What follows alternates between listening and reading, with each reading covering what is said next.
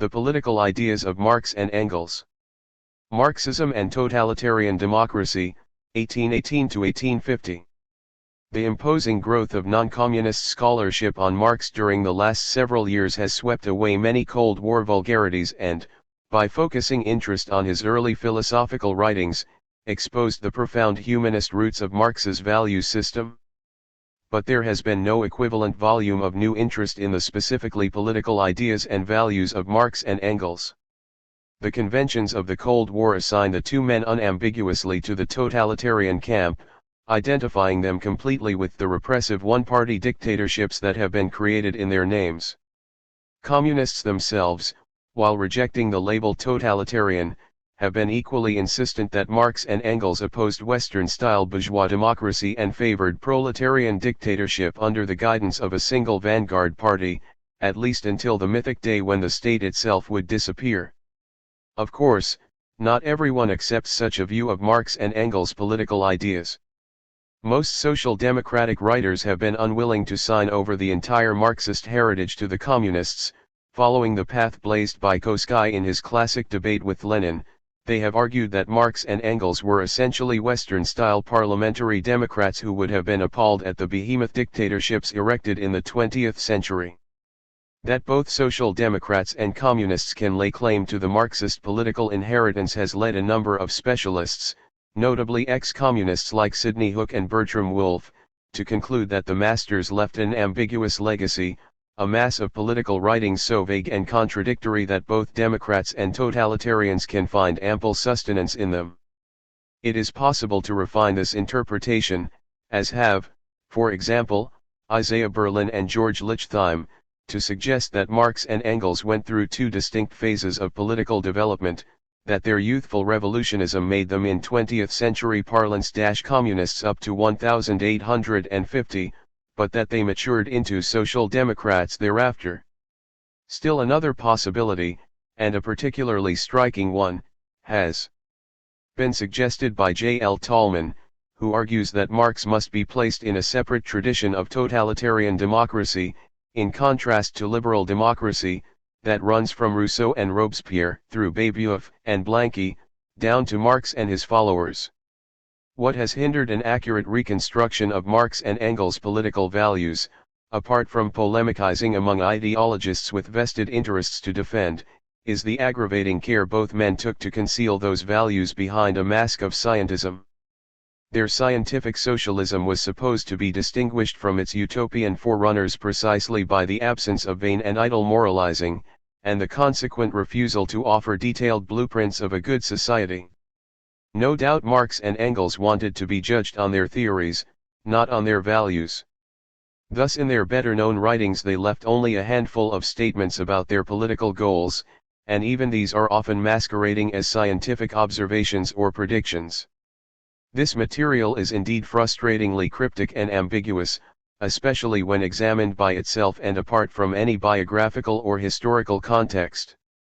Yet the customary procedure for writers on classical Marxist political philosophy has been to trot out this tired stable of well-known passages and perform familiar tricks with endless variations in the perfect vacuum of abstract ideas. Such a limited body of evidence cannot really settle the key issues, as has been recognized by a few recent scholars like Shlomo Avineri, Eyring Fitzgerald, and Hal Draper, who have pursued less-known evidence in a more systematic way. Breaking genuinely new ground, these specialized monographs offer hope that at least some of the debates about Marx and Engels' political ideas can be resolved instead of merely being perpetuated. This same perhaps extravagant hope has motivated the present study, and is the only possible justification for putting into the world yet another book on Marxism. In part, I have tried to synthesize a fresh, post-Cold War, and comprehensive account of Marx and Engels' political ideas from the new monographic literature available. But most of the interpretations set forth below are not those of other scholars, for better or worse they represent my own attempts to pursue less-known evidence in a more systematic way. My approach has been to combine a number of separate procedures in a phalanx, powerful enough hope to gain new ground in the area. First, I have treated Marx and Engels together, not as a single mind of course, but as a collaborative team, and I believe this has illuminated a crucial paradox in the Marxist theory of the state. Second, I have examined everything Marx and Engels wrote, through 1850 for the present volume, convinced that such Germanic thoroughness must find its due reward. And indeed, many famous but notoriously ambiguous texts, for example, in the Communist Manifesto, can be elucidated with the help of contemporaneous essays and letters that are almost unknown. Comprehensiveness has also permitted the frequent use of negative evidence. It can be asserted, for instance, that Marx and Engels nowhere called for a dictatorship of the proletariat or a permanent revolution prior to 1850. Third, I have tried to combine the topical treatment of ideas with a biographical historical approach to Marx and Engels' lives, so that their ideas would not appear in some timeless, spaceless vacuum of pure thought, but would be firmly rooted in the appropriate 19th-century historical matrix. And finally, I have attempted to transcend the abstractions of pure thought in another way, by measuring what Marx and Engels wrote against what they did, against their actual behavior in radical organizations and as participants in the revolution of 1848. My findings have convinced me that all the general interpretations noted at the outset are either wrong or inadequate, that Marx and Engels were neither totalitarians nor garden-variety parliamentary democrats, neither communists nor social democrats. I have not found their writings so full of vagaries and contradictions that any interpretation can be drawn from them with equal plausibility, nor can I perceive any sharp change of political outlook or values around the year 1850.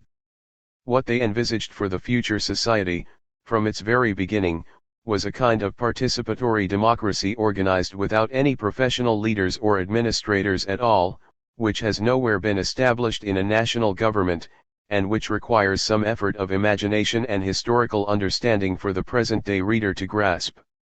To make such an effort to comprehend Marx and Engels' half-concealed prophetic vision, to appreciate its real moral grandeur, to ask hard questions about its applicability in our own time, to grapple with all these things may repay the effort if one believes, like Silone, that socialist values are somehow more fundamental and enduring than socialist theories.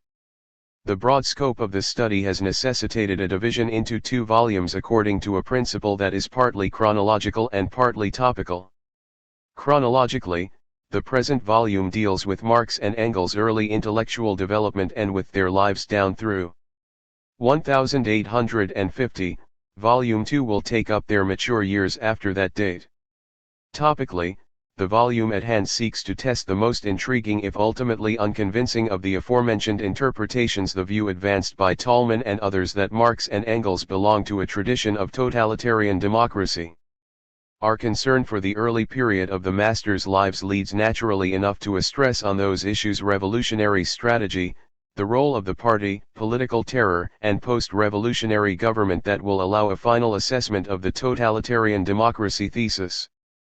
Viewed from a different angle, Volume 1 emphasizes what separates Marx and Engels from the later doctrines of Leninism. Volume 2 will stress what separated them from the later attitudes of social democracy. I would like to express my particular appreciation to all those friends, colleagues, and students too numerous to name individually who read the manuscript or listen to the exposition of my findings, and who served as a sounding board for the interpretations developed in the following pages. The research materials were gathered at the Internationaal Instituut voor Sociale Geschiedenis in Amsterdam, the Library of Congress in Washington, and the Hillman Library at the University of Pittsburgh, and I am grateful to the staffs of those institutions for many kindnesses. To the University of Pittsburgh, and especially its International Dimensions program, I am indebted for grants that made 2 research trips possible. Beth Louie has been a superb copy editor and has improved the manuscript far more than duty required. Most of all, I would like to thank my wife, Fram, Was, who continued at her own job much longer than planned so as to give me sufficient free time to finish my work. Introduction. The concept of totalitarian democracy. The word totalitarian did not exist before the 20th century regimes it is supposed to describe. It gained currency in the 1930s as a means of singling out those common traits which were curiously shared by Nazi Germany and Stalinist Russia, and perhaps similar regimes, and which distinguished them from other forms of government, including earlier forms of absolutism and dictatorship. One as classically defined by Carl J. Friedrich, these common and distinctive characteristics include, 1. An official chiastic ideology which everyone is supposed to embrace, 2. A single, hierarchically organized party, composed of a passionately dedicated elite, which is completely commingled with or superior to the official governmental apparatus, 3. A technologically conditioned near-complete monopoly of the means of violence, 4. A parallel monopoly of the means of mass communication used to disseminate the ideology, 5. A system of lawless, terroristic police control which employs the above monopolies and modern scientific psychology to full advantage. Friedrich stressed the 20th century technologies, the single ideologically committed party, and the emphasis on mass politicization, which separate modern totalitarianism qualitatively from earlier kinds of despotism and dictatorship. 2. It was no doubt inevitable that historians and other writers should seek the roots of this 20th century phenomenon in the ideologies and social movements of earlier times. One of the most imposing of these attempts has been undertaken by J. L. Talman, professor of modern history of the Hebrew University of Jerusalem, in 2 weighty tomes of a projected 3-volume set. It was Talman who first introduced the concept of totalitarian democracy, and he may serve here as principal spokesman for all those writers who link Marx and Engels to the totalitarian democratic tradition, or who identify the two men more generally with totalitarianism. Talman finds the origins of modern totalitarianism, paradoxically, in the same current of 18th century ideas that gave rise to modern democracy. He argues that two distinct types of democratic thought, liberal and totalitarian, were implicit in the Enlightenment and were separated from each other in the centrifuge of the French Revolution. Both currents affirm the supreme value of liberty, but the former finds the essence of freedom in spontaneity and the absence of coercion, while the latter believes it to be realized only in the pursuit and attainment of an absolute collective purpose. Liberal Democrats conceive politics to be a matter of trial and error and political systems as pragmatic contrivances of human ingenuity. They also leave room for non-political dimensions of human endeavor. For conversely, the totalitarian democratic current rests on an assumption of a sole and exclusive truth in politics and postulates a preordained, harmonious and perfect scheme of things, a predestined future for mankind which is treated as a matter of immediate urgency, a challenge for direct action, an imminent event. Ultimately, such an outlook can recognize only one plane of existence, the political. Talman posits 3 stages in the early growth of totalitarian democracy which provide the framework for his first volume, the 18th century postulate, principally in Rousseau, the Jacobin improvisation during the Reign of Terror, and the ultimate crystallization in the conspiracy of Gracchus-Babeuf. Throughout, Talman is concerned not only with doctrines and actions but with identifying a state of mind, a way of feeling, a disposition. Best compared to a set of attitudes engendered by a religion, in a word, a totalitarian mentality. 5. In Rousseau, Talman sees the grandfather of totalitarian democracy. Beginning from the common 18th century postulate that there exists a natural harmonious order for human society, Rousseau added the dangerous notion that there also exists a collective disposition, or general will to realize this perfect order. It could be achieved, he thought, by releasing the traditional restraints on popular self-expression, that is, by popular sovereignty. But since Rousseau posited his general will in metaphysical terms by definition what is objectively good for the community, he was obliged to allow that it would not always conform to the expressed will of the majority. Of themselves, he declared in the social contract, the people always desire what is good, but do not always discern it. The general will is always right, but the judgment which guides it is not always enlightened. 6. The problem for Rousseau was, then, to specify the conditions under which the populace could be relied upon to recognize its own best interest, to will, in actuality, the general will. These conditions included for him the absence of political parties, which he distrusted as vehicles of disunity and special interests. Indeed, there should be no partial society of any kind to distract the individual from devotion to the common interest. Moreover, in one of his most notorious passages, Rousseau declared, "Whoever refuses to obey the general will shall be constrained to do so by the whole body," which means nothing else than that he shall be forced to be free. Rousseau sanctioned the death penalty for extreme cases.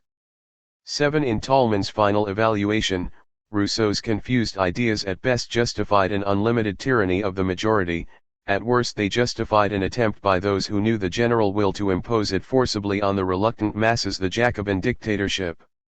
8. Tolman holds the Reign of Terror to have been a practical improvisation of totalitarian democracy, which came into existence by stages, partly as an ad hoc response to the extremities of foreign and civil war, but at the same time, it corresponded to, and was the consequence of, a fixed attitude of mind of its authors, the totalitarian mentality. 9. Starting from the purest Rousseauian intentions, expressed in the stillborn democratic constitution of 1793, the Jacobin leaders desired only to be agents of the general will. But with a monumental self-deception and 2-1 Jvit, 10 they saw it necessary to suppress opinions in conflict with the general will, that is, with themselves. The entire apparatus of the terror revolutionary tribunals, press controls, representatives on mission, the insatiable guillotine was conceived, not as an infringement on democracy, but as its emanation. So Robespierre asserted, the terror is nothing other than justice, prompt, severe, inflexible, it is thus an emanation of virtue, it is less a particular principle than the consequence of the general principle of democracy, applied to the most pressing needs of the country. 11. With the prohibition of all political meetings save those of the Jacobins, an effective one-party dictatorship was established. It was no mere tyranny of a handful of men, Tolman urges, but rested on closely knit and highly disciplined cells and nuclei in every town and village, an incipient totalitarian party. 12. From the beginning, the Jacobin leaders conceived their dictatorship as temporary emergency government to meet the grave crises of war and rebellion. It would naturally give way in time to the democratic self-government of the people under the Constitution of 1793. But increasingly they sensed that they represented only a militant minority in a sea of mass indifference and hostility. Increasingly it seemed necessary, before dismantling the dictatorship, to prepare the people for democracy by further purges of antisocial elements and by governmental programs to educate and enlighten the masses while suppressing the stultifying influence of religious superstition. The terror ceased to be merely defensive and took on positive preparatory tasks in an effort to remold man himself to make him fit for the republic of virtue. The interventionist economic policies of the regime derived from urgent wartime needs, to be sure, but similarly reflected a Jacobin desire to restore the greater degree of socio-economic equality needed to ensure a united popular will in the future polity. In this fashion the Jacobins pointed toward the communist crystallization of totalitarian democracy. 13. The Reign of Terror burned itself out in less than a year. Robes. 10. Ibid. p. 133. 11. Charles Velly, Discours et rapports de Robespierre, Paris, 1908, p. 332, as quoted in Tolman, Totalitarian Democracy, p. 115. 12. Totalitarian Democracy, p. 127. 13.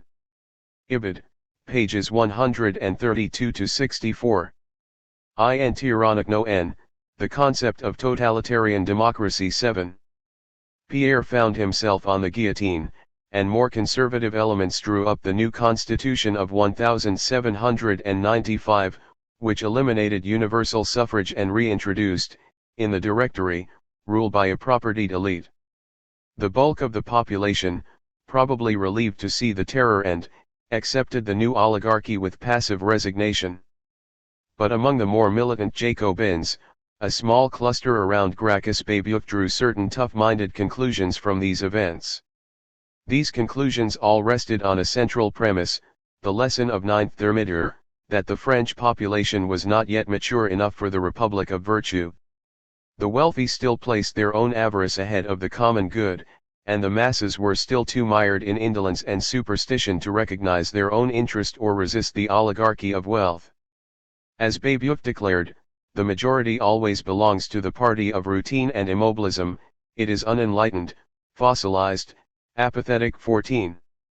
The Republic of Virtue, perfect democracy under the Constitution of 1793, remained the motivating vision and ultimate goal of the Babeauvists, but they now concluded that since the masses were too backward to create it themselves, it would have to be established for them by the enlightened few. The chosen vanguard must act on behalf of the general will and overthrow the hated Directory, undoing the ninth Thermidor. It belongs to the most virtuous and courageous few, proclaimed their leader, to take the initiative in the enterprise of revenging the people. 15. Elementary prudence dictated that the courageous few organize themselves secretly, but the need for secrecy in turn precluded any democratic organizational structure. The vanguard party would be led from the top down by Babeuf and a self-appointed secret directory committee. 16. When the requisite preparations for an insurrection had been completed, the secret committee would summon forth the vanguard to overthrow the existing regime. They hoped to have at least the immediate support of the Paris working class, among whom they attempted a limited prior agitation, but they did not conceal from themselves the fact that their insurrection would be a minority undertaking, for the masses, but not by the masses. Moreover, on the morrow of the revolution, the Babeuvist leaders saw no alternative but to appoint themselves heads of a provisional government, a dictatorship of the insurrection. 17. Composed of the same half-dozen men who had formed the party's secret committee. The goal of democratic elections under the Constitution of 1793 would have to be postponed until conditions could be established that would permit the people's virtue to express itself correctly. To create these conditions was precisely the function of this constituent dictatorship. It must remove the influence of the natural enemies of equality and restore to the people the unity of will necessary for the adoption of republican institutions. 18. The dictatorial enterprise would have three interrelated tasks. First, it must ruthlessly destroy the old institutions of oppression, as well as the people associated with them, and indeed all those who actively opposed the new order of things. Article 12 of Babeuf's projected Act de-insurrection decreed, all opposition will be crushed at once by force, those who oppose will be executed. Heads must fall like hail, declaimed Rossignol, one of Babeuf's lieutenants. 10 and this was Babeuf's distinctive communist conclusion: the new regime must establish the necessary socio-economic foundation for the Republic of Virtue by eliminating private property and establishing an exact equality of conditions. Each man would contribute the produce of his labor to the common store and would be entitled to withdraw from it only his equal share. No selfish material interest must stand between the individual and his devotion to the community. Finally, the dictatorship would have to control the press and the educational system so as to banish old prejudices and instill among the people the virtue and enlightenment necessary for the exercise of their sovereignty. 20. No rigid time limit was set for the accomplishment of these tasks, but Babeuf evidently thought a period of about 1 year would suffice. In any event, the sovereign power was to be rendered to the people only gradually, and according to the progress of the new ways. Ultimately, when the people should enter the peaceable enjoyment of equality, it would be able to exercise in all its plenitude the right of deliberating on its laws as consecrated in the Constitution of 1793. 21. Such were the hard conclusions Babeuf drew from the failure of the first reign of terror. The groping improvisations of Robespierre found their final development, their crystallization, in the doctrines and conspiracy of Babeuf, which justified a fully totalitarian one-party dictatorship to create the preconditions for ideal democracy. Tolman does not doubt the democratic intentions of these men. Indeed, absolute sincerity of intentions belongs to the totalitarian mentality, along with a fanatical intolerance of all disagreement and an infinite capacity for self-deception. No doubt they genuinely believed the dictatorship would be selfless and temporary. Babeuf's conspiracy was nipped in the bud, its organizer executed in 1797, but his fanaticism and his core ideas, the vanguard party, minority revolution, one-party educational dictatorship, wholesale terror and re-education, forcible leveling, were passed on by the way of his follower, Philippe Bonaparte, to Louis Auguste Blanqui, perhaps the most famous of 19th-century French revolutionists. 22. Moreover, in Tolman's view, they passed from Blanqui to Marx and subsequently to Marxist parties all over the world. Marxism has been, he asserts, the most vital, among the various versions of the totalitarian democratic ideal. Or, in his second volume, Marx is entirely within the totalitarian democratic tradition. 23. It is this proposition which will shortly be tested. Tolman does not make it entirely clear whether he considers all streams of socialist thought to be totalitarian. In places he seems to say this, 24, and in his second volume, dealing with the first half of the 19th century, he expressly includes not only Blanqui and Marx, but Claude-Henri de Saint-Simon and his followers, as well as Charles Fourier, Victor Considerant, Etienne Cabet, Theodore Desailly, and Johann Gottlieb Fichte. Yet elsewhere he suggests that modum de social democrats belong with liberals and conservatives in holding to an empiricism in politics as against the absolutism of the communists. 25. And among early socialists he does not treat systematically or attempt to classify such figures as Pierre-Joseph Proudhon, Louis Blanc, Wilhelm Weitling, Moses Hess, Robert Owen, or any of the Chartist leaders. Surely Louis Blanc, at least, and most of the Chartist leaders would belong to the school of empiricism in politics. Especially because Blanc came out of the Jacobin tradition, it might be instructive to document his attachment to the values of liberal, rather than totalitarian, democracy. 26. He looked forward to the attainment of a democratic government and became one of the founders of the Second French Republic in 1848. At the same time, he opposed any new reign of terror or Blanquist-style educational dictatorship.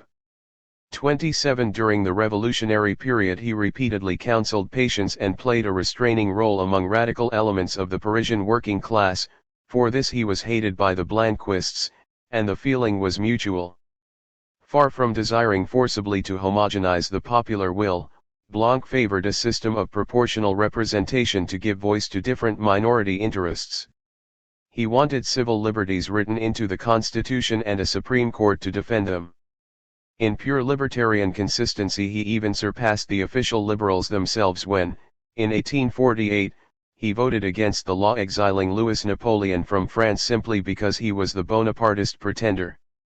And he expected to achieve socialism, not by violent or forcible expropriation, but through the gradual and peaceful competition of private enterprise with his social workshops, state-created but self-governing producers' cooperatives.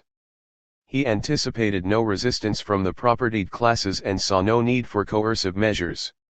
28. Thus, a Jacobin political heritage and attachment to socialist egalitarianism common to Blanc and Blanqui, and to Marx as well, need not inevitably produce a totalitarian program. It would seem that the socialist movement, like the democratic movement, has had its liberal and totalitarian wings from the early days. This distinction in the socialist camp between tough-minded totalitarian Democrats like Blanqui, and more tender-minded Democrats like Blanc, can be extended to Germany, where the two principal pre-Marxian socialists, Wilhelm Weitling and Moses Hess, provide a rough parallel. Though not so organized a thinker or conspirator as Blanqui, Weitling learned his socialism largely in the French master's camp and helped to establish the Conspiratorial League of the Just among German artisans resident in Paris. He may have taken part in Blanqui's classic insurrection of 1839. Weitling's advocacy of dictatorship was embarrassingly personal. I see a new Messiah, he wrote in his principal work, Garantie der Harmonie und die Freiheit, 1842, coming with the sword, to carry into effect the teachings of the first. By his courage he will be placed at the head of the revolutionary army, and with its help he will crumble the decayed structure of the old social order. 29. He explained later to his comrades in the League, If we call for communism by revolutionary means, then we must have a dictator who rules over everything. The dictator should not have more than anyone else, we can only allow him this position if he works for the general good. 30. Weitling left little doubt that he had himself in mind for the job. By contrast, the otherworldly communist rabbi, Moses Hess, though not at all political like Blanc, preached a tender-minded socialism that was to be achieved through moral persuasion alone, without recourse to dictatorship or any form of coercion. Hess conceived socialism to be the logical and necessary fruition of man's ethical development, the elevation of his fraternal instinct, which could be realized as soon as everyone attained the requisite level of understanding. He saw no need to capture state power or overcome bourgeois resistance. No social class would be so heartless as to leave its fellow men in misery if it had the means to meet their need. We find daily that precisely within the possessing class, no doubt because it is simultaneously the educated class, our attempts at the basic improvement of society find the deepest sympathy. 31. The rich would voluntarily renounce their wealth, a community of goods and absolute equality would be established. Though manifestly inspired by a chiliastic vision of what he even called the New Jerusalem, Hess did not draw the tough-minded conclusions of Blanqui, nor did he fancy himself the Messiah, as did Weitling. Thus, chiliastic longing common to all three, and to Marx as well, need not inevitably produce blind intolerance or apocalyptic visions of heads falling like hail. Yet when Tolman comes finally in his second volume to grapple with Marx, he casts this prime antagonist entirely within the totalitarian democratic tradition, precisely and almost exclusively on grounds of chiliastic longing. Drawing material from Marx's earliest communist writings, 1843 to 1844, he asserts that the original inspiration of Marx was the messianic postulate, namely belief in the imminence of some apocalyptic transformation in the world. The elaborate economic arguments were devised later to justify the messianic expectation. 32.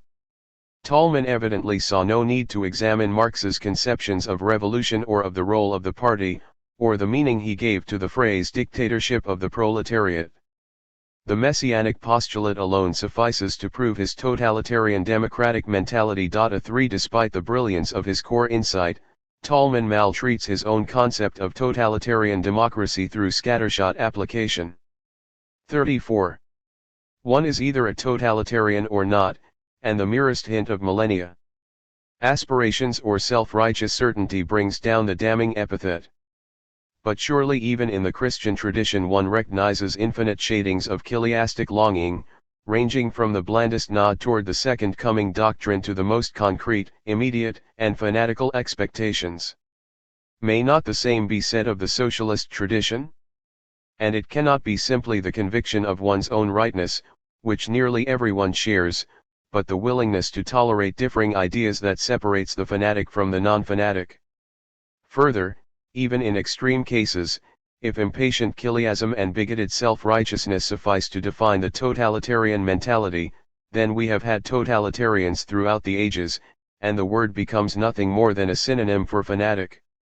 If the concept of totalitarian democracy is to have a more specific meaning, in line with Friedrich's broader definition of totalitarianism, it would seem preferable to restrict its application to those who, while professing ultimate democratic intentions, draw Babeuf's grim conclusions from the central premise of mass backwardness, namely, the need for a vanguard party, a minority revolution, an educational dictatorship by an elite possessing a monopoly of the means of coercion and communication, wholesale terror, and mass politicization.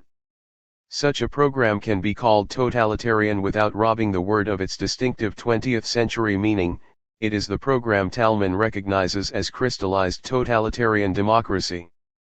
The belief that Marx and Engels embraced these Bobovist Blanquist prescriptions for minority revolution and totalitarian dictatorship is, of course, extremely widespread, especially since the Bolshevik Revolution.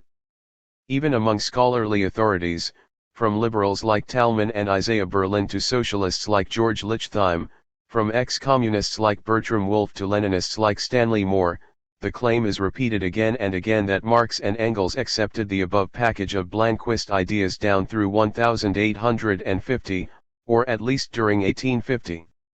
35. The prime though not exclusive concern of this volume will be to test that claim.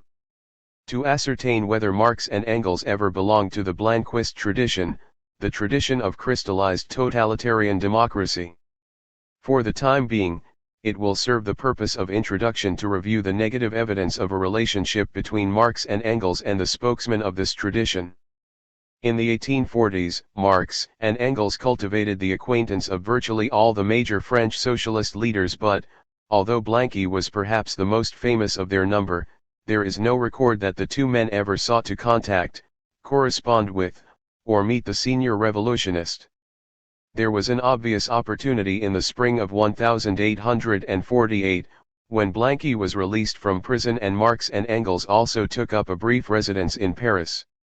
36. Blanqui's name is not so much as mentioned in Marx and Engels' correspondence or in any of their writings prior to 1850, save for one fleeting, and inconsequential, reference in a news story published in the Neue Rheinische Zeitung in July 1848.37. Marx and Engels' unpublished notebooks of this period contain no reference to Blanqui, and their surviving libraries hold no writing of Blanqui prior to 1880. 38. The two men certainly became acquainted with Blanquist secret societies in Paris and London during the early 1840s, but both expressly refused to join them, as we will see later. 30. Babeuf and Buonarrota, both already dead, were ignored by Marx and Engels almost as cavalierly. The younger men were definitely familiar with Buonarrota's famous conspiration pour l'égalité de Babeuf, 1828, although they nowhere saw fit to discuss it at length. Prior to 1850, Babeuf's name appears 14 times in their writings, Buonarrota's, only 4. In the same period Louis Blanc's name appears more than 50 times. 41. All the citations but 2 are passing historical factual references to the older men's role as forerunners of the modem proletarian movement, sometimes they include an appreciative adjective. The 2 more serious allusions are unambiguously negative. In an 1843 article describing socialism on the continent for his English readers, Engels had kind words for almost all the leading schools but dismissed Babeuf's conspiracy in one sentence: the communist plot did not succeed, because the then sick communism itself was of a very rough and superficial kind, and because, on the other hand, the public mind was not yet far enough advanced. 42. The second reference appears in the Communist Manifesto itself, in a seldom quoted passage at the beginning of the section on utopian socialism. Referring to the writing of Babeuf and others, the manifesto declared: the first direct attempts of the proletariat to attain its own ends, made in times of universal excitement, when feudal society was being overthrown, these attempts necessarily failed, owing to the then undeveloped state of the proletariat, as well as to the absence of the economic conditions for its emancipation, conditions that had yet to be produced, and could be produced by the impending bourgeois epoch alone. The revolutionary literature that accompanied these first movements of the proletariat had necessarily a reactionary character. It inculcated universal asceticism and social leveling in its crudest form. 43. Rough and superficial, crude and reactionary, premature and doomed to failure, these sentiments scarcely suggest a profound influence of the Babeauvists on Marx and Engels. Indeed, the total absence of any direct positive evidence linking Marx and Engels to the Babeuvist Blanquist tradition would appear to throw a difficult burden of proof on the proponents of this hypothesis.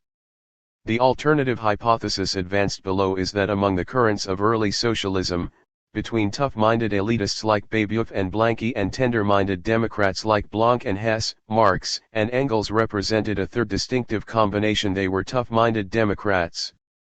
The purpose of this and the following 2 chapters is not to offer a general biography of Marx and Engels in their early years, which has been done often enough, but to analyze the development of their political ideas, to expose as much as possible the sources of those ideas and the influences on their evolution. Both men went through 3 distinct phases in their political education. Marx came from a liberal monarchist background, moved left with the young Hegelians into the democratic republican camp toward the end of his university years, and became a communist at 25. Engels' family upbringing was rigidly conservative, and he had already rebelled against it in his teens, embracing a fiery revolutionary variety of the democratic Republican outlook, until at the age of 21 he metamorphosed once again into a communist. In the light of the dichotomies posed in the previous chapter, it will be particularly interesting to ask whether Marx or Engels espoused a liberal or totalitarian version of the democratic ideal during the middle phase, and how conversion to communism affected these previously held democratic convictions. Marx's political education was intellectually the more complex and requires a lengthier exposition. Insofar as it is possible to ascertain with meager direct evidence, Marx's earliest political ideas seem to have derived from his father, with whom he enjoyed an unusually close and warm relationship. 2 The elder man was born in 1782, the second son of the Rabbi of Trier. On both sides of his family, Herschel Marx was descended from generations of rabbis, and his older brother, Karl's uncle, would later assume the paternal office in Trier. For some reason Herschel broke this family tradition, choosing for himself a different career and a different way of life. Perhaps the rupture stemmed from his situation as a younger son, or from his father's death when the lad was 16, but almost certainly it was related to the decisive political event of his youth, the arrival of the French Revolutionary armies in Trier in 1794. French occupation brought the dissolution of the ancient ecclesiastical state of Trier and its subsequent incorporation into metropolitan France, where it would remain for 2 decades, to the end of the Napoleonic era in 1815. Most importantly for the adolescent Herschel Marx, the arrival of the French brought legal emancipation for the Jews, making it possible to contemplate a career, a whole life, outside the Jewish ghetto, and assimilation into the larger Gentile society. Whatever higher education Herschel Marx received must have been in French-controlled schools. His later library contained almost as many French titles as German, and he was described by his granddaughter as a real 18th-century Frenchman, who knew his Voltaire and Rousseau inside out. 3. He abandoned the religion of his forefathers for the rationalist deism of the Enlightenment. "You know I am anything but a fanatic," he would later write his son, but he urged Karl to remain faithful to a pure belief in God, like Newton, Locke, and Leibniz, for he also embraced the liberal political ideals of the Enlightenment and may have had a hand in founding the literary Casino Society of Trier, established during the French years by liberal members of the town's educated elite. In any event, it was as a French citizen that Herschel Marx entered the practice of law in government service at the Trier High Court of Appeal, Oberappellationsgericht, a position he would hold for the rest of his life, though his employers would change in 1815. It is known that the elder Marx welcomed the arrival of the Prussian armies in January 1815 with enthusiasm. In a later epistle to his son, he would go so far as to suggest that Karl compose an ode in celebration of Prussia's role in the final defeat of Napoleon, for the emperor's success would have placed mankind, and the intellect especially, in everlasting chains. 5. A great many originally pro-French Rhinelanders had gradually turned against France as Napoleon's demands for money and conscripts grew ever more oppressive. Jews had special reason for disillusionment, since Napoleon's decree of March 1808 had withdrawn many of the gains of their recent emancipation. Conversely, Prussia's attractiveness rose under the liberal reform ministries of Stein and Hardenberg, which produced among other things a Jewish emancipation decree in 1812. With high hopes, Herschel Marx addressed an appeal to the new Prussian Governor-General von Sack, on behalf of his co-religionists, requesting that the Napoleonic edict be dropped so that Jews in the Rhineland might enjoy full civil rights. If some Jews were guilty of inordinate usury, let them be punished by strong general laws against this abuse rather than by special discriminations against Jews. A just monarch, he wrote expectantly, will grant general laws when it is necessary to eliminate general vices. 6. Alas, this supplication fell on deaf ears. The Prussian monarch, Frederick William III, abandoned his liberal pretensions in perfect rhythm with the reduction of French power.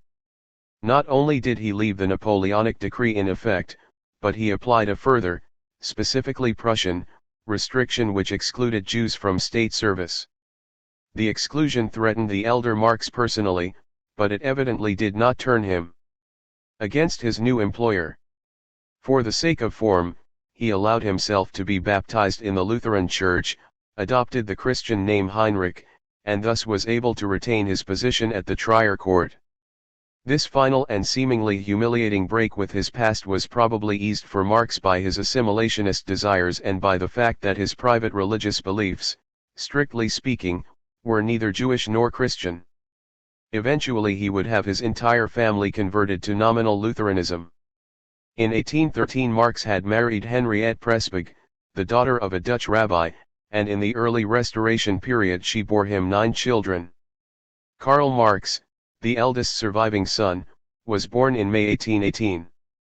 He was baptized with the other children in 1824 and confirmed in 1834 at the age of 15. Also in 1834 there occurred in Trier an incident which helps to bring the political ideas of the elder Marx into sharper focus. Among the political ripples that crossed the Rhine in the wake of the French July Revolution was a campaign of banquets in southern Germany organized by prominent liberals to encourage the development of parliamentary government.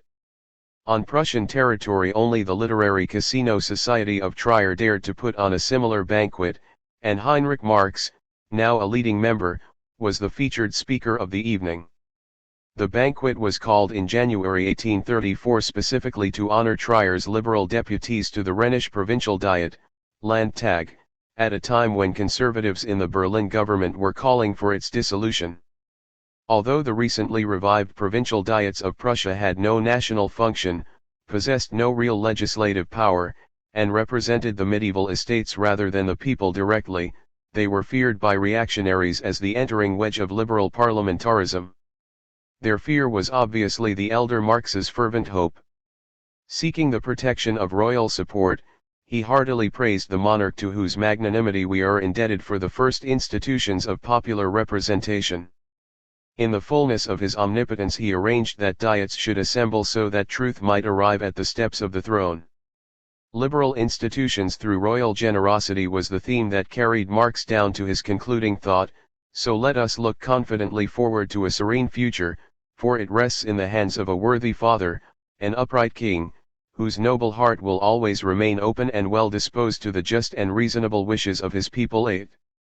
Newspapers as far away as Paris carried reports of the banquet and of Marx's speech, and it thoroughly alarmed the Prussian authorities, especially when, in another session a week later, some wine-emboldened club members broke out the old tricolor and sang the Marseillaise.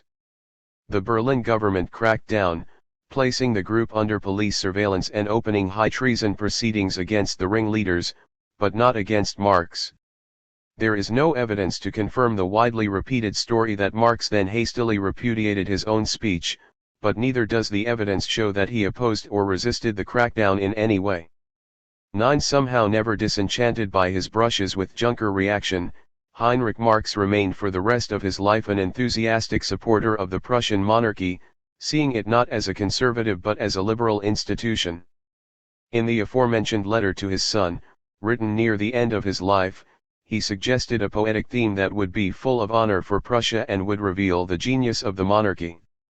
The defeat of Napoleon provided such a theme. Only the hybrid liberals of today could idolize a Napoleon.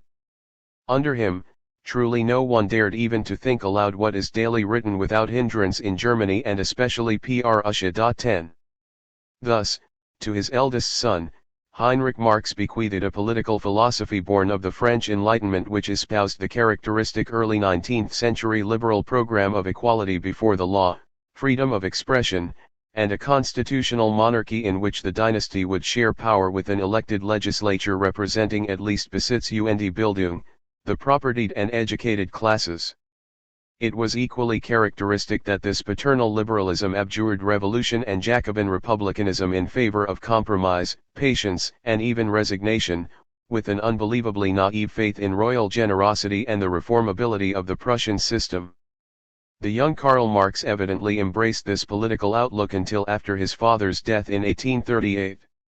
His later rejection of liberalism may well have involved an unconscious rejection of his father, as Kiensley's psychological study suggests. Proud and rebellious by nature, Karl very likely felt ashamed of his fat 9ers. Meek silence in the wake of the casino affair. His own response to it, as we will see, was quite different. All his adult life, Marx would show the utmost disdain in politics for meekness, servility, and moralistic naivete, precisely the character traits of his father. 11 But at the deepest level, the political values of his father's generation survived intact in the adult Marx: belief in the fundamental equality of man and in his perfectibility, in the progress of human institutions through history, in reason and science as the keys to the enigma of man's destiny, and in the ethical imperative to commit one's life to the betterment of mankind. In this sense, Marx always remained a child, a bastard child, some would argue, of the Enlightenment. 12 The influence of liberal political ideas was reinforced in the youthful Marx by his association with another older man, his neighbor and future father-in-law, Baron Ludwig von Westphalen. An appointee of Hardenberg, Westphalen belonged to the reform-minded element in the Prussian high civil service. His father had been ennobled for service to the Duke of Brunswick, and his English mother was descended from the Dukes of Argyll. Westphalen himself also began service in Brunswick, but transferred his loyalty to Napoleon when the area was reorganized into the Kingdom of Westphalia in 1807. His independent spirit, however, resisted Napoleon's later oppressive policies, and he was in prison when the Allies recovered the territory. Hardenberg was impressed by the highly cultured and competent administrator, and sent him to Trier in 1816 as government councillor, Regierungsrat, charged with the delicate mission of easing the town's integration into the Prussian governmental system. 1. So it was that Westphalen, then in his 60s, took up residence in Trier, joined the Casino Society, came to know his neighbor, Heinrich Marx, and to befriend the latter's gifted son. Karl would later recall the many happy hours he spent tramping through the picturesque woods and hills around his hometown, deep in conversation with the older man. It is known that Westphalen, among other things, introduced the youth to the teachings of Saint Simon, although the significance of this encounter should not be exaggerated. Marx's imagination may well have been fired by Saint Simon's vision of technological progress in a rationally planned society, of man's progressively developing mastery over the forces of nature and over his own institutions, but neither Saint Simon nor Westphalen drew specifically socialist conclusions from this vision, nor did Marx seriously consider socialism until several years later. The basic thrust of Westphalen's political influence on the adolescent Marx must have been liberal monarchist, in the spirit of the Stein-Hardenberg reforms and the Casino Society, and seemingly in this spirit Marx would dedicate his doctoral dissertation to "My dear fatherly friend, who greets every forward step of the times with the enthusiasm and prudence of truth and with that sun-bright idealism, which never recoils before the deep shadows of retrograde ghosts." 14. The third influence shaping the political mind of the youthful Marx worked in consonance with the other two. After his primary school education, Karl was enrolled in the Friedrich Wilhelm Gymnasium of Trier, which he attended from 1830 to 1835, taking his diploma at the age of 17. Ancient, medieval, and modern history he learned from the school's director, Hugo Wytenbach, a Kantian liberal who was a co-founder of the Casino Society and a close friend of Heinrich Marx's. Surviving police reports suggest an unusually liberal atmosphere at the Trier Gymnasium. Subversive literature was discovered in one student's possession in 1833, another student was jailed the following year for writing revolutionary verse. Wittenbach and two of Marx's other teachers had police dossiers. A showdown occurred in 1834 in the wake of the Casino Society banquet when the government threatened to dismiss Wytenbach. In the end they appointed a reactionary instructor named Loers to share the directorship with him. In his first recorded political act, and much to the embarrassment of his father, Karl Marx conspicuously omitted the customary last visit to Loers when he graduated in 1835, while making it known that he intended to write a poem in honor of the martyr Wytenbach. Why Marx's final school examinations give us our first direct insight into the mind of the 17-year-old boy. The best known, Reflections of a Youth on Choosing a Career, glows with the humanist ideals of the German Enlightenment which Marx imbibed from his mentors. Whereas animals have a narrow sphere of activity prescribed by nature, the deity assigned man a general goal, to ennoble mankind and himself, but left it up to him to seek the means by which he can attain this goal. We must be guided in the choice of a career by the welfare of humanity and our own fulfillment, which are compatible goals. Man's nature makes it possible for him to reach his own fulfillment only by working for the perfection and welfare of society at large. 16. In a more secularized form, these sentiments would remain at the heart of Marx's ethic throughout his life. A second prescribed essay on the union of believers with Christ reveals the same humanist and deist conceptions.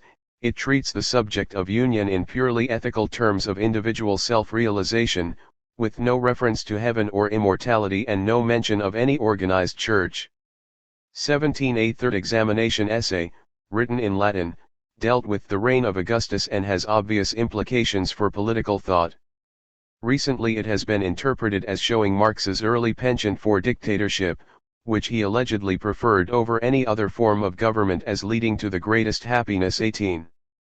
Most biographers have ignored this essay, perhaps because it is less coherent and thoughtful than the others, but perhaps also because of Marx's hesitating approval of the Roman emperor. He placed Augustus midway in a process of historical degeneration between the virtuous simplicity of the Republic and the unmitigated tyranny of Nero. After constant civil strife had torn the Republic to pieces, Augustus stepped in with an overriding purpose, to rescue the state. He gathered all power in his own hands and deprived the citizens of Rome of all freedom, even the semblance of freedom, but he did not misuse his power and exercised it with leniency. Marx concluded reluctantly that Augustus' principate was best suited to his unfortunate time, for in a period of civil strife, one ruler can bring the people to freedom better than a free republic. 19. There is no reason to infer any special dictatorial predilection from these sentiments. They include a distant admiration of the Roman Republic, a recognition of the need for monarchical authority to restrain the centrifugal forces of civil society, and a reluctant approval of extraordinary power for extraordinary times. All these ideas were characteristic of German liberalism in this period and might just as well have been uttered by Wyttenbach or by Marx's own father. 20. Throughout the essay Marx speaks of Augustus as princeps or imperator, not as dictator. It is easy to forget that the youth was raised in a monarchist tradition. It had long been resolved in the Marx family that Karl should have a university education, and his father encouraged the lad to study law and plan a legal career on the paternal model. Thus in October 1835, Karl set off for the University of Bonn, closest to Trier. He spent his first student year in an ambitious program of study, which did not prevent him from enjoying the drinking and carousing characteristic of student life there, or even from fighting a duel. Nothing is known of his political ideas or activities during that year.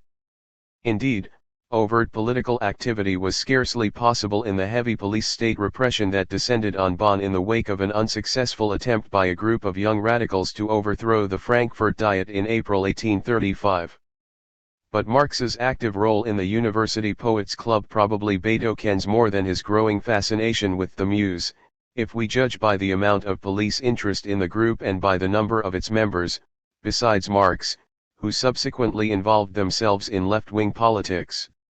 21. During the summer of 1836, after his year at Bonn, Marx became secretly engaged to Jenny von Westphalen, his childhood sweetheart and daughter of his fatherly friend, Ludwig von Westphalen.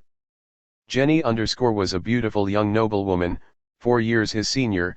Socially it was a most felicitous alliance for the middle-class converted Jew. The prospect of this marital responsibility, combined perhaps with mild chastisement by his father for his Bonn frivolities, seems to have given the 18-year-old Marx a new seriousness of purpose as he set off the following autumn for the more somber atmosphere of the University of Berlin. Young Hegelian radicalization. The ensuing 5 years of study at Berlin were crucially important in Marx's intellectual growth.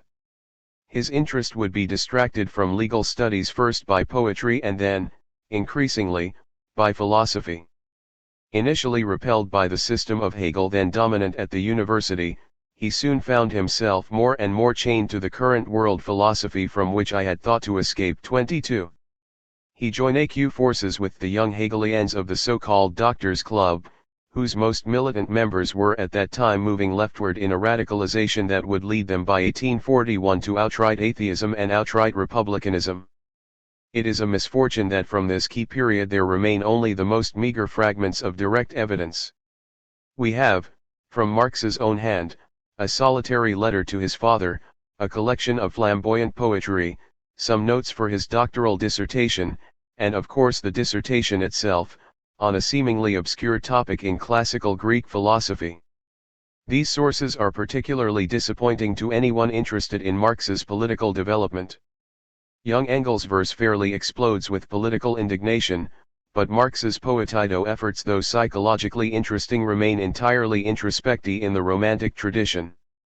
23. Even Marx's legal studies, as revealed in the letter to his father, concern the metaphysics of law rather than its more political aspects. And his dissertation, while more related to own emerging philosophy than used to be thought, too shows just as little political concern. Yet the intensely political writing which would immediately follow Marx's university years, in the Renaissance period, cannot have emerged from a perfect vacuum.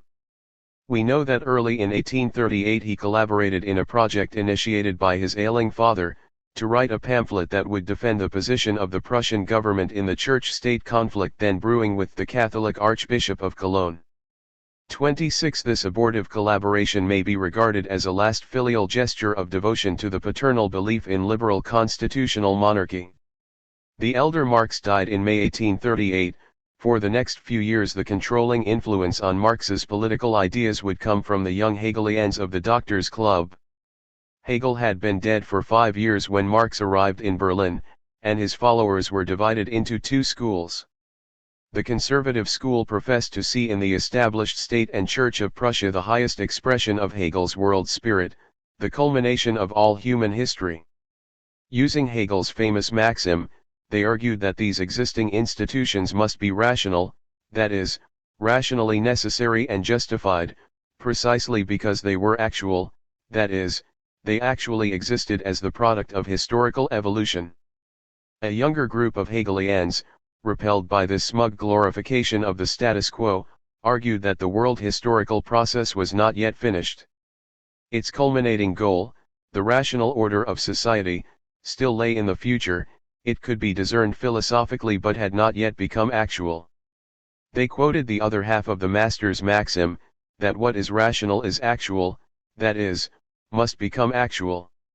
To help history along required a philosophy of action, or praxis, as urged particularly by August von Tsiolkovsky, who suggested that action, for young Hegelian philosophers, should consist of criticizing existing reality according to the rational ideal. 7. In his legal studies, Marx had already confessed to his father that he was greatly disturbed by the conflict between what is and what ought to be too. Thus was he drawn to the young Hegelians, who shared his disquietude and who provided a philosophical yardstick for measuring the is against the ought to be. Marx's notes of this period set down the differences within the Hegelian camp and reveal his attraction to the liberal faction. The Liberal Party, he wrote, makes real progress, because it is the party of the concept, whose praxis is criticism. The theoretical mind, having become free in itself, turns into practical energy, turns against worldly actuality which exists outside it.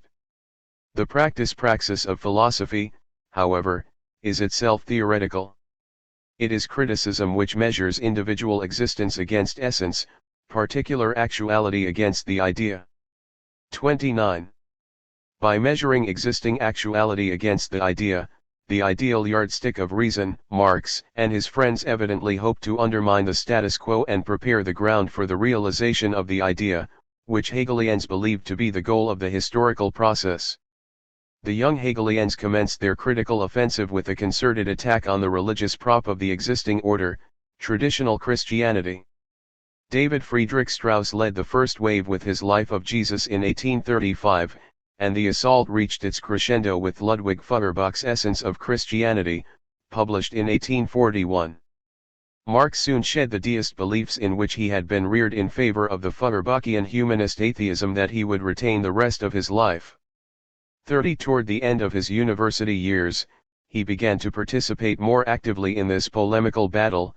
He apparently collaborated with Bruno Bauer in an anonymously published satiric pamphlet, supposedly written by a devout Christian, attacking the atheist and antichrist Hegel. 31 Marx intended to continue this collaboration with Bauer after graduation by following him to the University of Bonn and there publishing with him a new periodical to be titled The Archive of Atheism.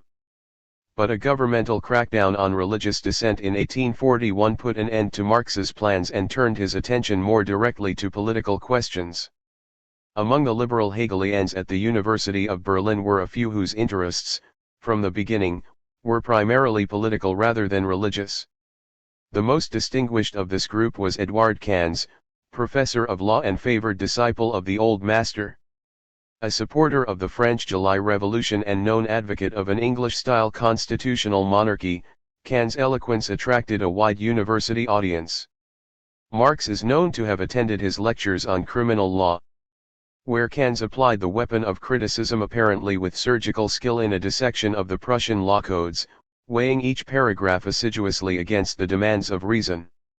His influence on Marx can be seen especially in the latter's own legal criticism in the Renaissance period, as we will observe, although one can also detect there the influence of Kant's professional rival at Berlin, Karl von Savigny, whose conservatively inspired lectures on the history of law doubtless nettled the young student, but whose painstaking attention to the genesis and historical evolution of legal institutions provided Marx with another useful model of critical analysis. 32 Personally closer to Marx was Adolf Rutenberg, the young Hegelian whom Marx described to his father as my most intimate friend in Berlin, and who first introduced the Trier law student into the Doctors' Club in 1837. Rutenberg was an old Burschenschaftler, a veteran of the student movement that had hurled its defiance at the 1815 Restoration. He had spent substantial periods of his life in Prussian jails and now made his living as a political journalist, trying his literary skill against the censor to give veiled expression to his liberal views. 33 Marx's penetrating intelligence and caustic wit compensated for his youth in the Doctors' Club, most of whose members were several years his senior. He found his most permanent friend in Carl Friedrich Koppen, a young history instructor who published a biography of Frederick the Great in 1840 and dedicated it to his friend Karl Heinrich Marx of Trier. In what he called a spiritual resurrection of Frederick, Koppen drew pointed contrasts between the liberal reforms of the enlightened monarch and the narrow-minded repressiveness of the present regime. Speaking for the young Hegelians, he rhapsodized. Frederick was our Moses. What can never perish is his immortal spirit, the spirit of the Enlightenment, of freedom of thought and belief, the spirit of equity, the high consciousness of the mission of the state, which alone can guide Prussia in the path of truth. As for us, we swear to live and die in that spirit. 34 Most likely Marx, like Koppen, remained faithful to the principles of liberal monarchism until 1840, despairing of the old Frederick William III but looking hard to see the profile of a new Frederick the Great in the visage of the Crown Prince. A contemporary observer in the summer of 1840 characterized the Doctors' Club as thoroughly devoted to the idea of constitutional monarchy. 35.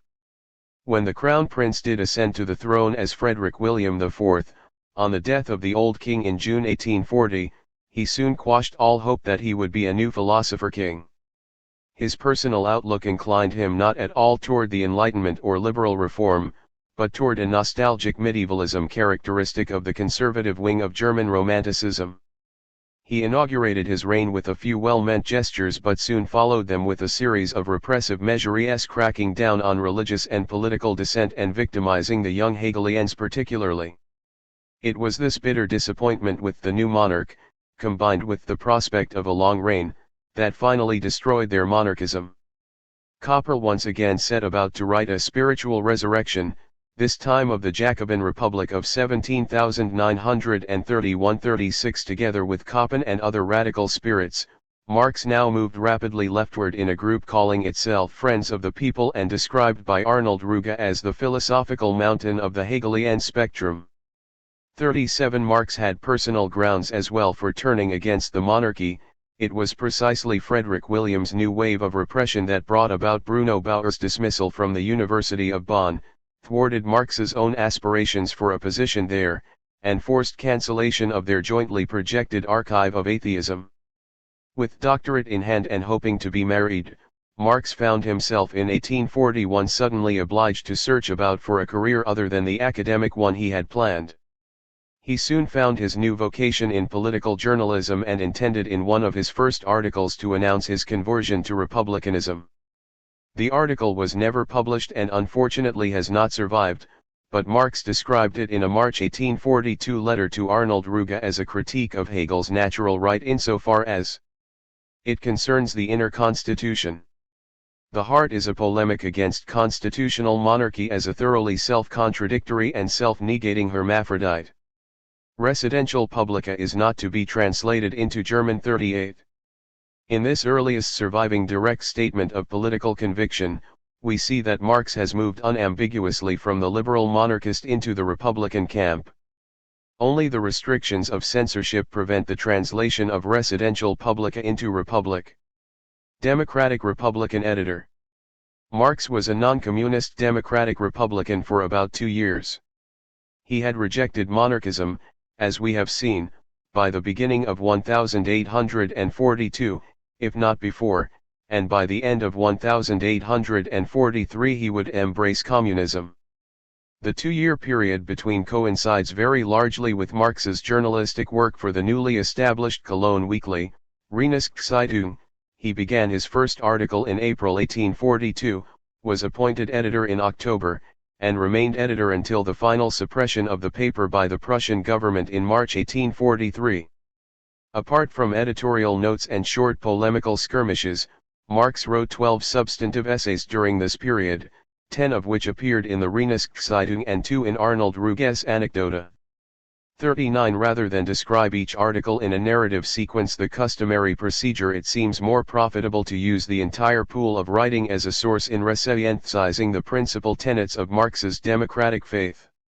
Such a reconstruction may answer the question whether Marx belonged in this period to the liberal or the totalitarian wing of the democratic tradition. Fully 1/3 of the writing under consideration is devoted to defending freedom of the press. This comes as no surprise if one remembers Marx's thwarted career plans, his continuing needs as an active journalist and editor, and the ever-growing governmental campaign of repression against political and religious dissent. But the emphasis on a free press also reflects deeper concerns which can guide us toward Marx's underlying philosophical conceptions and political values. Early in his reign, Frederick William IV issued a royal instruction modifying the censorship law of 1819, supposedly to relax it. Marx's first journalistic venture was a closely reasoned analysis of this instruction, exposing it as a fraud actually more restrictive than the old law itself.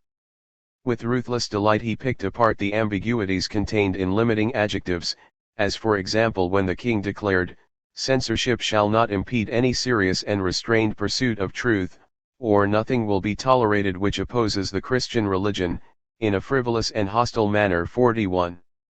The censor, Marx was quick to point out, is free to decide himself what is serious, restrained, frivolous, or hostile.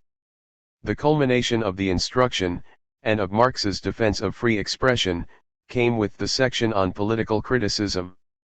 It is an absolute requirement, the monarch declared, that the tendency of the criticism of governmental measures be well-intentioned and not spiteful or malevolent. 42. Marx retorted that the old law did not even mention tendency, did not attempt to judge a writer's intentions. Under the new interpretation, on the contrary, the writer is subject to the most horrible terrorism, to jurisdiction based on suspicion. Tendentious laws, laws without objective norms, are laws of terrorism, such as those created by Robespierre because of emergencies in the state and by Roman emperors because of the rottenness of the state. Laws that make the sentiment of the acting person the main criterion, and not the act as such, are nothing but positive sanctions of lawlessness. No just law may punish a motive as opposed to an act. A law like that is not a law of the state for the citizenry, but a law of a party against another party. The tendentious law cancels the equality of the citizens before the law. It is not a law, it is a privilege. In an ethical state the view of the state is subordinated to its members, even if they oppose an organ of the state or the government. Here Marx unambiguously set limits to the power of government in an ethical state, limits which sanction the right of opposition and recognize the sacredness and inviolability of subjective conviction. 43 Marx held that the royal instruction, because it focused on sentiments and intentions, abandoned all objective norms and placed intolerable power in the hands of the censor, whose personal and arbitrary whims would govern all decisions. The censor becomes prosecutor, lawyer, and judge in one person. The essence of censorship is thus based on the haughty conceit of a police state concerning its officials. The public is not given credit for having a sound mind and a good will to do the most simple thing. But even the impossible is to be possible for the officials. In reality, of course, the officials have their own interests to look after and become merely a self-interested party against another party within the body politic. The real cure for censorship, Marx concluded, would be the abolition of censorship. It is a bad institution, and institutions are more powerful than men. 44 In other articles Marx developed further thoughts on the subject, and especially on the cure. He reiterated the arbitrariness of all prior censorship. It can avert no danger greater than itself under such censorship. Only underground writings are truly free, and the people became accustomed to regard what is lawless as free, freedom as lawless, and what is lawful as unfree. Thus censorship kills the very spirit of the state, for rather than the censorship law, Marx advocated a press law, guaranteeing freedom of expression and presumably making the press answerable only for libel, and then only after publication. Twice he pointed to the United States, where freedom of the press in its purest and most natural form enjoyed the protection of such press laws. 46 Unlike the conservative spokesman whose arguments he was rebutting, Marx saw no danger in diversity of opinion, but regarded it as natural that a politically mature nation would have a press representing the various doctrines of the people and its parties. Only where the elements of the popular press, he urged, maintain their unfettered, independent, and one-sided development, and manifest their independence in diverse organs, can a good popular press be formed, i.e. one which unites harmoniously within itself all the real elements of the popular spirit. Alternatively, he ended another article with the pithy observation, without parties there is no development, without division, no progress. 48. Even after becoming a communist, Marx never repudiated these early articles in which he defended freedom of expression with such fervor and wit. Indeed, in 1851, he had them all republished in book form without altering their substance in even the smallest detail. 49 The issue of a free press pervaded Marx's writings of 1842 to 1843, not merely because of his practical needs as a journalist and editor, but because of his young Hegelian view that the press had a central and lofty mission in contemporary society. Journalism was praxis for the philosopher, no mere trade or commercial enterprise. The press was to become the prime vehicle of philosophical criticism for measuring actuality against the ideal.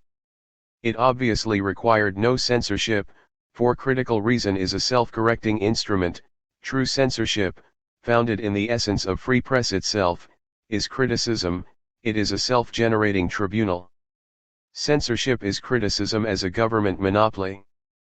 But criticism loses its rational character when it becomes not open but secret, not theoretical but practical, not above party but itself a party, operating not with the sharp blade of reason but with the dull scissors of arbitrary power.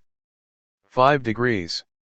Thus the sharp blade of critical reason must be wielded openly, independent of any state control, but it must also stand above party and private interests. It must take a position in society between the government and the citizens as an element which is political without being official and bureaucratic, an element which at the same time represents the citizen without being directly involved in private interests. 51. Such a press is the open eye of the people's intellect, the verbal bond that links the individual to the state and the world. The mirror of the mind in which a people sees itself, and self-examination is the first condition of wisdom. 52. The wisdom of the world for Marx was philosophy, the activity of applying free reason. Philosophical analysis of what exists could produce an understanding of what ought to be. The critic can develop out of the special forms of existing reality the true reality of that which ought to be, of that which is reality's final aim. Thus human institutions as they ought to be could be discovered by extracting from imperfect existing institutions their inner rational principle, their ideal essence. Marx as a moral philosopher found the ought implied within the is. He believed the ideal could be derived from the actual, essence from existence. Ethical values for him were not products of speculative fancy or subjective caprice, nor yet of divine commandment or natural law, but were binding logical inferences from the nature of reality itself. Marx never clarified the exact process by which the ought could be extracted from the is, nor did he explain why or how existing reality inherently aims to achieve true reality. Both ideas came from Marx's Hegelian education, which taught that imperfect reality reveals through its own historical development a rational essence, or ideal form, toward which it is supposedly striving. For Hegel himself the essence or concept of reality became divorced from specifically human concepts and acquired an existence of its own as the absolute idea, an impersonal force guiding the development of the universe in a quasi-divine manner.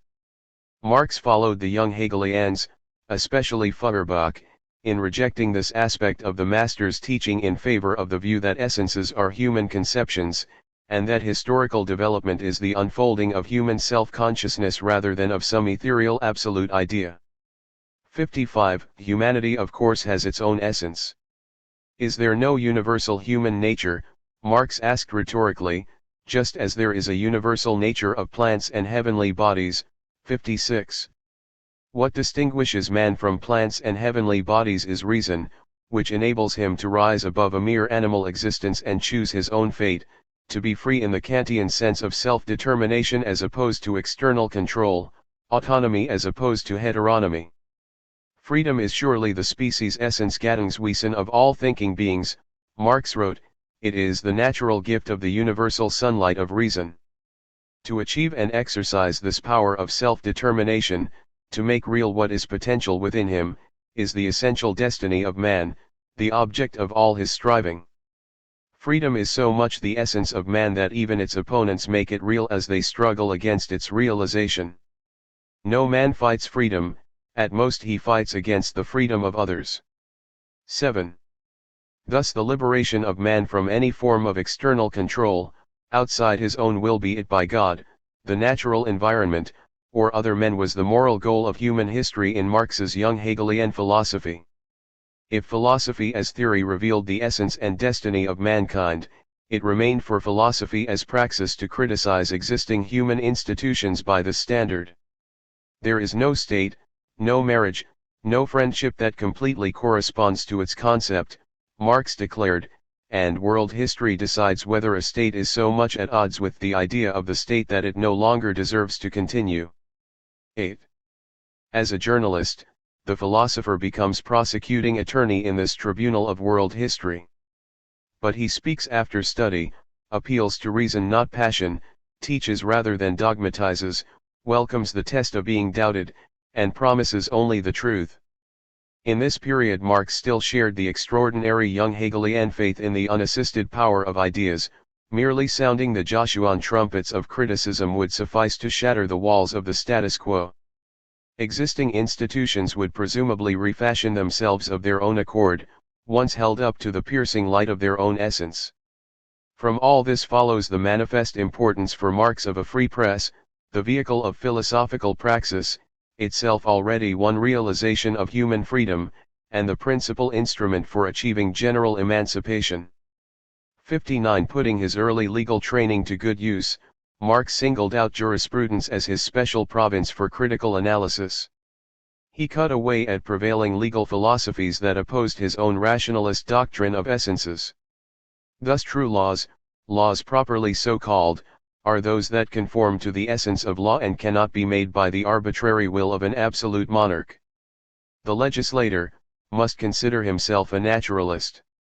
He does not make laws, he does not invent them, he only formulates them. He expresses the inner principles of spiritual Geist-Eigen relationships in conscious, positive laws. The legislator would have to be accused of gross arbitrariness if he permitted his whims to replace the nature of things. 60. If the will of the legislator does not necessarily make a true law, neither does the sanction of custom and tradition. Reflecting the influence of his mentor, Edouard Kans, Marx inveighed against the conservatively minded historical school of law. Laws of long-standing may only reflect long-standing oppression, the law of arbitrary powers. 61. Most customary laws are really privileges enjoyed by particular groups and hence not true laws at all. To be valid, a law must be universal, applying equally to every individual. 6. The only sanction Marx recognized for law was its conformity to reason, which somehow could uncover the inherently necessary inner principles of spiritual relationships implicit in the nature of things.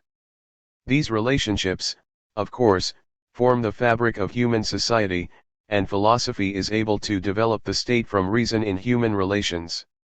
Philosophy demands that the state be the state of human nature, that is, that society conform to man's essence and serve his essential needs. NL In this period Marx used the word state, Staat, to mean the entire body politic, the whole of society politically organized, the polity, as opposed to the narrower sense of state as just the institutions of government, which Marx called government, 8. And regarded as merely an organ of the state, Staatsorgan. 64. Reason in human relations argues that men cannot attain their goal of self-determination as isolated individuals, as hermits, but only in concert, by combining their separate talents in organized society. Thus the state is in its essence a free association of moral human beings, aiming at the actualization of freedom. 65. But moral human beings realize that in society they must limit their own freedom where it infringes on the freedom of others. Only an absolute despot could indulge his every whim, and everyone else would have to be his slave. Rational freedom can be achieved in society if each individual acts so that the maxim of his act could be a universal rule, that is, according to Kant's categorical imperative. And indeed, true laws are nothing but such universal Kantian rules. They do not restrict rational freedom, they establish it. Laws are not rules that repress freedom any more than the law of gravity is a rule that represses movement. Laws are rather positive and lucid universal norms in which freedom has attained an impersonal, theoretical existence independent of any arbitrary individual. A statute book is the people's Bible of freedom. 66. In this sense, Marx could elaborate his definition of the state, the ideal body politic, as the great organism in which legal, ethical, and political freedom has to be actualized and in which the individual citizen simply obeys the natural law of his own reason, human reason, in the laws of the state. 67. With this basis of understanding, Marx criticized those Prussian laws that seemed most at odds with the rational essence of law. It may be argued that his highly philosophical approach served him better for exposing existing abuses than for defining his positive counter-proposals, which were sometimes disappointingly vague. And doubtless the impartial voice of reason, when speaking through him, tended to ratify Marx's own prior views. Thus customary law was declared an abomination when it legitimated the privileges of hereditary rank, but became the very embodiment of reason when it sanctioned the wood-gathering. Rights of the poor. 68. All in all, Marx used his journalism to affirm the principles of German and European liberalism in a version now expressly democratic and covertly republican.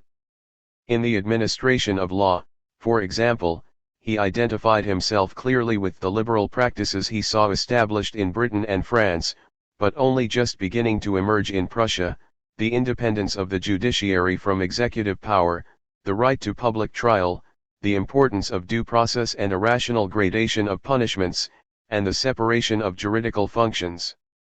In Prussian criminal proceedings, he lamented, the judge, prosecutor, and defense lawyer are one person. This contradicts all findings of psychology.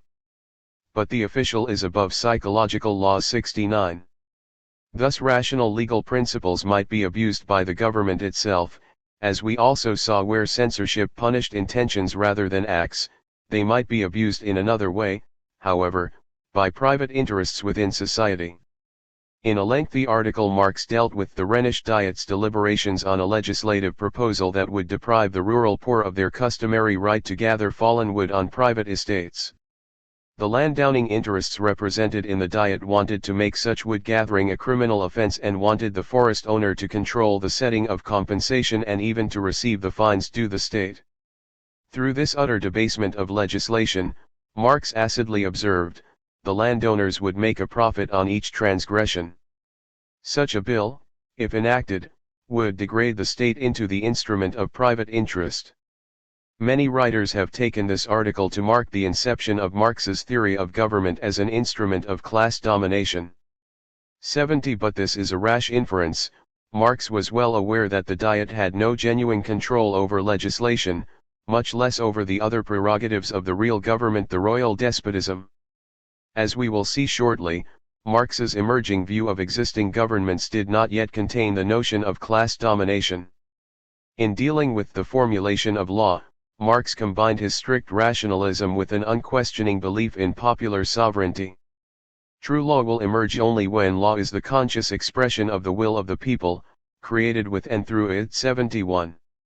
Implicitly assumed was his faith that the people, given the choice, would will the rational, that is, laws that would not be arbitrary but would express those inner principles of spiritual relationships implicit in the nature of things.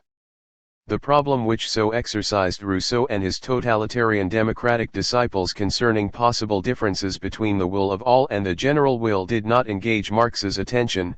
Perhaps the Prussian people were as yet so remote from exercising legislative power that the possibility never occurred to him. There existed, to be sure, the provincial diets representing Prussia's 8 provinces, but they had purely advisory powers, could meet only on royal summons, and were still organized in medieval estates, princes, knights, burghers, peasants, in which the large landed interest predominated. The proceedings were not even made public, which prompted Marx to comment in his first Reinigungszeitung article, "To the mystery of government shall there be added a new mystery of representation? A representative who has been withdrawn from the consciousness of his constituents does not represent at all." 72. During 1842, Frederick William IV called upon these provincial diets to elect committees from among their own members to gather in Berlin as the United Committees of Estates, charged with advising the monarch in the levying of new taxes. Marx attacked this sham parliament on several grounds. The principle of aristocratic hereditary right was still mixed with the principle of election, property ownership and church membership were still qualifications, urban communities were grossly underrepresented, but above all representation was still organized by separate estates which conceived their function as defending their own corporate interests against the alien power of the government. In Britain and France, Marx argued, with less than complete accuracy, deputies do not speak for estates but are elected as representatives of the people. Because of their peculiar composition, the provincial diets are nothing but a society of special interests which have the privilege of making good their special requirements against the state. 73. Instead of this system, weakly representing special interests before a remote and all-powerful crown, Marx proclaimed it his goal to transform the mysterious, priestly being of the Prussian state into an open, lay being, belonging to all and accessible to all, to transform the state into the flesh and blood of its citizens. 74. As against the representation of landed property and moribund estates, he put forth his own demand for a conscious representation of the people's intelligence, which does not advance special requirements against the state, but whose highest requirement is to advance the state as its own deed, as its own state. Representation must not be the representation of anything other than the people itself, must be conceived only as self-representation, as an action of the state. Representation must not be viewed as a concession to defenseless weakness, to impotence, but as the self-confident vitality of the highest power. In a true state there is no landed property, no industry, no gross matter which as raw elements could make a bargain with the state, there are only powers of the spirit Geistige Macht. Not the unfree thing but free man dominates. Thus Marx did not oppose representation as such, as some have maintained, but only the representation of property instead of men. Neither did he look forward to a complete homogenization of opinions and interests, but only to the disestablishment of estates whose sole function was to defend their own corporate interests. He suggested the formula, differences within the unity, but not different unities. 75. From the passages quoted above it is clear that Marx wanted the popular will to permeate the executive as well as the legislative branch of government. While he could criticize the Diets more or less freely, the censorship obliged him to be quite circumspect in the area of royal power. We know that Marx was a principled Republican at this time, but open advocacy of a republic was forbidden. He could venture so far as to encourage Hanover liberals to struggle, not merely for a restoration of their revoked constitution of 1833, but for a fully new state form corresponding to a deeper, more matured, and freer popular consciousness. 76. In the case of Prussia, however, he could deal only in metaphors, demanding the transformation of the state into a lay being or into the flesh and blood of its citizens. When accused anyway of trying to undermine the monarchical principle, Marx defended himself before the authorities in February 1843. The RHZ never expressed a special preference for any particular state form. Its concern was with a moral and rational commonwealth Gemeinwesen. It viewed the demands of such a commonwealth as demands that could and must be realized under every state form. 77. Such public equivocation should not obscure the underlying commitment to a republic that Marx expressed privately both before and after the period of his editorship. Thus in May 1843, shortly after the suppression of the Reinigungszeitung, he wrote to Arnold Ruge of their common struggles in a reform movement that had sought to obtain the results of the French Revolution, thus in the final analysis a republic. 78. Similarly, Marx could not openly call for a separation of church and state, but he did point out the anomaly of Prussia's situation. Once a state includes a number of confessions with equal rights, it cannot be a religious state without violating particular confessions. Does not Christianity itself, he asked teasingly, above all separate church and state? 70. In the then current dispute HCTWCC and the government and the Catholic Archbishop of Cologne concerning mixed marriages, Marx sided with the claims of the state, but he nonetheless opposed the arbitrary and illegal imprisonment of the Archbishop. His article on this subject was entirely suppressed by the censor. 80. Within the executive branch of government the character of the bureaucracy attracted Marx's special attention and would form the key element in his emerging theory of government. Already in his writing on the need for a free press Marx had argued that bureaucrats as censors depart from official governmental neutrality and become a party in societal conflict. This basic perception was expanded in his last major article for the Reinigungszeitung, dealing with the distress of the small Moselle wine growers. Victims of the new competition that had come with the creation of the German Customs Union in 1834, the doomed vintners had appealed to the government for relief. The responsible government agencies had responded sluggishly and inadequately, offering nothing concrete except a temporary tax moratorium. When the unfortunate vintners continued to complain and criticize governmental inaction, the bureaucrats became defensive and repressive. Although Marx had no clear remedy to offer, his sympathies lay entirely with the small vintners of his home district and, within the limits of an increasingly severe censorship, he assailed the bureaucracy.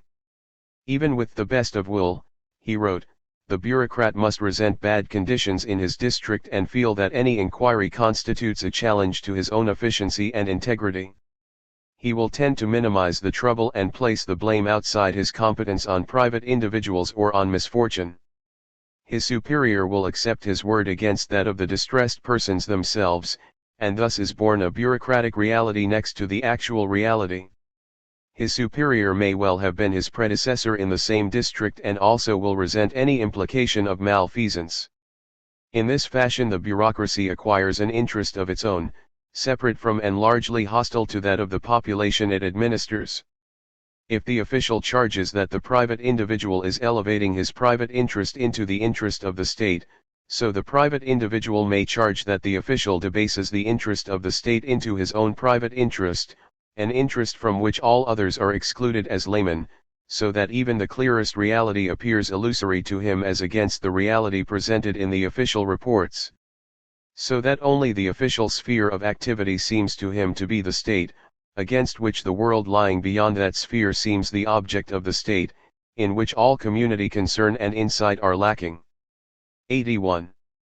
As it had in the case of censorship, the bureaucracy here emerged as a self-interested party within society. Such a conclusion was bound to have corrosive effects on the remnants of Hegelian thinking in Marx's attitude toward government. According to Hegel's view, the institutions of government and the bureaucracy, par excellence, stood above the passions and selfish interests of civil society, restraining them and uniting their energies on behalf of the entire community. The bureaucracy was supposed to be the universal class, selflessly and incorruptibly devoted to the whole. It was Marx's central insight of this period, clinched by the final suppression of his own newspaper in March 1843, that governmental institutions, even if not corrupted by private interests, acquire a self-interest of their own in opposition to civil society. From this understanding Marx would begin to draw radical conclusions in the summer of 1843. Criticism versus revolution. With the final stifling of the Reinigungszeitung in March 1843, Marx's journalistic career in Germany came to an end. In the same month he wrote to Arnold Ruge of an impending revolution, the first clear approval of revolution that can be found in his writings. 82. Surely this temporal coincidence can be no accident. Until the suppression Marx had hoped, albeit with increasing pessimism, for the reform of the old order. Although a principled Republican in this period, he was not, like Engels and most mid-19th century Republicans, a principled revolutionary as well. One can search his writings in vain to find any force envisaged as the agency of change other than the pure force of ideas, the Joshuan trumpets of criticism. Marx's entire journalistic activity, it will be remembered, was founded on the idea that praxis for the philosopher was criticism, to hold existing institutions up before the piercing light of reason and expose their deficiencies. His evident belief was that criticism would produce self-reform, that the authorities would take this journalistic chastisement to heart and set their own house in order. Significantly, many of Marx's articles addressed themselves to the authorities directly, in the second person, rather than to the public at large. He urged them to understand that a legal development is not possible without a development of the laws. 83. One may see in all this the lingering influence of the Enlightenment, of Marx's father, and especially of the young Hegelians, expressed in the hope that rational men would naturally prefer a rational order once it had been pointed out to them. Marx's developing perception that the authorities themselves had vested interests to defend revealed with such crude finality in their suppression of his newspaper put an end to this hope for self-reform and pushed Marx from the position of Reform Democrat to that of revolutionary.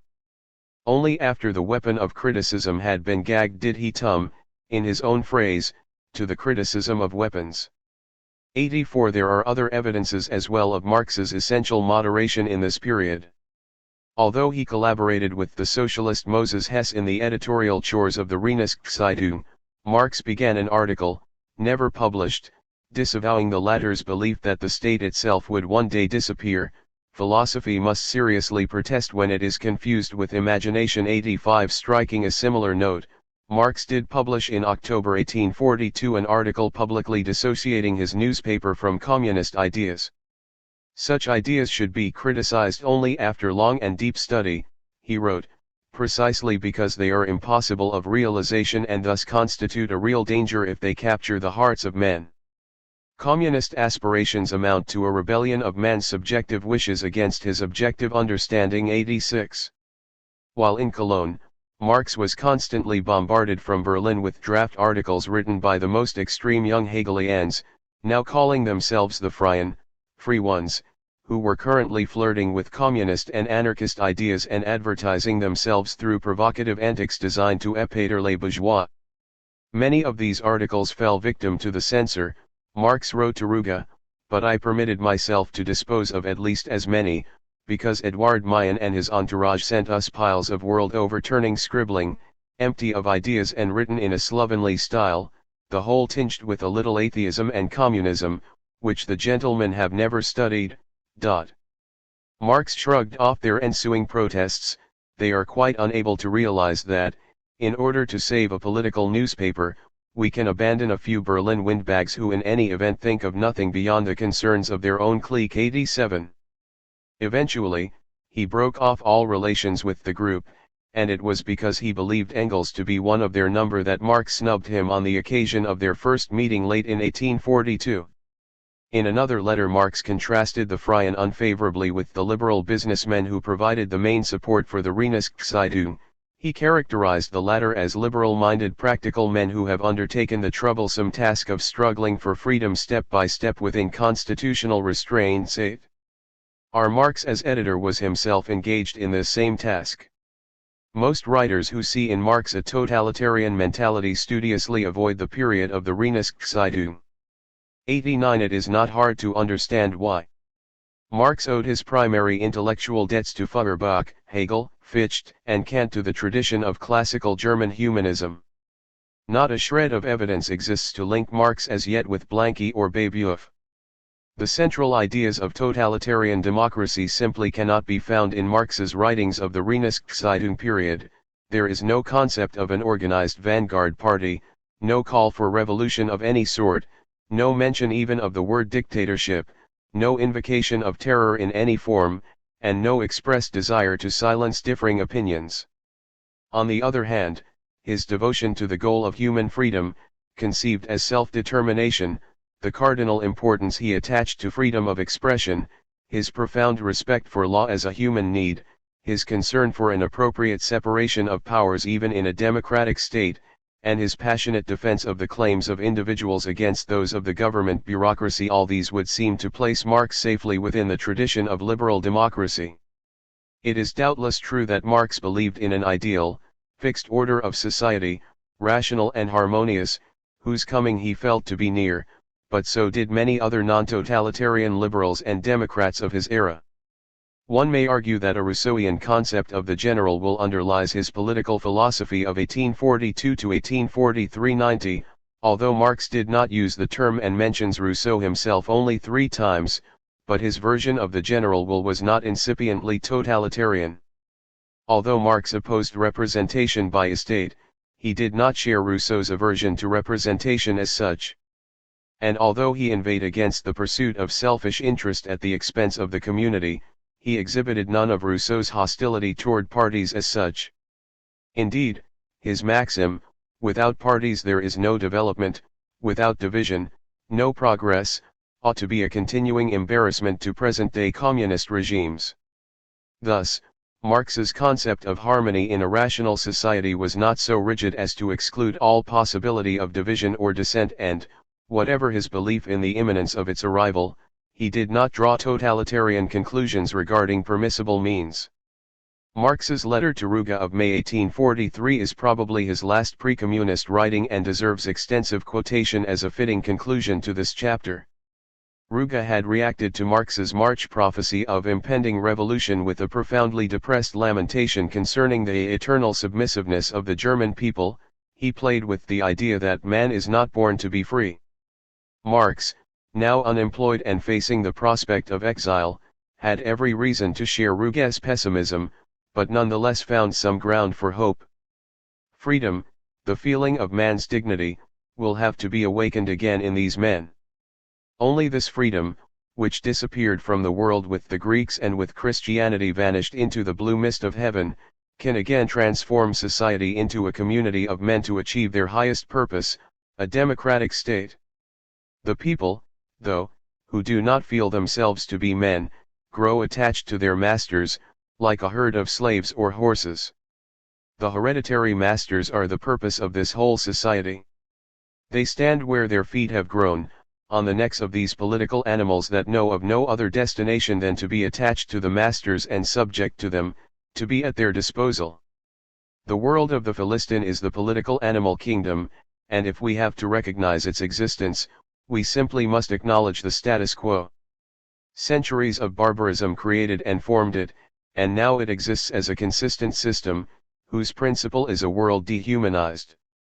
Despotism's only idea is contempt for man, dehumanized man, and this idea further has the advantage over many others of being. 48 Marxism and Totalitarian Democracy, 1818–1850 Fact. A despot always sees men as degraded. He sees them drown for him in the mud of common life from which they again and again emerge like toads. Once one has reached the threshold of the political animal kingdom, no further movement and no other withdrawal are possible than to leave its basis and enter the human world of democracy. And if I do not despair, it is only the desperate situation of the present that fills me with hope. I have only to call your attention to the fact that the enemies of Philistinism, in other words all thinking and all suffering men, have arrived at an understanding for which formerly they lacked the means. The existence of a suffering mankind that thinks and of a thinking mankind that is suppressed must necessarily become unpalatable and indigestible for the passive animal kingdom of Philistinism. 91. Thus Marx acknowledged the immaturity of the masses that so discouraged Ruge, and that earlier had led Babeuk to totalitarian conclusions, but he was now beginning to glimpse a remedy built into the developing situation itself.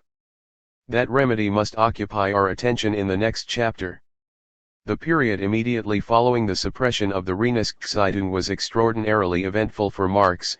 In personal life it included a new career decision, marriage, and emigration from his native land.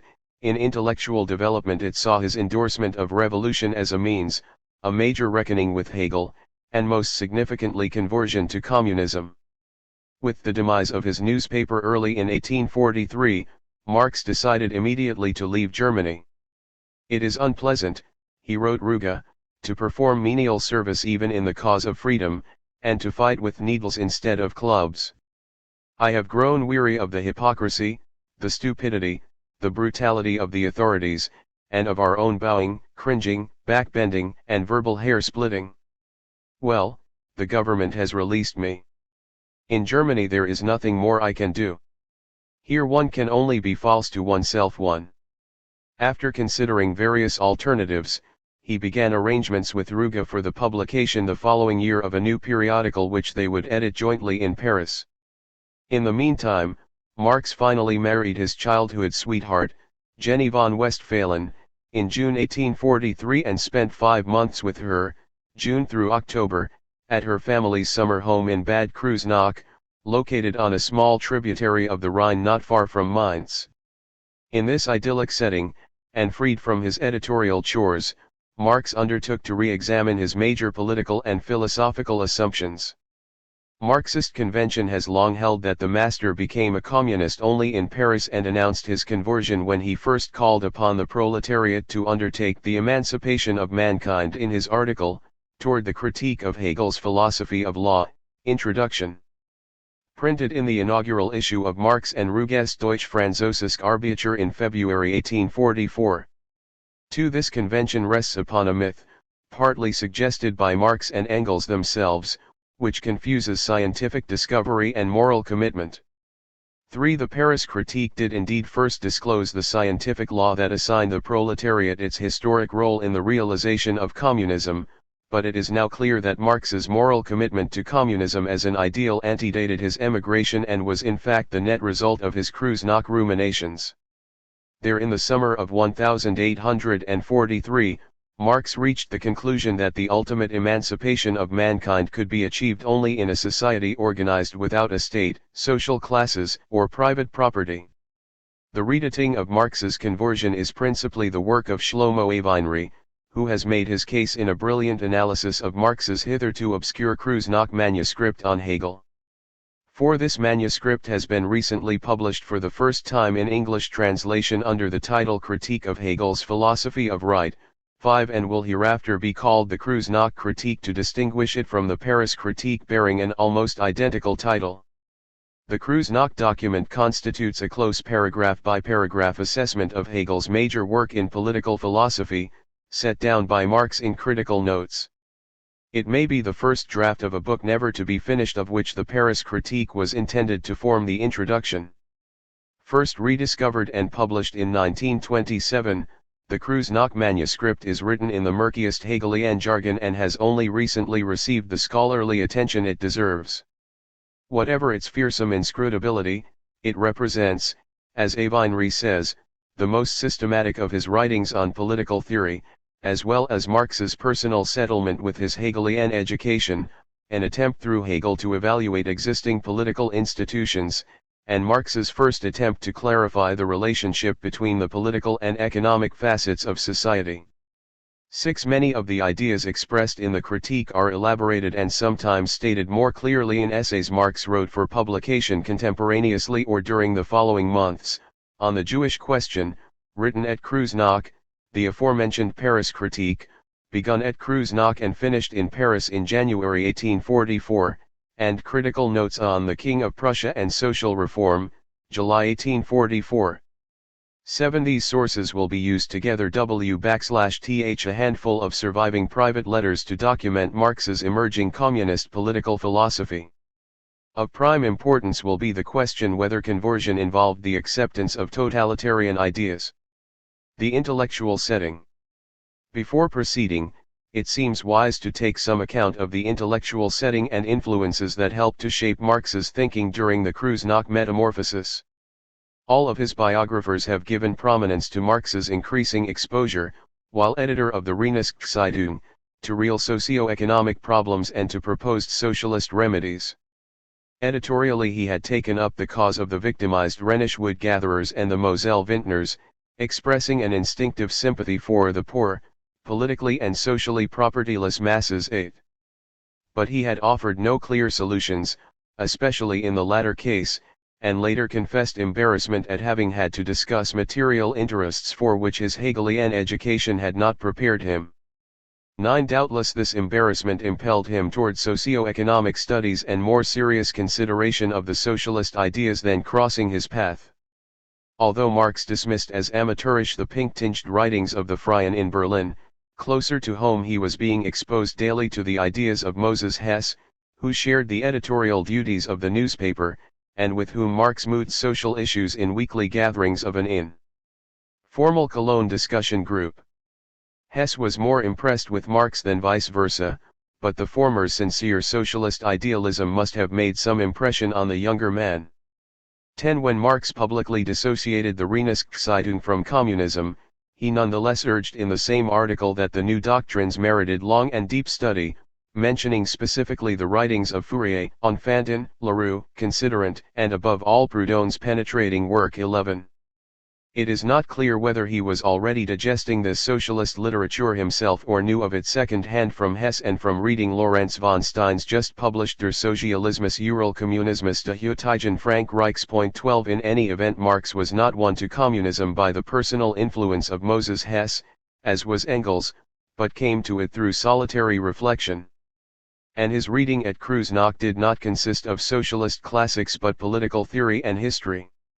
Marx's biographers have generally failed to appreciate the surprising extent to which the young rebel embraced communism as a means of resolving the political as opposed to socio-economic dilemmas of modern society.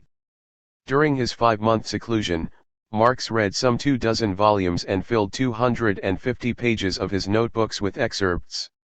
13. A few of these works were classics of political philosophy, such as Machiavelli's Discourses, Montesquieu's Spirit of the Law, and Rousseau's Social Contract, but most of them concerned modern European history, especially the history of the French Revolution.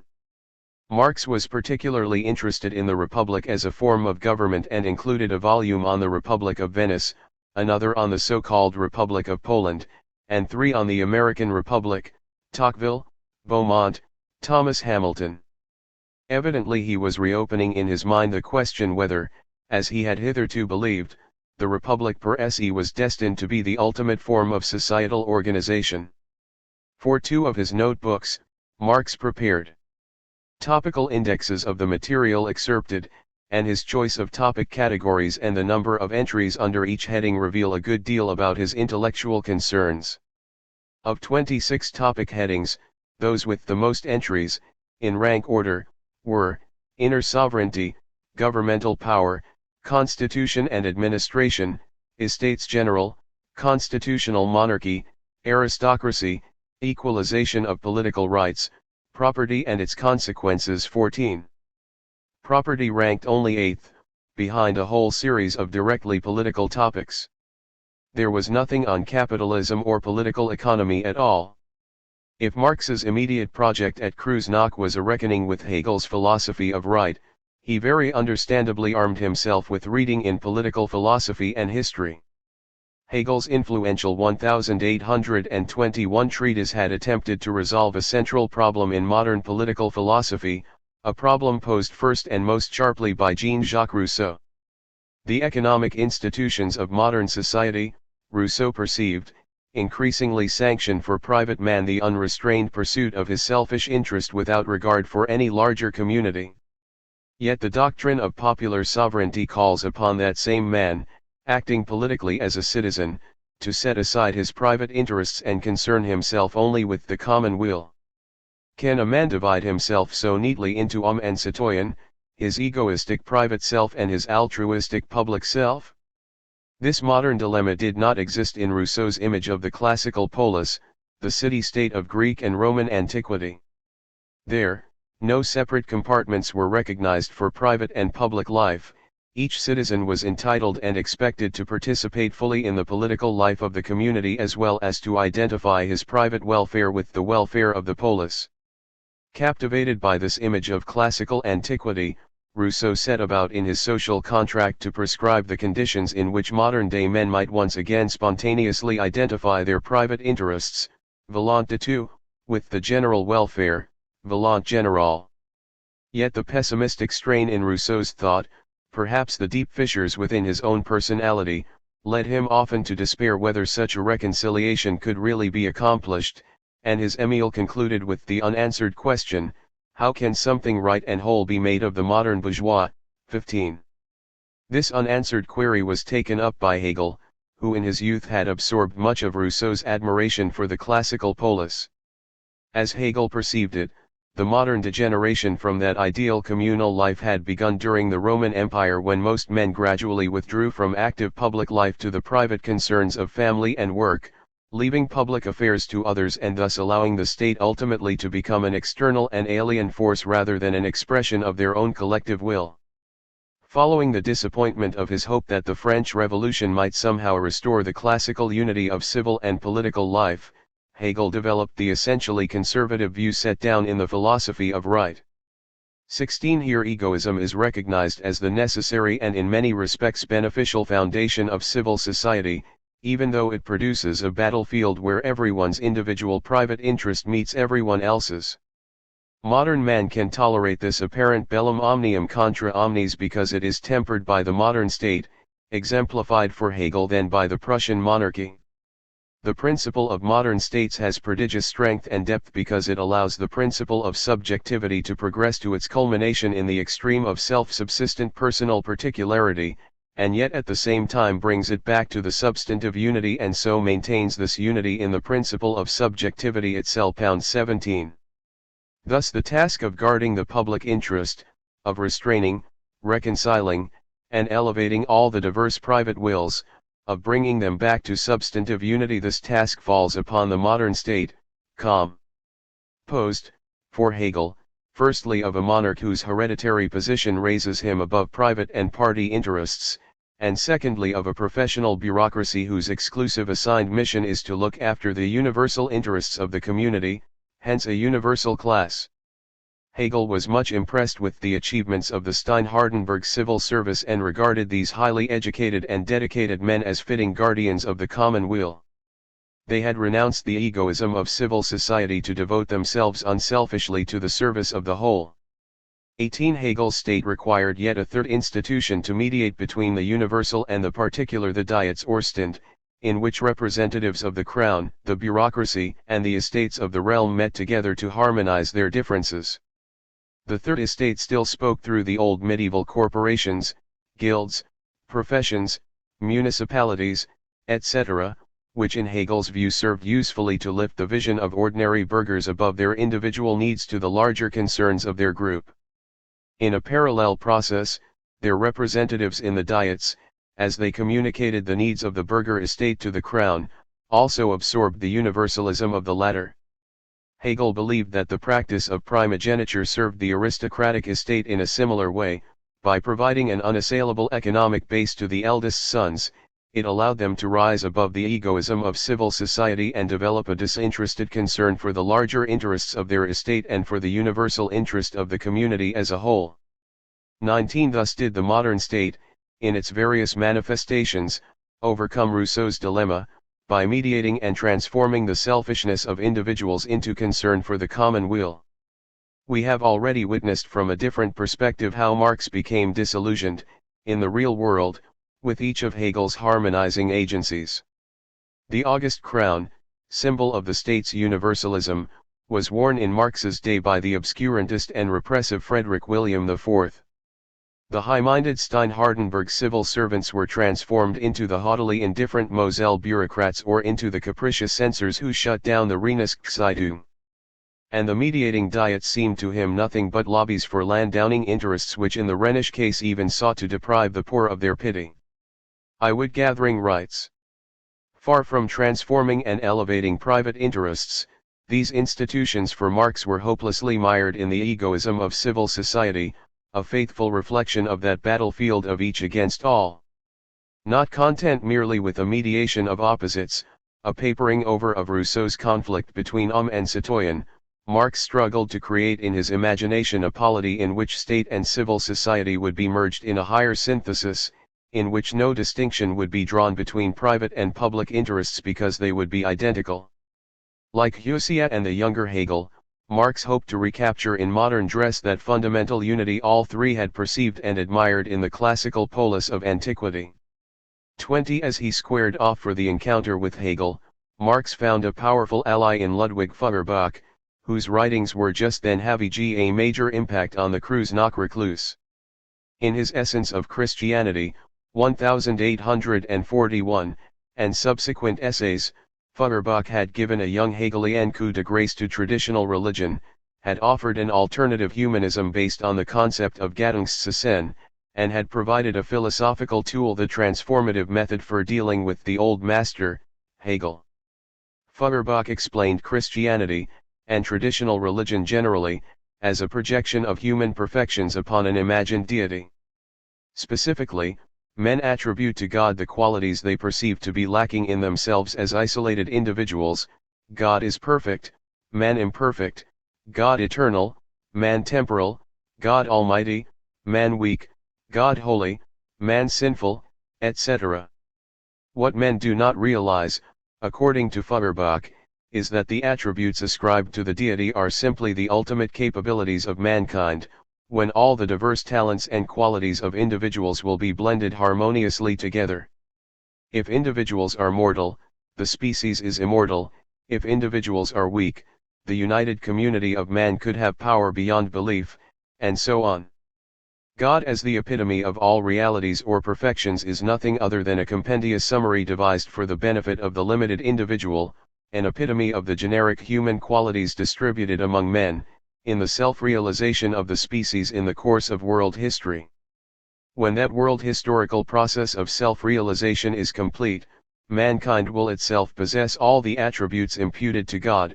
As God is, so man should be and desires to be. 21. To describe this collective potential of mankind, Feuerbach used the term Gattungswesen, translatable in this sense as species essence, or essence of the species, a kind of blueprint of what the human species can become, ought to become, is destined to become.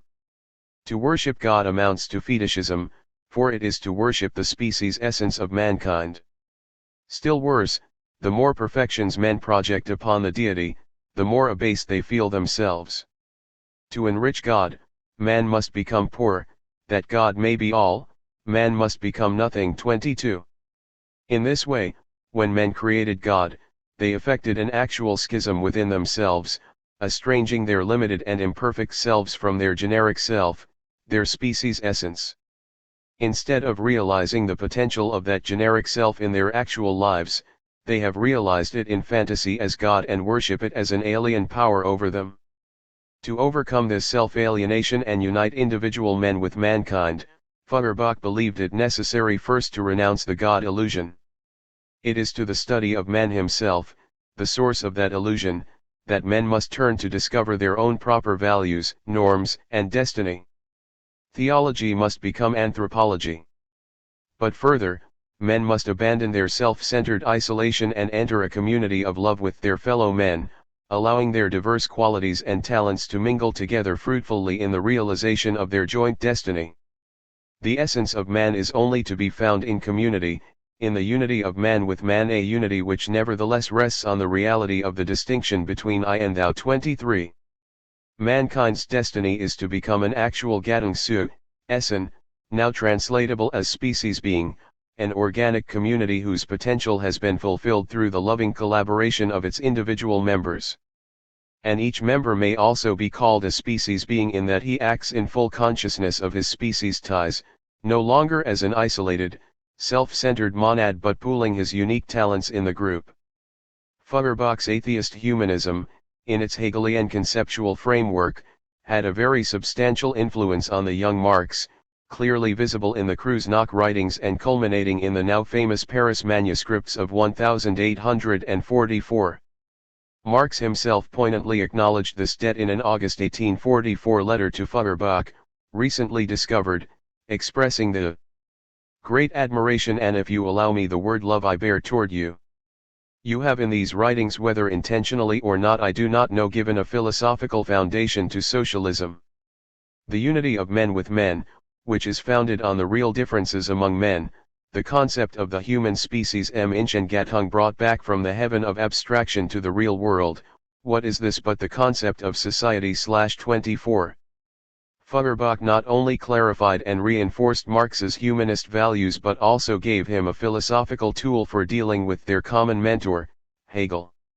In his Provisional Theses for the Reform of Philosophy, 1843, Feuerbach applied his critique of religion to Hegel himself, seeing in Hegel's absolute a substitute God, man's essence outside man, the essence of thinking outside the act of thinking. 211. The manifestations Hegel attributed to the absolute are really the deeds of man. Hegel got his subjects and predicates mixed up, and to demystify his philosophy, one must set them right again. It suffices to put the predicate in place of the subject everywhere, i.e. to turn speculative philosophy upside down, and we arrive at the truth in its unconcealed, pure, manifest form. 26. Marx was immediately impressed with the possibilities of this transformative method, complaining only that Feuerbach refers too much to nature and not enough to politics. 27. To analyze Hegel's political philosophy with the transformative method was precisely the task Marx now envisaged for himself. Thus in his Kreuznach retreat, his attention recently drawn to socio-economic problems, fortified by extensive historical and philosophical reading, and freshly infused with Feuerbach's radiant humanism, the young Marx set about to grapple with Hegel's philosophy of right, thereby addressing Rousseau's dilemma concerning the conflict between homme and citoyen and coming to grips with the real-world dichotomy between the modern state and civil society. As Marx himself expressed it, the criticism of the German philosophy of right and of the state, which was given its most logical, profound, and complete expression by Hegel, is at once the critical analysis of the modem state and of the reality connected with it. 28. In this impressive intellectual enterprise, Marx would ultimately find himself drawing communist conclusions. The critique of Hegel and the modem state. We have already reviewed those elements of Hegel's political philosophy with which Marx would concern himself. Hegel began with his own version of the conventional distinction between the state and civil society. He presented the state as an emanation of the absolute, as the actuality of the ethical idea. And as actual idea the state then enters upon its finite phase by sundering itself into the two ideal spheres of its concept, family and civil society. 29. Here Marx entered the fray equipped with Feuerbach's transformative method. In Hegel's lines he perceived that reversal of subject and predicate that would in time provide the major foundation for his own theory of history and of the state. The political state cannot exist, he rejoined, without the natural basis of the family and the artificial basis of civil society. they are its conditio sine qua non, but the conditions are established by Hegel as the conditioned, the determining as the determined, the producing as the product of its product. On the contrary, the state must be regarded as an emanation of civil society, conditioned by the changing character of that society. 30 Further, Marx argued, the distinction between state and civil society itself is not a logical necessity inherent in the timeless nature of things. Rather it reflects a real-world dichotomy which has emerged in modern times. Hegel's ideas are drawn empirically from that modern reality and describe it more or less accurately. But they are drawn unconsciously. Hegel imagines he is working out the logical determinations of the absolute. He has presupposed the separation of civil society and the political state, which is a modern situation, and developed it as a necessary moment of the idea, as an absolute truth of reason. Hegel is then delighted to discover that the real institutions around him are fitting manifestations of the absolute. Hegel makes all the attributes of the contemporary European constitutional monarch into absolute self-determinations of the will. Thus the fact, which is the starting point, is not conceived to be such but rather to be the mystical result, all of which cloaks his findings in an aura of profound mystery. Hegel's entire philosophy of right amounts to an elaborate effort whether conscious or not to legitimate the existing political order by passing it off as an emanation of the quasi-divine absolute. Marx was nonetheless willing to undertake the thankless task of demystifying the master's formulations, paragraph by paragraph, because through Hegel he could criticize the modern state itself. 31 If Hegel was concerned to reconcile the selfish interests of civil society with the universal mission of the state, Marx wanted to assert that no such dichotomy was necessary. A historical argument was in order and, from his current readings as well as from Hegel's own historical conceptions, especially of antiquity, Marx advanced the rudiments of a historical schema that would explain the dichotomy as a passing phenomenon. The schema deserves scrutiny in part because it differs so pointedly from the one he would later work out in collaboration with Engels. The ancient, medieval, and modern periods are differentiated by Marx not according to which social class dominated, but according to the changing relationship between public and private concerns, between political and socio-economic life. The abstraction of the state as such belongs only to modern times. Marx declared, because the abstraction of private life belongs only to modern times. A purely private life of egoistic indifference to the community would have been inconceivable in the classical Greek polis, except perhaps in a slave. In Greece, the residential publica was the real private concern, the real content of the citizen, and the private man was slave, that is, the political state as political was the true and sole content of the citizen's life and will. 32. Apparently this was true. Marx only hints at an explanation, because of the strong tradition of community property shared by the states of antiquity. All landed property was in the last analysis asserted to be public property. Individual possession could not be separated from the obligations of citizenship, which were the social nerves of private ownership, its social and ethical chains. 33. Private needs led necessarily to collaboration in the residential publica and were inextricably merged with the public interest. Universal participation, in made it possible to conduct public business without a horde of permanent or hereditary officials. The political state does not yet appear as the form of the material state. 34. The state was simply the citizenry itself in the activity of self-government, and not some alien force standing over civil society. In the Middle Ages, by contrast, political functions were absorbed into private associations and exercised by estates, guilds, and other corporations, but there was still no separation between public and private life. Every private sphere had a political character, each corporation, each estate, formed part of the political organism. The classes of civil society and the political classes were identical because civil society was political society, because the organic principle of civil society was the principle of the state. Universal participation ensured that man was the actual principle of the state, but he was unfree man. It was, therefore, the democracy of unfreedom. The medieval caste system confined men to the estate of their birth and resulted in a hierarchy of unblendable groupings, much like the species of the animal world. Such a system denies man's ability to change himself. It separates man from his universal nature, it makes him an animal whose being coincides immediately with its determinate character. The Middle Ages constitutes the animal history of mankind, its zoology. 35. Developing his historical schema in his contemporaneous essay, On the Jewish Question, Marx explained how the seeds of the modem dichotomy between the state and civil society sprouted within medieval society. The feudal organization of national life did not elevate property or labor to the level of social elements but rather completed their separation from the state as a whole and established them as separate societies within society. Thus the vital functions and conditions of civil society always remained political, but political in the feudal sense. That is, they excluded the individual from the state as a whole and transformed the special relation between his corporation and the state into his own general relation to national life. As a consequence of this organization, the unity of the state, likewise necessarily appears as the special business of the ruler and his servants, separated from the people. 36. So began the process in which property and labor were separated from the task of minding the general community business, while, conversely, this task became more and more the special business of the ruler and his servants, that is, the bureaucracy. Marx saw the process culminating in the civil society produced by the socio-economic reforms of the French Revolution, which destroyed all estates, corporations, guilds, and privileges and thereby abolished the political character of civil society. It shattered civil society into its constituent elements. It brought the fulfillment of the materialism of civil society.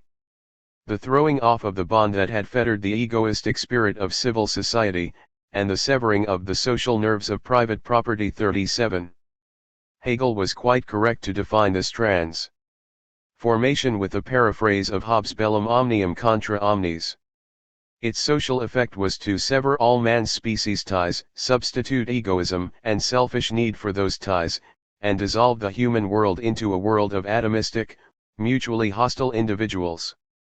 Thus is man now corrupted by the entire organization of our society, lost and alienated from himself, oppressed by inhuman relations and elements. In a word, man is not yet an actual species being Gattungswesen. 3. To these Feuerbachian allusions we will return presently. In dialectical relation to the emergence of civil society, the modern state the special business of the ruler and his servants has evolved as an institution alienated from the people and standing over it as a hostile force. Where the burgher, egoistic man, is considered to be a fixed individual without universal concerns, there the state likewise in fixed individuals opposes the burghers. Such a state no longer speaks for the ideal unity of the people, despite Hegel's illusions, but becomes a self-interested party. Faithfully reflecting the egoism of civil society, the ruler and his bureaucrats regard the state as their private property. Thus is completed the dichotomy between civil society and state which Hegel tries so pathetically to paper over with his elaborate mediations. Hegel's keenest insight lies in his sensing the separation of civil and political society to be a contradiction.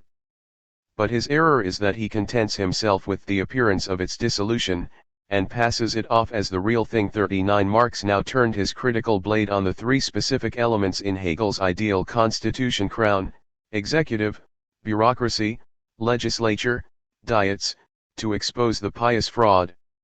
Only the bureaucracy need occupy us in detail, because of its relevance to Marx's own emerging theory of the state. With respect to the crown, Hegel had reiterated in his own uniquely turgid way the standard early modern doctrine that sovereignty rests solely in the monarch. Marx first taunted his opponent within the context of his own terminology. What kind of ideality of the state would it have to be which, instead of being the actual self-consciousness of the citizens and the communal soul of the state, were one person, one subject? Next he thrust deftly to reveal an unperceived implication. The state reason and state consciousness is a unique empirical person to the exclusion of all others, but this personified reason has no content except the abstraction, I will. L'état c'est moi. Finally, with a master stroke, he disemboweled Hegel's entire argument. If the sovereign is the actual sovereignty of the state, then the sovereign could necessarily be considered vis-a-vis others as a self-subsistent state, even without the people. But he is sovereign in so far as he represents the unity of the people, and thus he is himself merely a representative, a symbol of the sovereignty of the people. The sovereignty of the people is not due to him, but on the contrary he is due to it. 4. With respect to the Diets, which Hegel had seen as mediators between people and crown, Marx displayed thoroughness if not deftness in methodically hacking this illusion to bits. In substance, his long argument expanded on 2 points developed earlier in the Reinigungszeitung, that the Diets of Hegel's conception, like their real Prussian counterparts, first are impotent and second represent only entrenched private interests. Diets, or Stand, may also be rendered estates, as in the translation below. The estates are superfluous for the execution of public affairs. The officials can carry out this execution without the estates, moreover they must, in spite of the estates, do what is best. Thus the estates, with regard to their content, are pure superfluity.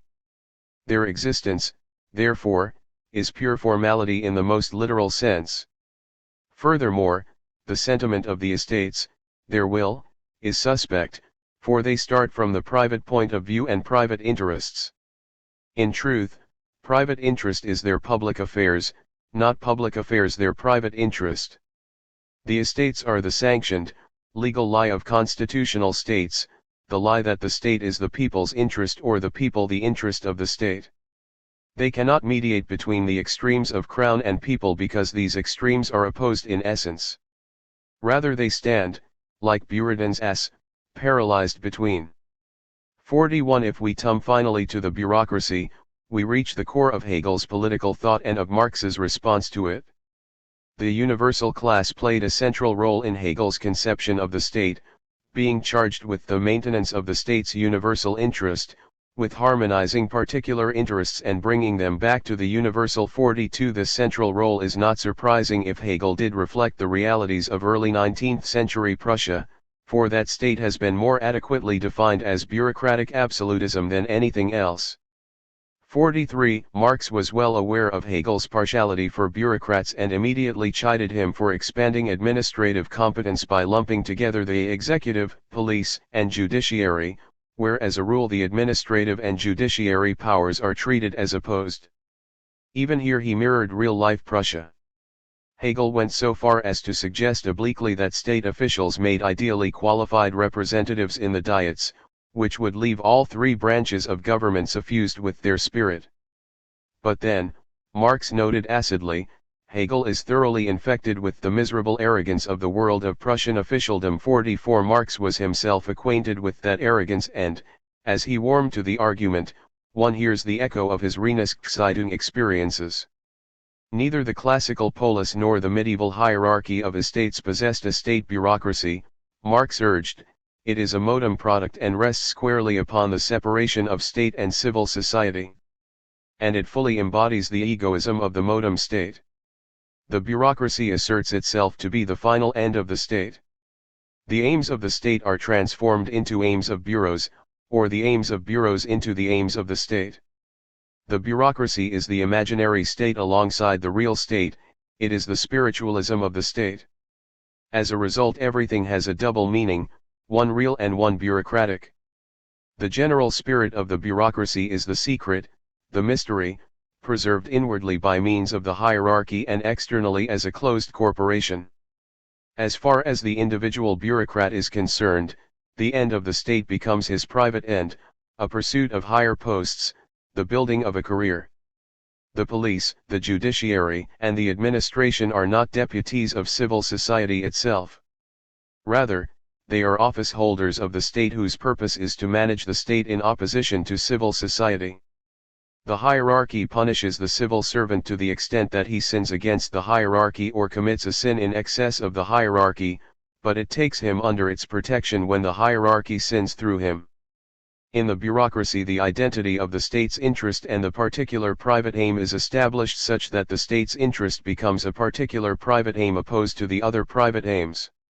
Thus, in a word, the bureaucracy holds the state in its possession, it is its private property. For our purposes, the most interesting feature of this analysis is that, like Marx's general historical schema, it contains no notion of class rule. History was not yet for Marx a succession of class dominations, nor did the modem bureaucratic state speak for any social force other than itself. Many writers have been misled by Marx's several efforts in the critique to connect private property and the state. But any careful reading shows the connection to be, not that property owners dominate the state, but that the ruler and his servants own the state as their private property. They are their own masters and serve no interests but their own. 46 Only when Marx began his collaboration with Engels would the class-dominated state transform his thought, as we will discover in the next chapter. In a sense, Marx's criticism here of crown, bureaucracy, and estates contained nothing that was not already at least implicit in the Reinigungszeitung. What was new in the Kreuznach critique, and precisely what constituted Marx's transition from democratic republican to communist, was the rejection of the modern state per se, even in its republican form.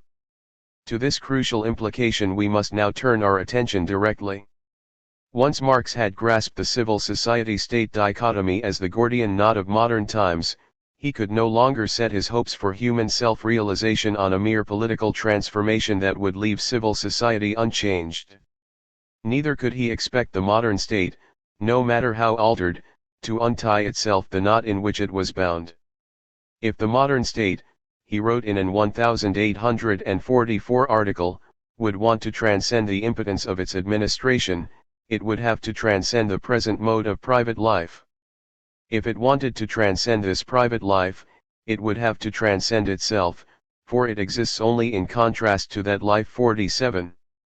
Thus Marx had to cut the Gordian knot with a solution that would transcend both the state and civil society in some higher synthesis. Initially he would call this new synthesis democracy, or sometimes true democracy, as counterposed to the republic as merely a particular form of the state. 48. Toward the latter institution he now pointed the merciless blade of criticism. Marx's extensive reading on republics in general and the American Republic in particular obviously convinced him that civil society was not appreciably altered by the simple elimination of the crown. In the republic as merely a particular form of the state, political man has his particular and separate existence beside the unpolitical, private man. Property, contract, marriage, civil society appear here, as particular modes of existence alongside the political state. The entire content of law and the state is, with small modification, the same in North America as in Prussia. The content of the state lies outside these constitutions. 49. From the American Travel Impressions of a Conservative Englishman, Thomas Hamilton, Marx had excerpted those passages which described growing extremes of wealth and destitution, envy and unrest, weakened respect for property and law, a kind of egoistic nightmare that Hamilton predicted would end in anarchy and spoliation. 50. The motto of such a society most plainly reads, "Every man for himself." Yet the modem state, and most especially in its republican form, calls upon the individual to set aside this ruthless daily struggle for survival when he acts as citizen and to think only of the common good. Civil society and the state are separated. Consequently, the citizen of the state and the member of civil society are also separated. The individual must thus undertake an essential schism within himself. In order to behave as actual citizen of the state, to acquire political significance and efficacy, he must abandon his civil actuality, his own actual, empirical reality, for as a state idealist he is a being who is completely other, distinct, different from and opposed to his own actuality. 51. Thus Marx arrived through his Hegelian thought structures at Rousseau's classic dilemma, the conflict between private egoism and the expectations of citizenship, between homme and citoyen. Further, Marx suggested, individuals mired in the daily struggles of civil society, their actual life, are bound to find something unreal in the occasional acts of citizenship expected of them. The state in general, with its ideal claims of universality, is bound to seem remote and abstract. Its otherworldly existence is nothing but the affirmation of their own alienation. The religion of popular life, the heaven of its universality in opposition to the earthly existence of its actuality. Monarchy is the fullest expression of this alienation. The republic is the negation of this alienation within its own sphere. 52. Here Marx formulated Rousseau's dilemma in Feuerbachian terms, applying the latter's critique of religion to the political realm. The idea was only a dash of insight in the critique but would be developed fully in the essay on the Jewish question, written at Kreuznach immediately after Marx finished with Hegel. The Jewish question constituted Marx's open announcement of his conversion, his definitive repudiation of his former Republican views, of mere political emancipation. It began more narrowly as a reply to a Bruno Bauer article which had argued that a Christian state cannot logically grant civil equality to Jews and still remain Christian, but that even a secular state could not do so until the Jews also secularized themselves, that is, gave up their religion. Marx certainly agreed that Jews, like Christians, could not be fully emancipated until they gave up the illusion of religion. But, he argued, Bauer had confused political emancipation and human emancipation. Jews can be emancipated politically without having to give up their religion and should be as they have been already in North America. In contrast to backward Prussia, with its established church and lingering legal discriminations against Jews, the United States has achieved political emancipation, which includes a separation of church and state, a relegation of religion to the private sphere.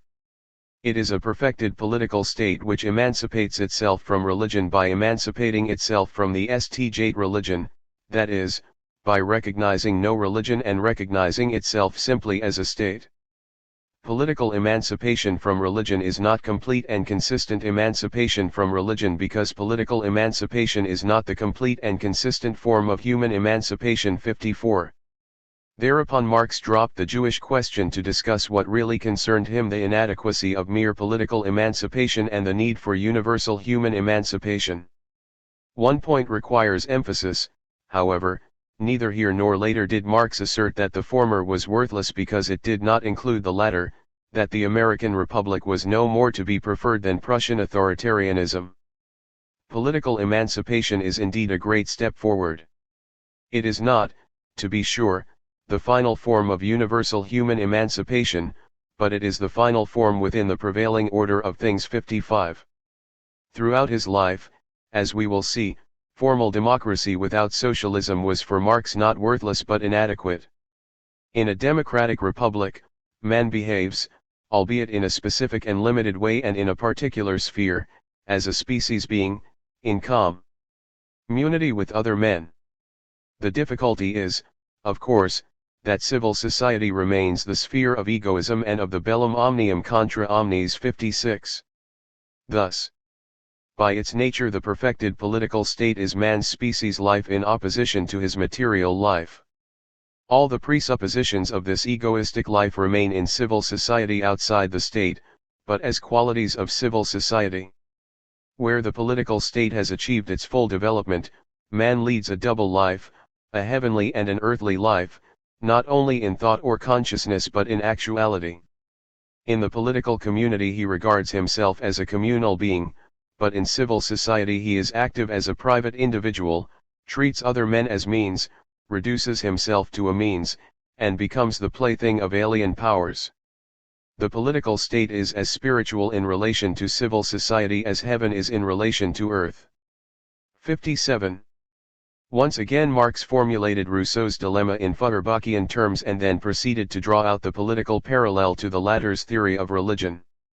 Both Marx and Feuerbach began from the postulate that men, by their nature, are species beings, that is, beings who are conscious of belonging to a species composed of others like themselves, and beings who can realize their full human potential only in loving collaboration with those others. What prevents this fulfillment at present is, Feuerbach wrote, men's belief in religion. Perceiving their own imperfections as isolated individuals and not yet conscious of their collective potential, men seek consolation in an imagined God, abase themselves, and worship him as a power standing over them, when he is in reality their own alienated species essence and represents only a schism within themselves. Marx now saw this phenomenon in politics as well as in religion. For him, however, man's present isolation is not simply a matter of perception but a reality, a product of modern civil society. Egoistic man is the passive and given result of a dissolved society. Equally real is man's debasement, he is corrupted by the entire organization of our society, lost and alienated from himself, oppressed by inhuman relations and elements. 58. In such a society he cannot be an actual species being, he cannot live in harmonious collaboration with his fellows. Instead, his species life appears as an alienation, as a projection upon something external, namely, the modern state. As an alien power, the state is most clearly recognizable in its monarchical form, as the king, the Lord Jehovah, before whose authority men must bow down and humble themselves.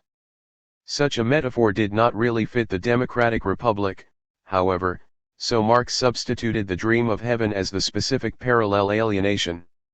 Just as religious man imagines a heaven of ideal communal life but which alas has no power over this world's veil of sorrows, so political man creates the republic as an ideal but alas inconsequential expression of his communal life. Here, to be sure, he participates minimally as a species being, but the republic seems to have no power over the veil of civil society. He is an imaginary member of an imagined sovereignty, divested of his actual life and endowed with an unactual universality. He acts religiously in that he regards as his true life the political life remote from his actual individuality, just as the Christian regards his eternal life in heaven as his true life. 59. Thus political man has effected a schism not only within himself but also in his institutions. He lives a double life, a real earthly life of egoism in civil society, and an illusory heavenly life of community in the state. Without a change in civil society, the democratic republic must remain little more than a hollow mockery of man's destined fulfillment as a species being. It remains a mockery, however, not because the bourgeoisie somehow manages still to rule through democratic institutions, the bourgeoisie is nowhere mentioned, but because man's heavenly actions as citizen flatly contradict the realities of his daily life. The gulf between state and civil society manifests itself, Marx continued in the next portion of the Jewish question, even in the modern conception of individual rights. All the great French declarations of the revolutionary period spoke of the rights of man and of the citizen droits de femme et du citoyen. 60. Why the separation? The so-called rights of man, Marx replied, as distinguished from the rights of the citizen, are only the rights of the member of civil society, that is, of egoistic man, man separated from other men and from the community.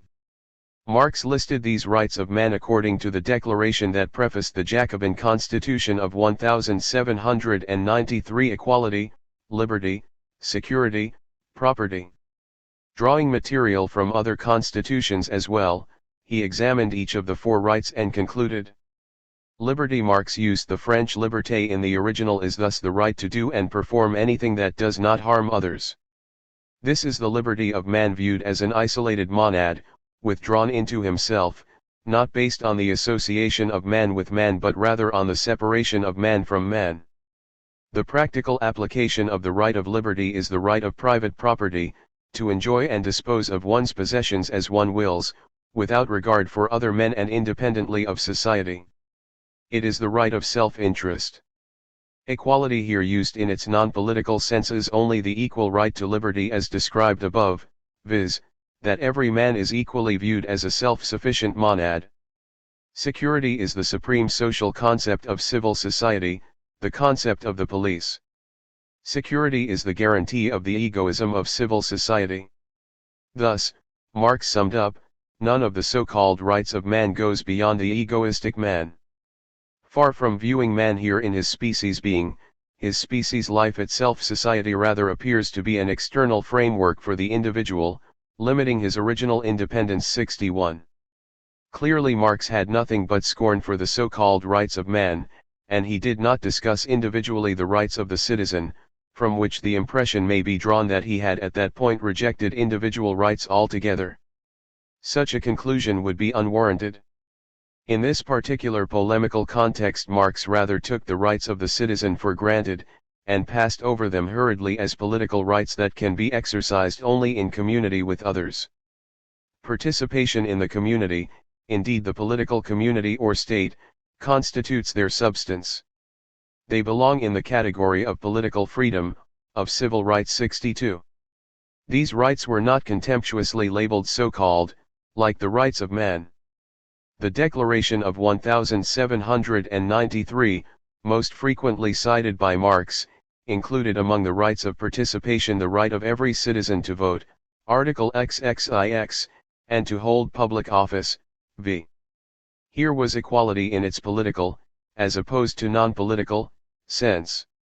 Belonging to the category of political freedom, politische Freiheit, which Marx deliberately contrasted to the French liberté, the right to withdraw, were most evidently the rights of free expression and free assembly.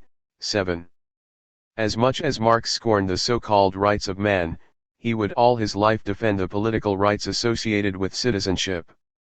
63. Further analysis suggests an additional refinement. Marx belabored the distinction between human and civil rights much more than the documents did themselves. The French declarations generally named 3 or 4 rights, not always the same ones, as belonging to man per se, but made no further separation in their numerous articles. Indeed, Marx had to choose carefully among the various declarations and constitutions before him because no single one would say exactly what he wanted. The original 1789 declaration, for example, expressly included among the rights of man resistance to oppression, which Marx ignored for obvious reasons. The 1793 document linked free expression and free assembly together in the same article with freedom of conscience, although Marx considered the former to be civil rights and the latter to belong with the rights of man. Interestingly, Marx's own treatment of religious freedom showed none of the contempt showered upon the other so-called rights of man. He declared, "The privilege of faith is a universal human right." 64. Underneath, Marx wanted to dismiss those rights associated in his mind with egoism, and they boiled down to the practical application of liberté, namely the right to enjoy and dispose of one's possessions without regard for other men. Marx labored and abused the distinction between human and civil rights essentially to announce that he no longer believed in private property. In the conclusion to the main section of the Jewish question, Marx returned to the theme of man's authentic nature. Modern society, he suggested, has produced the unfortunate view that men are naturally egoistic and must be forced or cajoled into citizenship. Here, for the first and last time in his pre-London writings, Marx quoted Rousseau as a horrible example, to the effect that a legislator seeking to found a nation would have to transform human nature itself, depriving individuals of their solitary independent powers and giving them alien powers that could only be exercised in common.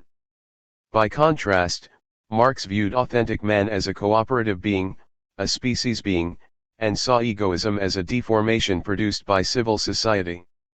A true community would not require man to accept alien powers but only to exercise his natural ones.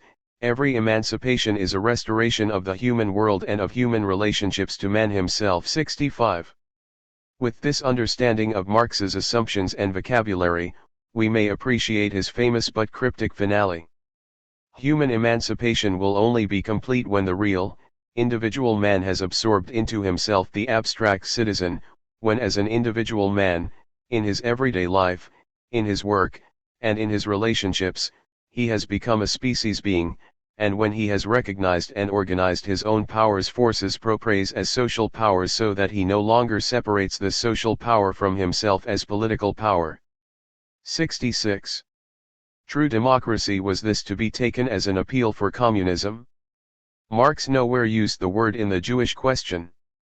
Many authorities, including those of communist orthodoxy, have grouped the above call for human emancipation with the true democracy of the Kreuznach critique as both belonging to Marx's pre-communist, transitional period, when he espoused some vague, radical, but still bourgeois, democracy. He became a communist, so the argument runs, only when he announced in the Paris Critique his discovery that the proletariat was destined to lead mankind to the good society. But the Paris Critique in fact does not mention the word communism either, and the task there assigned to the proletariat was precisely universal human emancipation, the same term employed in the Jewish Question 67. Close scrutiny of the Krusnak writings reveals that, whatever so-called scientific discoveries he made in Paris, Marx had already undertaken a moral commitment to communism as a form of society without private property, social classes, or a state. True democracy may indeed be equated with communism. To document this point, we may review briefly the evidence that Marx wanted true democracy to be propertyless and classless, and then turn to our central concern, its statelessness. The Krusnak writings do not, to be sure, call for the elimination of property and social classes directly, in so many words, but the underlying desire gains clarity in each succeeding document. In the critique itself, Marx limited his discussion of property, following Hegel, the institution of primogeniture. Where Hegel saw this practice as a guarantee of the disinterestedness of the aristocracy in public concerns, Marx saw it merely as a guarantee of disinterest. For precisely because their property was inalienable through the generations, no matter what might befall other people, aristocratic landowners could be indifferent to the larger community. Their property did not give them a vested interest as in the Greek polis in the common weal. Because it is inalienable, its social nerves have been severed and its isolation from civil society is secured. Primogeniture is the freedom of private rights which has freed itself from all social and ethical chains. In human terms, moreover, the owner of such property cannot use it according to his will, rather it uses him. Landed property always inherits, as it were, the firstborn of the house as an attribute linked to it. The subject is the thing and the predicate is the man. The owner of the entailed estate is the serf of the landed property. 68. While restricting his critique to primogeniture, Marx twice noted that this institution is paradigmatic of all private property. He drew no overall conclusion, save for the sarcastic comment, such is the sovereign splendor of private property, of possession of land, about which so many sentimentalities have recently been uttered and on behalf of which so many multicolored crocodile tears have been shed. 69. It may be argued nonetheless that these seminal thoughts contain the seed of all that Marx would subsequently have to say on the subject of private property. 70. With respect to classes, we have already witnessed Marx's absolute revulsion at the hereditary caste system of medieval Europe, which appeared to him as the animal history of mankind, its zoology. The French Revolution, he went on to observe, eliminated these legal estates and their political functions. Political classes became merely social classes, and mobility became more possible. Nowadays money and education are the prevalent criteria determining social position. But mobility should not be confused with equality. It is a development of history that has transformed the political classes into social classes such that, just as the Christians are equal in heaven yet unequal on earth, so the individual members of a people are equal in the heaven of their political world yet unequal in the earthly existence of society. 71. The implication seems clear that the transformation that was begun by the French Revolution needs to be completed by applying equality to the earthly existence of society. The implication became even plainer in the Jewish question. Here Marx developed a set of seductive parallel constructions for his young Hegelian readers, beginning from their accepted view that man's ultimate self-realization would involve emancipation from the illusion of religion. Marx had stressed that political emancipation only abolished religion for the state itself. Through disestablishment of the church, it by no means freed the citizens individually from their religious illusions. Only universal human emancipation would accomplish the latter goal. The seductive parallels follow. The state can free itself from a limitation without man actually being free from it. For example, the state as a state abolishes private property, when it abolishes the property qualification for electors and representatives, as has been done in many of the North American states. But the political suppression of private property not only does not abolish private property, it actually presupposes its existence. The state abolishes, after its fashion, the distinctions established by birth, social rank, education, occupation, when it decrees that birth, social rank, education, occupation are non-political distinctions, when it proclaims, without regard to these distinctions, that every member of society is an equal partner in popular sovereignty. Far from abolishing these effective differences, it only exists so far as they are presupposed.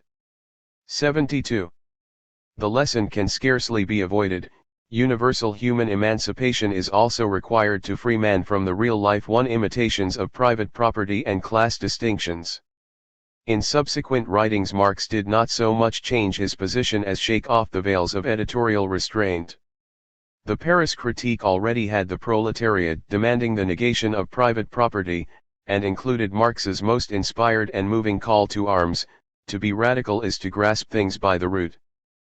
But for man the root is man himself. The criticism of religion ends with the doctrine that man is the highest being for man, hence with the categorical imperative to overthrow all conditions in which man is a degraded, enslaved, neglected, contemptible being. 73. The theme of human degradation in modern society was taken up again at length in Marx's now famous Paris manuscripts of 1844, from which scholars have gained a wealth of new insights into Marx's concept of man, man's destiny, and the various forms of his present alienation: wage labor, money, private property, and the division of labor. 74. But the Paris manuscripts are almost totally unpolitical, and to gain some further insight into the stateless dimension of Marx's initial vision of communism, we must come back to the relatively untapped resources of the Kreuznach critique.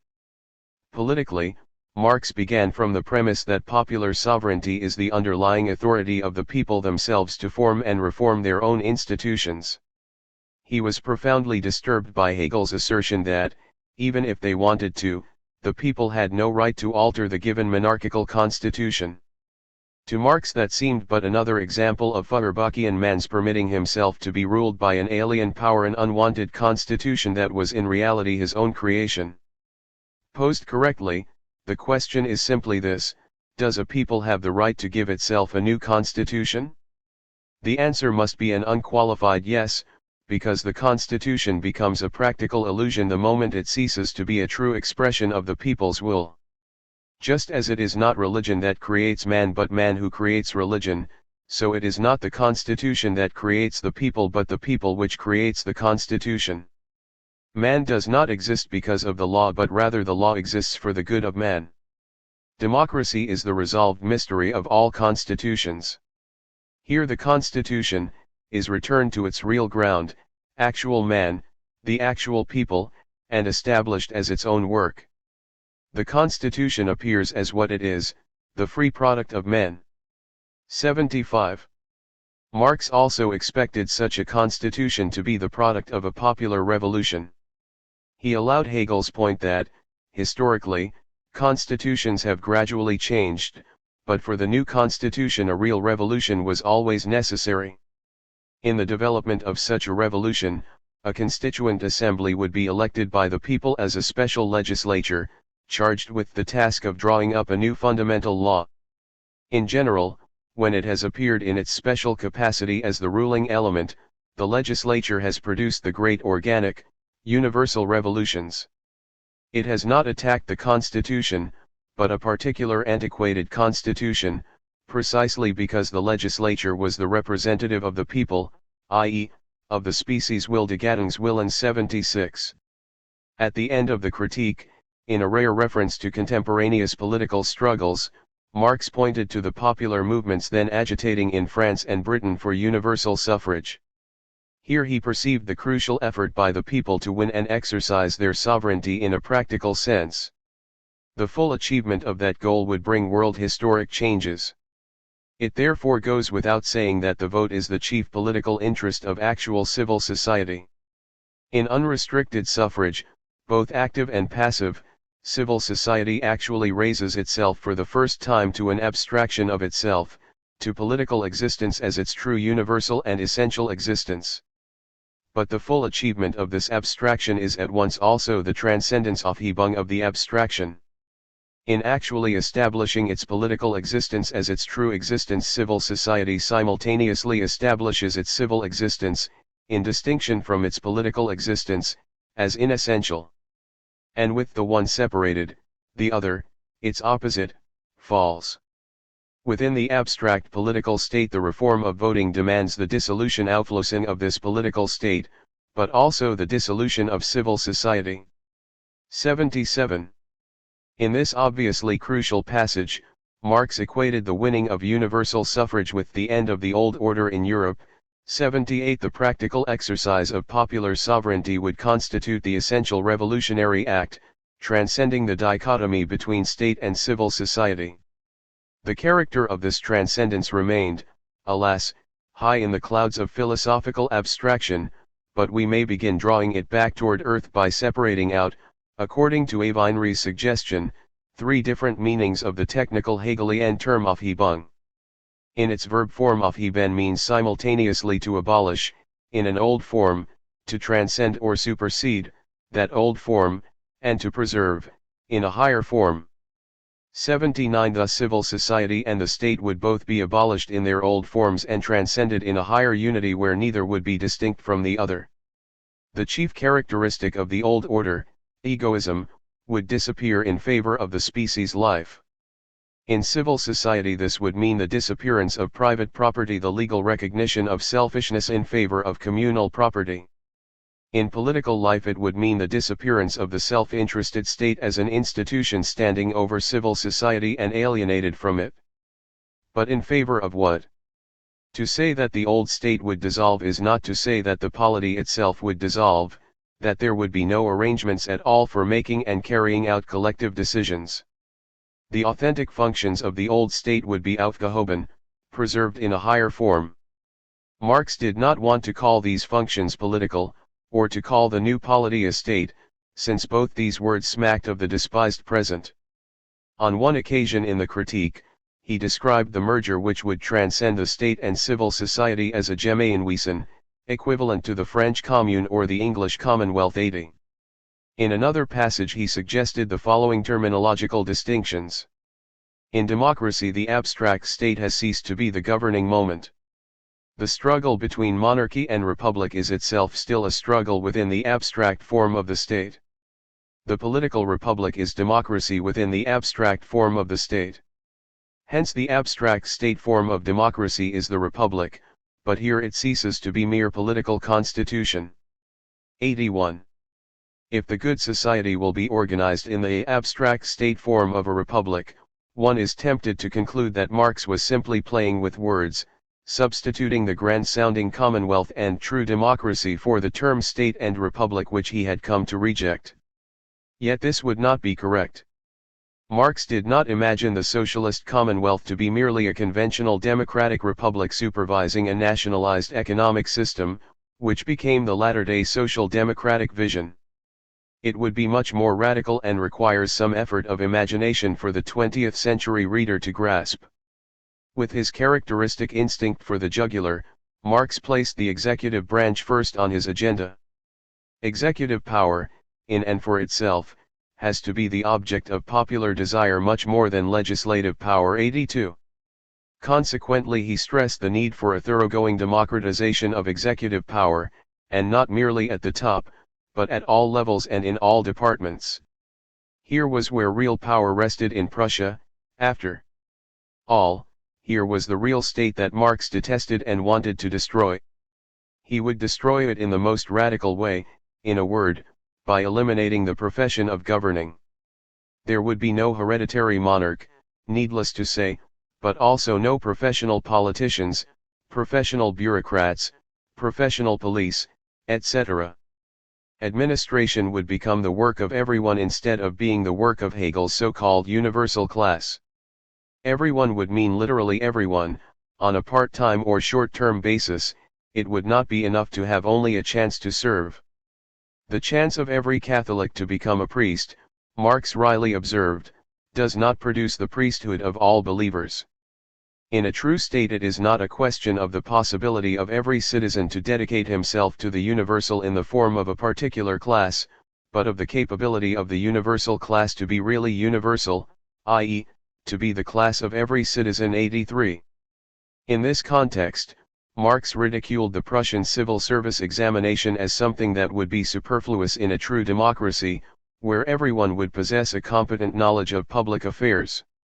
In a rational state, taking an examination belongs more properly to becoming a shoemaker than an executive civil servant, because shoemaking is a skill without which one can be a good citizen of the state, a social man, but the necessary state knowledge Staatswissen is a condition without which a person in the state lives outside the state, is cut off from himself, deprived of air. The examination is nothing other than a Masonic rite, the legal recognition of civic competence in the form of a privilege. 84. It was in this very real and concrete sense that Marx expected the state to dissolve. It would cease to exist as a separate institution standing over society and run by professionals. Public business would become the part-time or short-term activity of ordinary citizens, one activity among many they would pursue. Marx's ideas on the legislative branch were less original and less developed, but no less radically democratic. He expected that the people would vote on important legislative matters directly, by referendum, which was the sense of his distinction quoted earlier between active and passing voting. 85. But passive voting meant electing representatives who would in turn vote on legislation, and Marx still displayed none of Rousseau's hostility toward representation per se. He called it the conscious product of civil trust, and in a contemporaneous letter to Ruge contrasted the representative system to the estate system as the difference between the control of man and the control of private property. We are already familiar with his views on the Prussian Diets. 86. The control of man was meant seriously. Marx wanted directly elected deputies to be instructed by and bound to their constituents. On the other hand, he expected voters in a true democracy to share in deliberating and deciding on matters of general concern as the all, that is to say, within and as members of the society, thus as species beings and not as self-centered monads. R7. Although Marx did not discuss the judicial branch directly, it is plausible to assume that he wanted it to be elective as well, and that he wanted both the legislature and the judiciary to be deprofessionalized in the same sense as the executive. 88. Career deputies and professional judges would disappear with their executive counterparts. With these clarifications from the seldom read critique, the famous and puzzling last paragraph of the Jewish question takes on concreteness. Communist men would no longer separate their own collective power from themselves and turn it over, as alienated political power, to the professionals who run an institutionalized state. And their own activities as citizens would no longer be infrequent and unreal, but would become a meaningful part of their daily lives. They would have absorbed the abstract citizen back within themselves.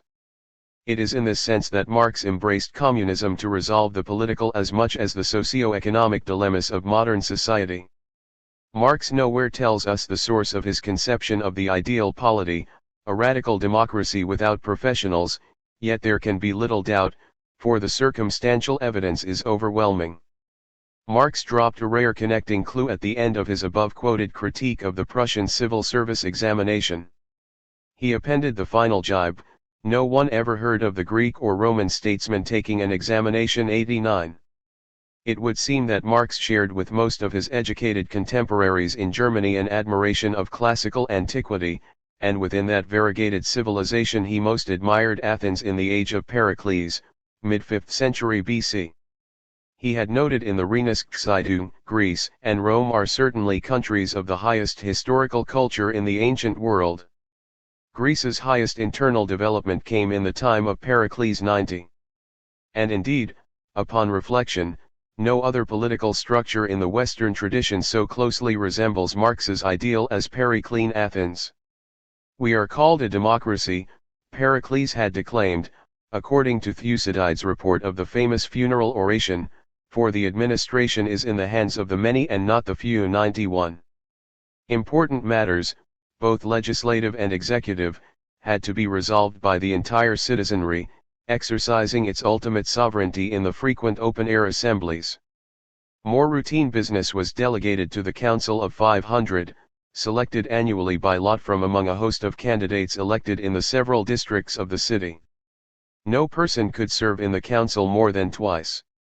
All other officials, from tax collectors to generals, were similarly selected each year by election or by lot, and except for generals and certain financial officials could not serve more than once in the same position. There was no permanent, professional civil service, save for a few lower-level functions, clerks, town criers, policemen. Judicial tasks were handled entirely by enormous juries composed of hundreds of judges, all chosen in the same manner as the council. Alfred Zimmern has estimated that at any given time 1/6 of the Athenian citizenry could be found serving in public office and eating public bread. 92. Civic competence was expected and assumed in all citizens, whom Pericles praised for adapting themselves to every task with the utmost versatility and grace. 93. The core resemblance to Marx's true democracy is simply too striking to be coincidental. Exactly where Marx acquired this admiration for Periclean Athens cannot be ventured. Most likely it came by ordinary cultural osmosis from the general veneration given to Greece in early 19th century German-educated circles. And for what does seem certain, however, is that he could not have acquired it from Rousseau, whose classical model was Sparta and whose hero was Lycurgus, or from the Jacobins, who rather fancied themselves to be Romans. Insofar as Rousseau and the Jacobins were incipient totalitarians, as Tolman argues, it is noteworthy that they avoided Athens as a model while Marx singled it out. To say he admired Athens is not, of course, to say he admired everything about it, or dreamed nostalgically of recreating the golden age of a simpler society.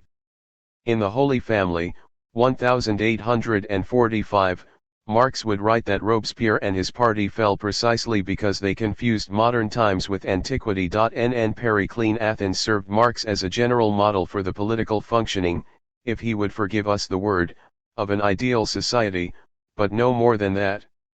He also used other models from the past, some consciously, some apparently not, to flesh out in his mind various attributes of the rational society.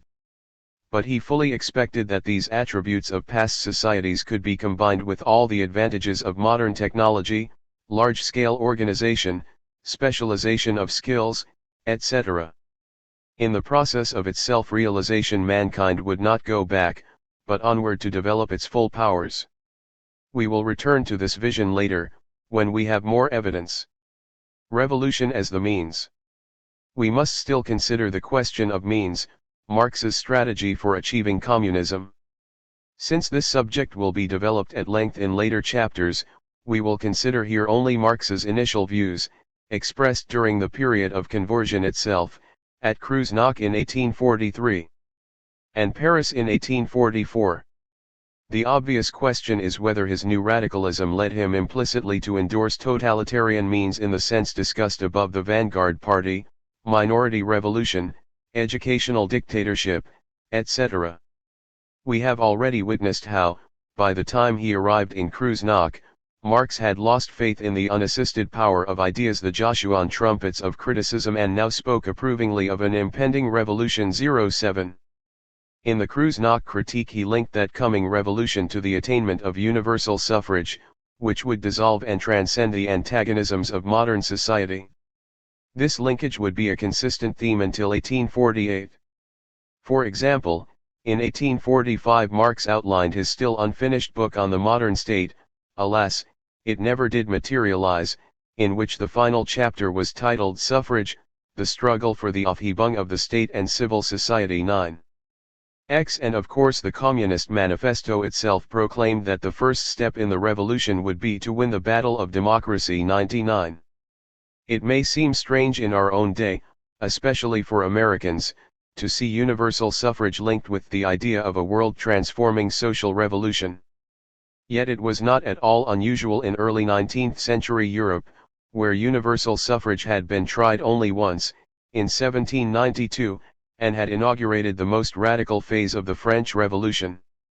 To conservatives of Marx's time, and even to most liberals, universal voting smelled of the guillotine, committees of public safety, assaults on the established classes, and indeed, if tried again, doubtless a universal assault on private property itself.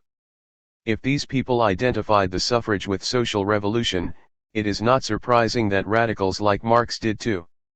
Only later would they all discover, to their pleasure or grief, that it might be compatible with existing socio-economic arrangements. Moreover, most radical Democrats quite plausibly anticipated that universal suffrage could be achieved only by popular revolution, since the existing oligarchies were unlikely to sign their own death warrants.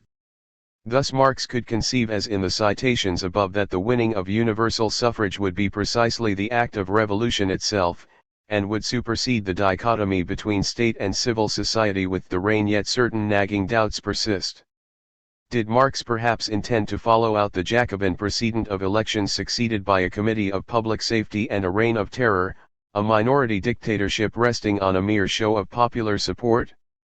At Kreuznach he still treated the attainment of universal suffrage in Britain and France as the general triumph of the people. In the Paris Critique, completed in January 1844, he first identified the proletariat as the executor of the impending revolution and now emphasized that it would extend to Germany as well. The day of German resurrection will be proclaimed by the crowing of the Gallic cock 100. In the same passage, however, Marx recognized that the proletariat is only beginning to appear in Germany. It certainly constituted only a small minority there, and only a somewhat larger minority in France. This observation has given rise to the view that Marx here in effect was advocating minority revolution and its logical consequence, minority dictatorship. 101. The suspicion is heightened by the pronounced chiliastic tone of the Paris essay. Tolman not unjustly calls it a messianic document par excellence, which foresaw a grand apocalypse in the immediate future and called upon the just emerging proletariat not only to destroy the existing order but to produce universal human emancipation, the complete overcoming of man's self-alienation, nothing less than the fulfillment of all human history. 102. These nagging doubts may be assuaged somewhat by the fact that in 1843 to 1844, Marx nowhere openly called for minority revolution, for a vanguard party, or for dictatorship of any kind. True democracy would appear to follow immediately upon the popular revolution which establishes universal suffrage. Marx showed no partiality for Blanquist's secret societies in Paris and, indeed, his repeated assertion that universal suffrage would be the first act of the revolution is flatly incompatible with the standard Blanquist recipe for elections only after a temporary revolutionary dictatorship.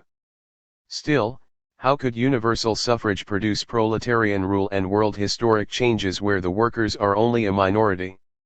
The paradox can be resolved by a key phrase from the same section of the Paris Critique. The acute disintegration of society. 103. Marx first approved of revolution in his letter to Ruga of March 1843, in his next letter 2 months later he was already linking this revolution to the social dislocation produced by rapid industrialization. If I do not despair, it is only the desperate situation of the present that fills me with hope. The system of industry and commerce, of property and the exploitation of men leads even more rapidly than population growth to a fissure within present-day society that the old system cannot heal. 104. In the Paris Critique, Marx expanded on the peculiar kind of misery produced by the rising industrial movement, for it is not poverty from natural circumstances but artificially produced poverty, the masses resulting from the acute disintegration of society, and particularly of the middle classes de Mittelstands, which gives rise to the proletariat. 105. By July 1844 Marx was speaking of pauperism as England's national epidemic, which spreads in geometrical proportion as the necessary consequence of modern industry. In England the misery of labor is not partial but universal, not confined to factory districts but extended to rural districts. The uprising of the Silesian weavers in 1844 portended the same future for Germany. 6. As Marx became aware of the social dislocation produced by industrialization, he vastly overestimated both the speed and ultimate extent of such pauperization. But he was by no means alone in this miscalculation. Lorenz von Stein, whose aforementioned work first exposed Marx to extended social analysis, himself gave special prominence to the tendency of industrial society toward rapid and extreme polarization.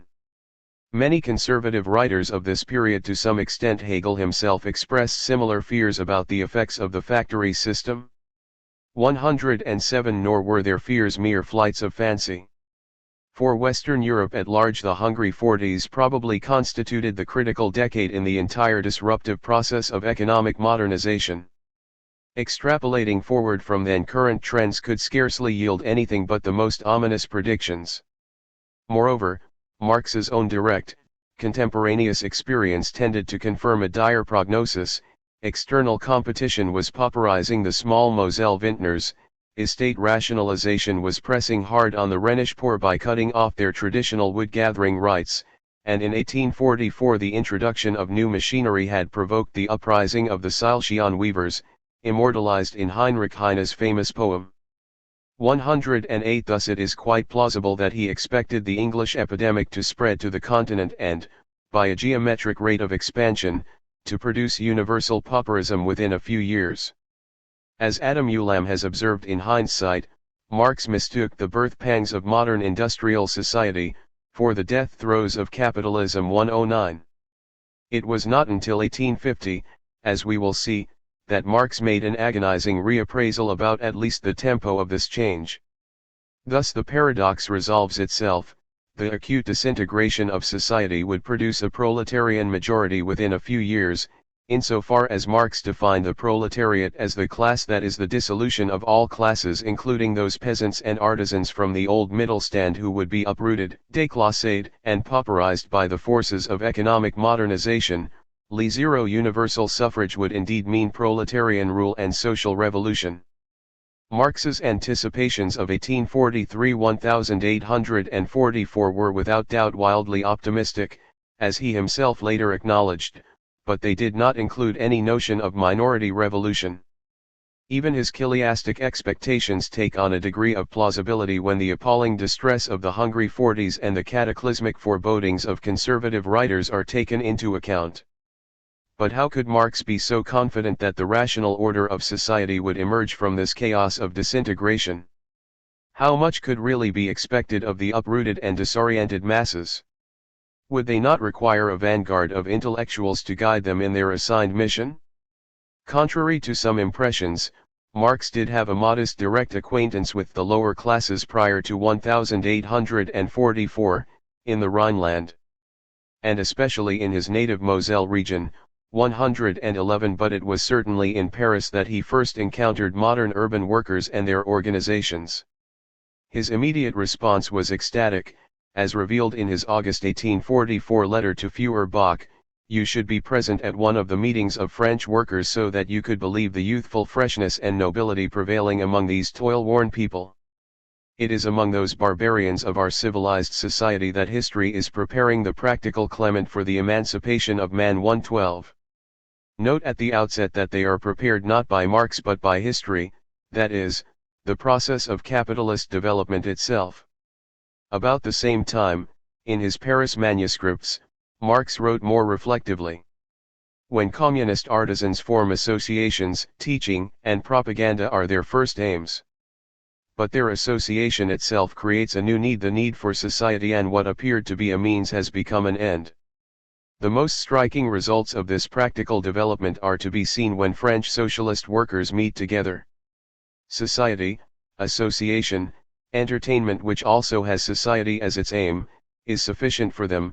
The brotherhood of man is no empty phrase but a reality, and the nobility of man shines forth upon us from their toil-worn bodies." U3. Such proletarian associations were crucially important in Marx's revolutionary schema, and not merely or even primarily because they defended the material interests of the workers. As they augmented the brute strength of the movement, they simultaneously transformed the consciousness of its individual members. No longer isolated monads, deformed by the crushing egoism of civil society, the workers discovered in association their true selves, their need for society, and gave up their egoism for the mutuality of the common cause. The proletariat, Marx would write in 1847, needs its courage, its self-esteem, its pride, and its sense of independence more than its bread. 114. Thus the root cause of man's present-day alienation, egoism, was being transcended in proletarian associations. Here, where the worker could actually live as a species being, the new unselfish socialist man was being created. Here was the new society in embryo within the womb of the old. Here it was growing in dialectical relation to the disintegration of the existing order. In this manner, Marx reached the conclusion classically formulated in the Paris Critique, that the proletariat, not Hegel's bureaucracy, constitutes the universal class, the class whose task it is to realize the universal need of society. A class with radical chains, a class in civil society that is not of civil society, a class that is the dissolution of all classes, a sphere of society having a universal character because of its universal suffering, that cannot emancipate itself without emancipating itself from all other spheres of society, thereby emancipating them, a sphere, in short, that is the complete loss of humanity and can only redeem itself through the total redemption of humanity. 115. In this process of human redemption, Marx left room for his old weapon of change, philosophical criticism, but no longer as an independent instrument. The weapon of criticism, he continued in the renowned lines, obviously cannot replace the criticism of weapons. Material force must be overthrown by material force. But theory also becomes a material force once it has gripped the masses. As philosophy finds its material weapons in the proletariat finds its intellectual weapons in philosophy. 116. Thus the task of intellectuals like Marx was educational, to help raise the consciousness of the masses, giving them insight into the cause of their condition and into its necessary solution. But education is by no means identical to direct political leadership. Nowhere in these writings is there a call for a vanguard party, or for any party at all, other than the workers' own associations. Marx had an obvious opportunity in Paris to join the League of the Just or some other Blanqui-inspired conspiratorial elite, but he did not. During my first stay in Paris, he recalled in 1860, I cultivated personal relations with the leaders of the Ligue Ure. Beck and Maurer as well as with the leaders of most of the French secret workers' associations, but without joining any of them. 117.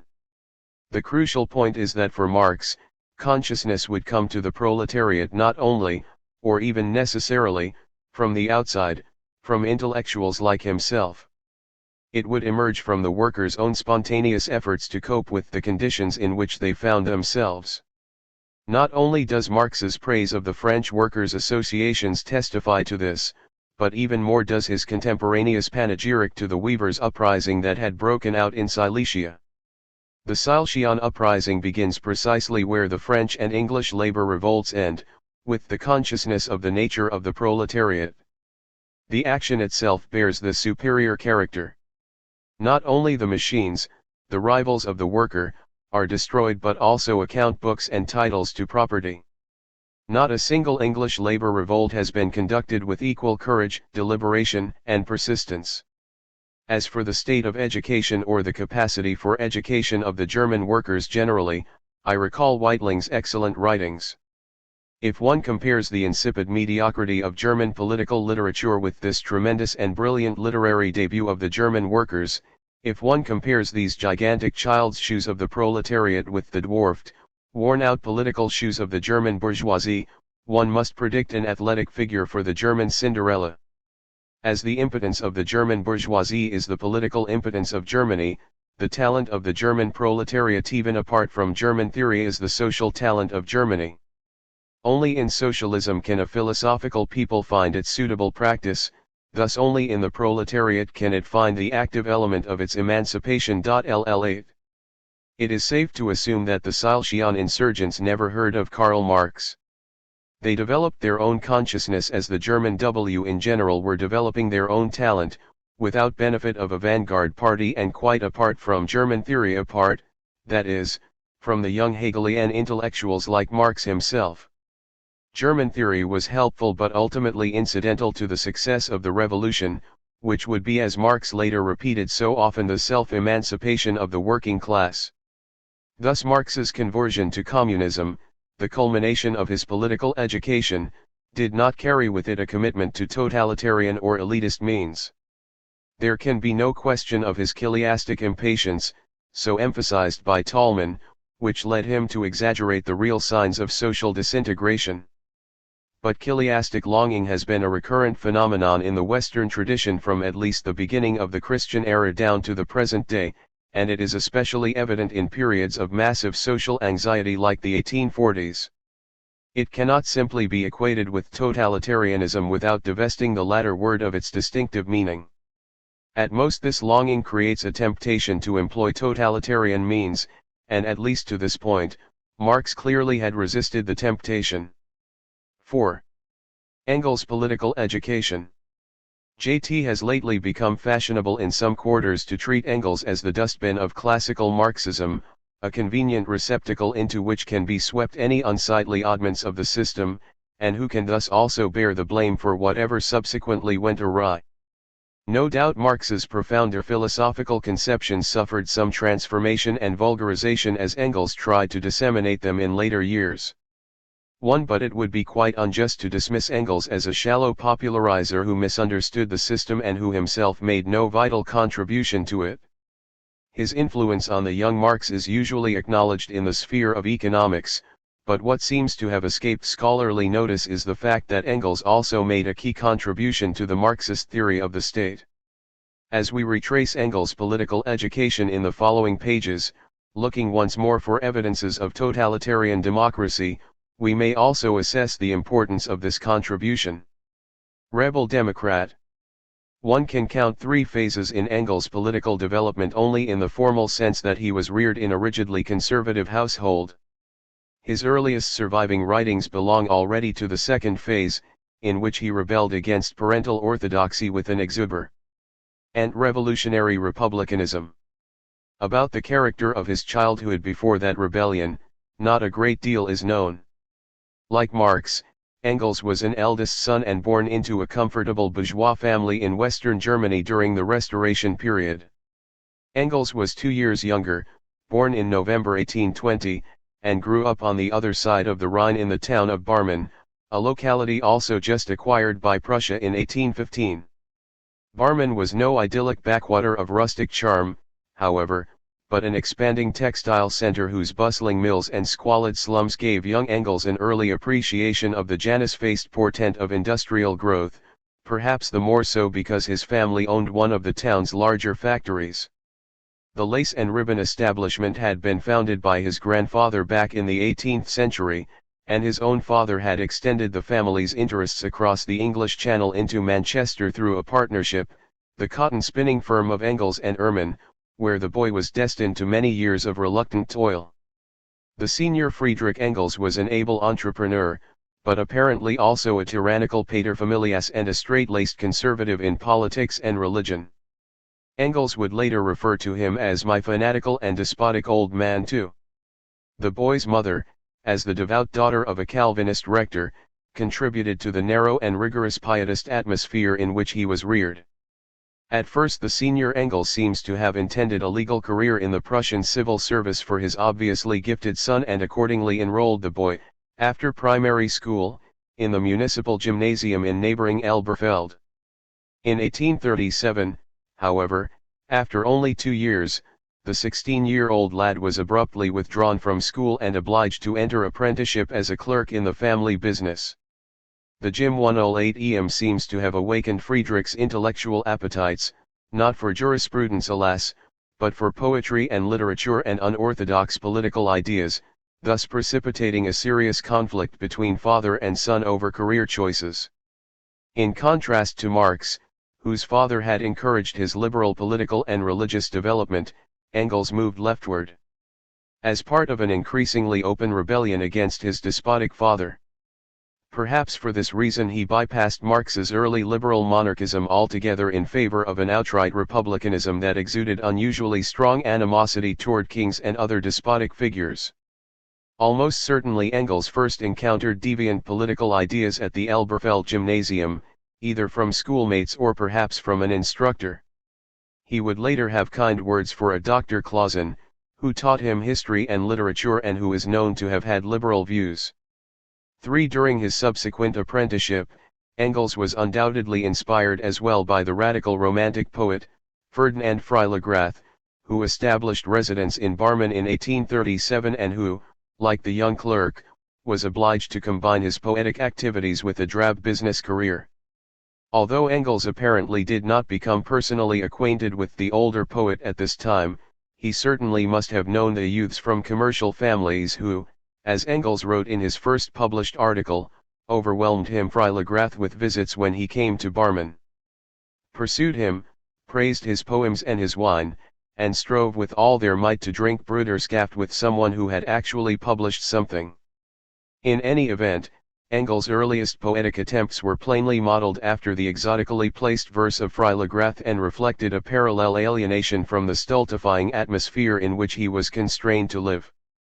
For after a year's apprenticeship, the 17-year-old Engels was able to arrange a more satisfactory compromise with his father. He secured permission to move to the North Sea port of Bremen, there to continue his tutelage under an old family business friend, Heinrich Luppold, in the linen export trade. During the next 3 years away from his family the youth matured rapidly, expending a minimum effort on his business chores taking advantage of the more cosmopolitan climate of the Free City to read voraciously at every opportunity, especially political writings forbidden on Prussian soil. His own letters and writings began to reflect political interests. In a surviving 1839 poem, Florida, Engels depicted a young Burschenschaftler as a tragic freedom fighter who suffered imprisonment and exile because of his striving for freedom. The black, red, and gold colors of the Burschenschaft movement, he reported to his favorite sister, Marie, are the only colors I can bear, and he proudly displayed them on his purse and pipe tassels. 5. Even his belletristic interests had strong political overtones. It is not accidental that his literary pantheon consisted of Heinrich Heine, Ludwig Born, and the writers of the Young Germany school, whose political radicalism had earned them the Prussian censor's ban in 1835. After satisfying his curiosity about their writings, Engels defended his heroes in a letter to his boyhood chum, Friedrich Grebber. These ideas are not at all demagogic or anti-Christian, as they are branded, but rest on the natural rights of every individual and extend to everything that, under present conditions, contradicts these rights. Among such ideas, above all, are the participation of the people in the work of the state, i.e., constitutionalism and emancipation of the Jews, elimination of all religious compulsion, of all hereditary aristocracy, etc. Who could be against these things? 6. Engels concluded that he was body and soul a young German, that he could not sleep nights from thinking of these ideas, and hoped that his friend, then training for the clergy, would not turn against them. He also declared that he had never been a pietist and was now inclining toward Christian rationalism. Among the writers associated with the Young Germany school, it was Ludwig Born who influenced the Bremen apprentice most profoundly. Engels' letters and early published writings were filled with increasing admiration for the recently deceased exile, whom he lauded variously as the heroic fighter for freedom and justice, the modem Moses, and the John the Baptist of modem times, and whom he adopted as his mentor in both literary and political matters. 7. Born was not, strictly speaking, a member of the Young German literary circle, but more an elder statesman. Having grown up a generation earlier in the Jewish ghetto of Frankfurt, Born like Herschel Marx experienced personally the liberation of the Jews and was able to serve as a city official during the Napoleonic period. The Restoration brought dismissal, however, and the beginnings of his politico-literary opposition. He published a periodical, Die Wage, in Frankfurt until it ran afoul of the censors in 1821. His liberal views led him to Paris on a number of occasions, and he moved there permanently shortly after the July Revolution in 1830, an exile that would last until his death in 1837. 8. It was from Paris that Born put forth his most famous political writings, Brief aux Paris. His initial enthusiasm for the July Revolution quickly soured as he realized how little had actually been changed. He joined the ranks of the radical Republican opposition to Louis Philippe and the 200,000 plutocrats who now ruled France. He looked forward to the creation of a genuinely democratic republic based on universal suffrage and popular control of the executive, but he regarded all government as a necessary evil, whose prescribed mission should be the preservation of individual rights. There must be human rights such that no governmental power may destroy, discontinue, or impair at any time, under any circumstances, for the sake of any benefit or to ward off any danger, even when exercised by the poorest street waif in the land. This model liberal democrat, who rejected socialism, nonetheless called for revolution precisely because he was a democrat.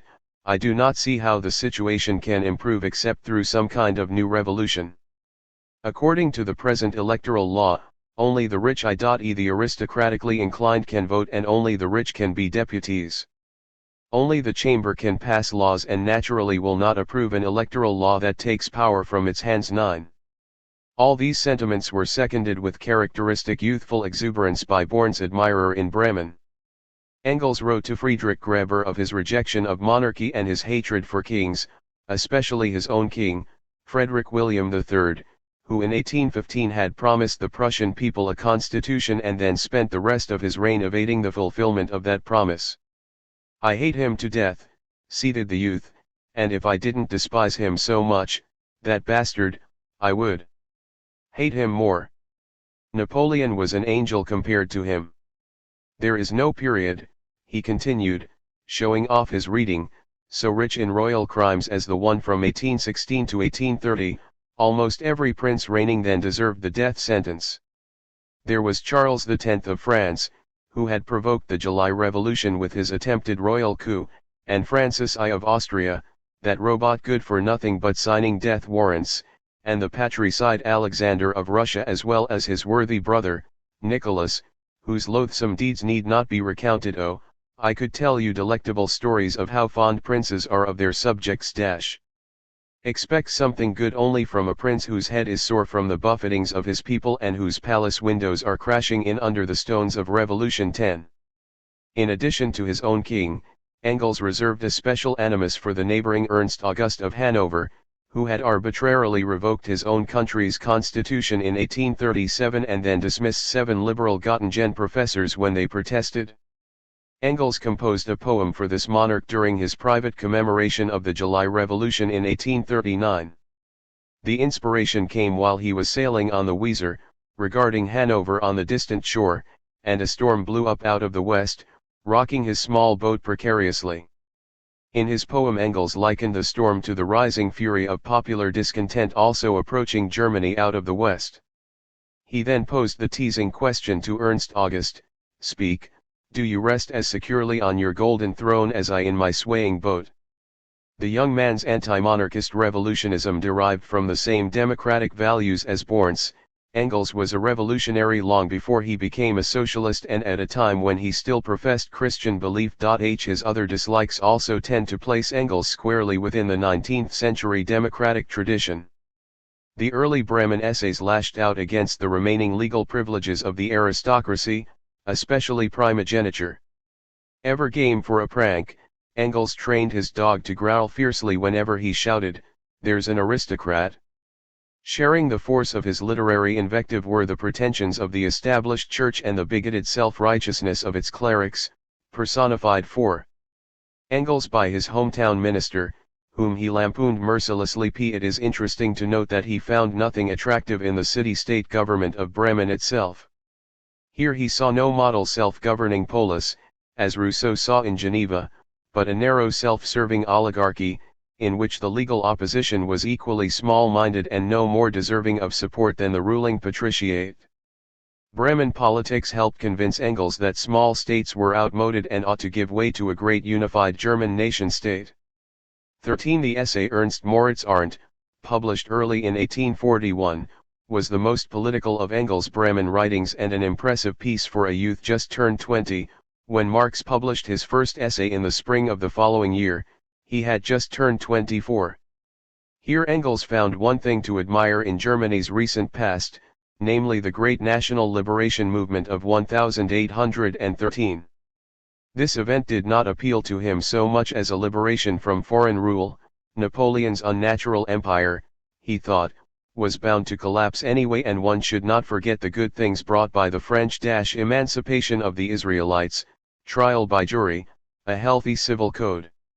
Rather, what impressed Engels mightily was that we armed ourselves without waiting for the all-gracious permission of the princes, yes, that we forced the rulers to step forward and lead, in short, that for a single moment we appeared on the stage as the source of state power, as a sovereign people. 14.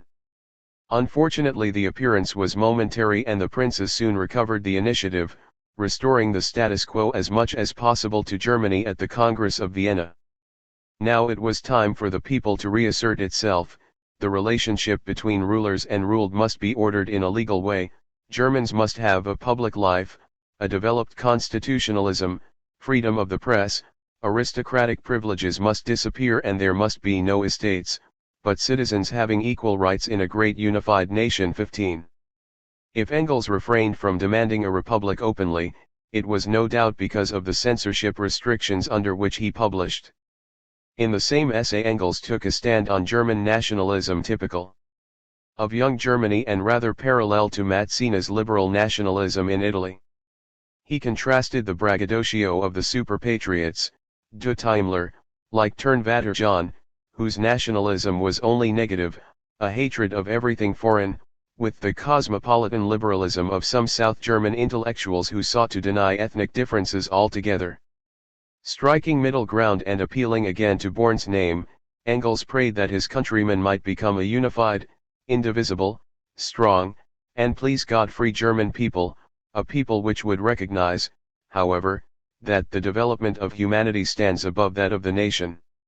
He hoped that Germans could one day reclaim their lost brethren in Alsace and Lorraine, but they would first have to prove themselves worthy by unifying themselves in a modern constitutional state. Patriots should strive for that, rather than for the extirpation of the French. 16. The Arndt essay also called for a synthesis of Hegel and Born, suggesting the other predominant intellectual influence on the young Engels. If his political and literary values derived from Born and young Germany, his religious and historico-philosophical views came from Hegel, and especially the young Hegelian school in Berlin. Engels was not able to break free from the straitjacket of Barman-Pietism as effortlessly as Marx shed his early Blandeism. His Bremen letters to Greber reveal a sometimes painful inner struggle through which he moved by stages from Calvinist orthodoxy to a kind of Christian rationalism, and then, under the influence of Strauss' Life of Jesus, away from Christianity altogether toward a vague Hegelian pantheism. His curiosity about the young Hegelians drew Engels' gaze toward Berlin, and, after the completion of his Bremen apprenticeship, he chose to perform his year of required military service, 1841 to 1842, in the Prussian capital. There the final step in his religious evolution took place as he was converted by Feuerbach's just published Essence of Christianity to the position of atheist humanism he would retain the rest of his life. 17. During his year in Berlin, Engels was an indifferent soldier. He displayed none of his later interest in militaria, but as usual he devoted every spare hour to study and writing. 18. The chief fruit of this endeavor was a tract attacking Friedrich Schelling, the conservative philosopher appointed to counter Hegel's influence at the University of Berlin. The final paragraphs of Engels' piece bear the heavy imprint of Feuerbachian ideas. With the overcoming of traditional religion, he wrote, "The earth which had seemed but a prison now becomes a splendid royal palace. Heaven has come down to earth, and the earth no longer needs to justify itself before unreason which could not understand it. Its magnificence and splendor, its abundance, its power, its life are its own justification. And that favorite child of nature, man, after the long struggles of his youth, returning as a free man after long estrangement to his mother, has also overcome the alienation from himself, the division within his own breast. He has placed the crown of freedom on his own head, the crown which is the self-consciousness of humanity." Thereupon Engels concluded with a distinctly un-Feuerbachian political twist, predicting that this freedom would be put into practice after a final battle of the peoples against tyranny. It is our calling, to gird our swords round our loins and cheerfully pledge our lives in one last holy war, from which will emerge the 1,000-year realm of freedom. 19. If this enraptured finale sounds an ominous chiastic note, it must be weighed against Engels' other, more political but less known, Berlin writings. These writings appeared mainly in the Rheineszeitung and reveal quickly expanding knowledge and acute political insight. Correspondingly, Engels' demands for change became more exact and less apocalyptic. An article on South German liberalism, for example, picked apart its shortcomings with considerable dexterity, but ended with a tribute to its real accomplishments, which truly are not to be despised. Above all, it founded a German opposition and thus made possible a political orientation in Germany and awakened parliamentary life. It did not allow the seeds which lay in the German constitutions to decay or die, and drew from the July Revolution whatever advantage was to be gained for Germany. 20. When Engels turned his attention to his own new Prussian monarch, a remarkably perceptive portrait emerged.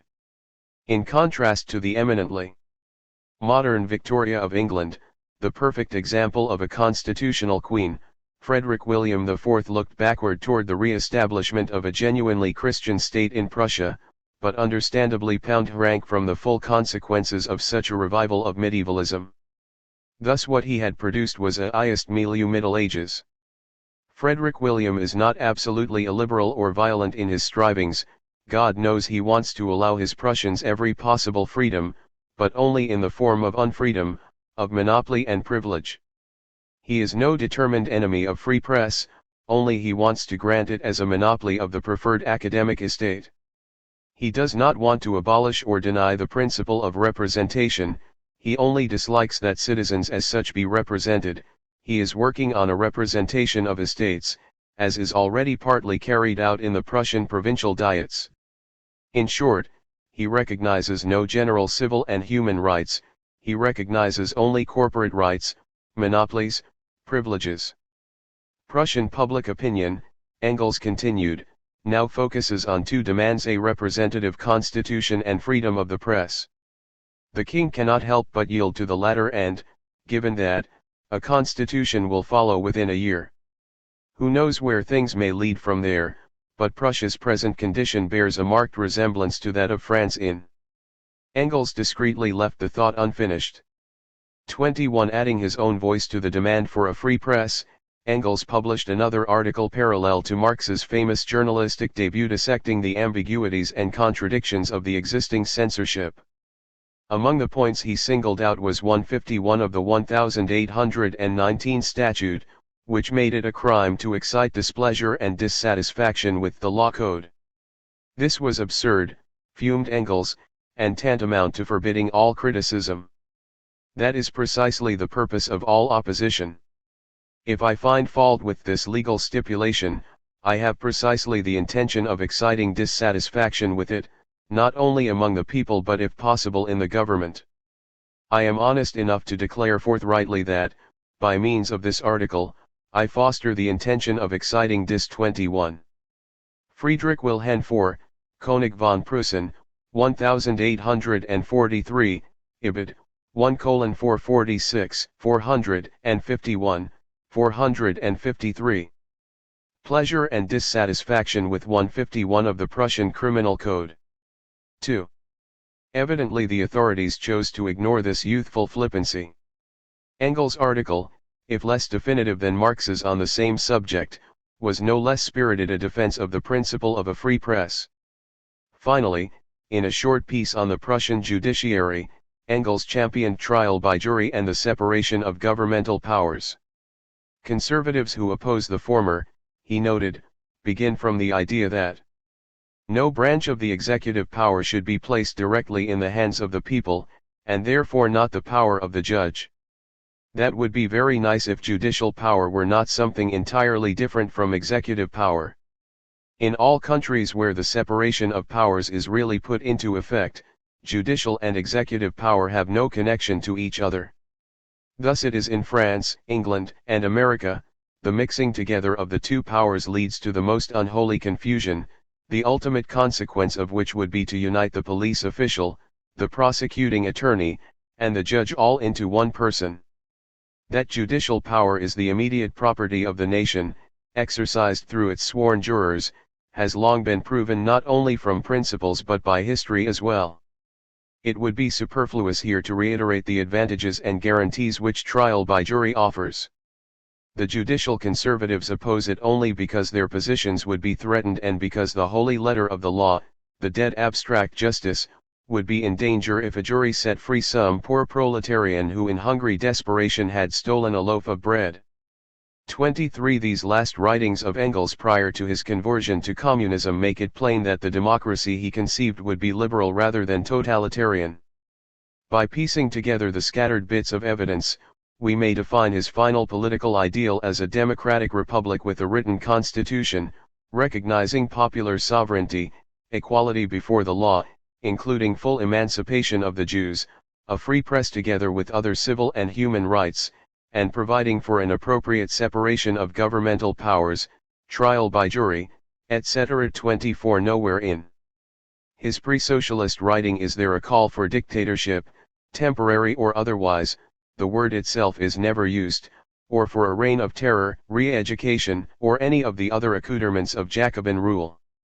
25. To be sure, like most early Democrats, he expected that these ends could be attained only by force, since existing governments closed off any legal avenue to democracy.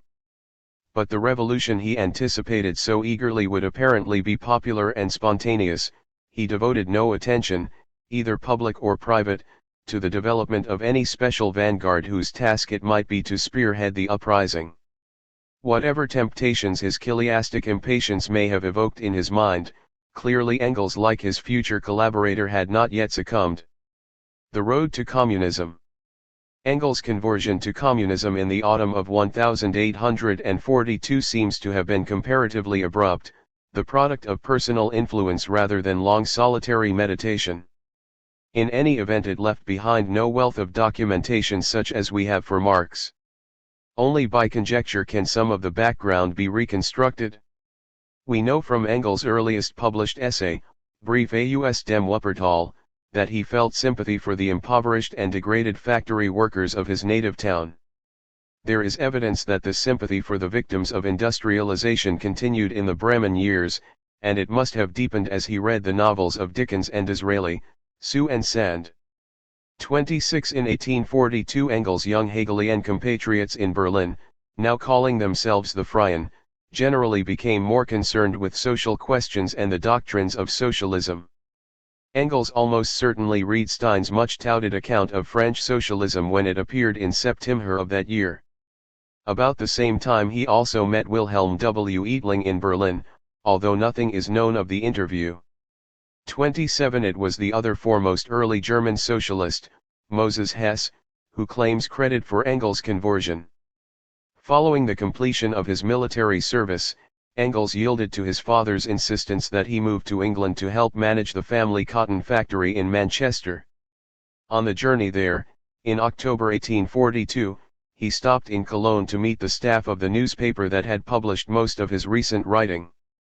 After being snubbed by Marx, who identified him with the irresponsible Freien, Engels must have impressed Moses Hess, who spent the following week in intensive discussions with the younger man. Apparently Hess convinced him that communism was the necessary and logical outcome of Hegelian philosophy, especially in its Feuerbachian revision, and that England would shortly lead the way to the New Jerusalem. We spoke about current questions, Hess reported afterward to his friend Berthold Auerbach, and he, an anno revolutionary, departed from me an enthusiastic communist. 8. Engels was about to turn 22. His conversion did not make him Hess follower in any narrow sense, he remained much more political and practical than the ethereal, philosophically minded Hess. During the next 2 years in Manchester, Engels would publish his first essay on political economy and gather material for his first book, a massive empirical study of English working-class conditions. 9. Even more significantly for our purposes, he would immerse himself in English political life, producing no fewer than 9 articles on the subject, a body of writing in which Engels developed a coherent theory of the modern state, a rudimentary schema of historical development, and a political strategy for achieving communism. 30 Engels' early impressions of Britain were undoubtedly colored by the expectations Hess had put in his head. The latter's most recent book, Die Europäische Triarchie, had presented human emancipation as the achievement of three great revolutions: the German Reformation, which had established religious freedom; the French Revolution, which had brought political freedom; and now finally an anticipated English social revolution, which was to achieve social freedom through communism. 31 Thus Engels arrived in Britain looking for signs of fermenting social upheaval. He did not have to look very hard to find them. 1842 had been a depression year with widespread famine in the industrial districts. Manchester itself had been a centre of political strikes and rioting only a few months before, largely in connection with the campaign of the Chartists. Originally drawn up in 1838, the Great Charter was conceived as a monster petition to Parliament asking for the full democratization of the English governmental system. Its 6 points included universal manhood suffrage, secret ballot, equal electoral districts, annual election of commons, salaries for members of Parliament, and elimination of property qualifications for such members. During the first campaign in 1839, over 1 million signatures had been collected in favor of the petition, which did not save it from quick oblivion when it finally reached Parliament. The second campaign reached its climax shortly before Engels arrived in 1842. According to the best reckoning, 3,317,702 signatures were collected, representing at least half the adult male population of the country, but once again the House of Commons rejected the petition by an overwhelming vote of 287 to 49. While the Charter contained no socialist demands, its mass support came overwhelmingly from the working class, and many, probably most of its leaders, were socialists of one sort or another. While some elements favored only peaceful pressure, or moral force, to back the petition, others urged rioting and physical force as the only effective means. Hence the disturbances in Manchester, which was a major centre of the physical force wing. Everything seemed to confirm Engels' expectation of imminent social revolution, and he plunged himself into Chartist activities and into intensive study of the English scene. 32. His earlier view of politics, which pivoted on the drama of despot versus people, had to give way to a more differentiated view of contending political forces in a country where the monarch was only a figurehead. Comments on the English Constitution increasingly punctuated his articles and culminated in an extended analysis Engels wrote for his German readers in 1844. Contrary to the conventional belief, he argued, the English Constitution does not rest on a balance of powers. The monarchical element survives only as ceremony and veneration. The power of the crown in practice reduces itself to zero. Not even the Chartists bother themselves about the crown, the ultimate proof of its impotence. Nor do the Chartists concern themselves with the aristocratic element, the House of Lords, which has become an old people's home for retired statesmen.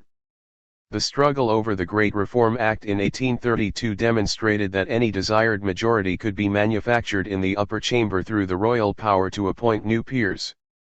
33 In the English Constitution neither the monarchical nor the aristocratic element predominates, but rather the democratic element, the House of Commons. In reality the lower chamber both makes the laws and administers them through ministers who are but a committee of that chamber. With this omnipotence of the lower chamber, England would be a pure democracy, if only the democratic element were itself really democratic. But the recent experience with the People's Charter had made it clear that Commons cares nothing for majority will. Is not the lower house a corporation elected purely through corruption and alienated from the people? Does Parliament not continually trample upon the people's will? Does public opinion on major questions have the slightest influence on the government? 3. Even though the Great Reform Act of 1832 broadened the franchise, still only 1 of every 8 adult males could vote. Commons remains in the hands of the propertied classes. County deputies are essentially picked by the great landowners through their influence over their tenants in the open balloting. Borough deputies represent mainly the well-to-do middle class because of the property qualification and the continuing corrupt electoral practices. Who really rules in England? Property rules. Property enables the aristocracy to govern the election of rural and small-town deputies. Property enables the merchants and manufacturers to determine the deputies for the large, and partly also the small, cities. 36. Small wonder, then, that the House of Commons rejected the Charter, for the propertied element will never relinquish its occupation of the lower house by the approval of universal suffrage, then it would be outvoted by the host of unpropertied people. 37. Engels went on to expose limitations in the alleged birthrights of Englishmen. While the press was undeniably the freest in Europe, it was still constrained by laws on blasphemy, treason, and libel. The right of assembly could be denied at any time by local police, as the Chartists had learned to their dismay. Only the wealthy could take advantage of the habeas corpus right to go free on bail, as well as the right to be tried by one's peers, since the property qualifications for jurors prevented the poor from being tried by their peers. The penal code, even after its recent reform, remained the most severe in Europe. Political crimes were generally punished by transportation to penal colonies. Local police and judges constantly abused even these laws in their harassment of the Chartists. The birthrights of Englishmen were guaranteed, it seemed, only for the established classes. 38. Everywhere he looked, Engels saw a class basis underlying the English constitutional structure. There is nothing in any of his Manchester writings to suggest that such a state might possess an autonomy or a selfish interest of its own, like Marx's state.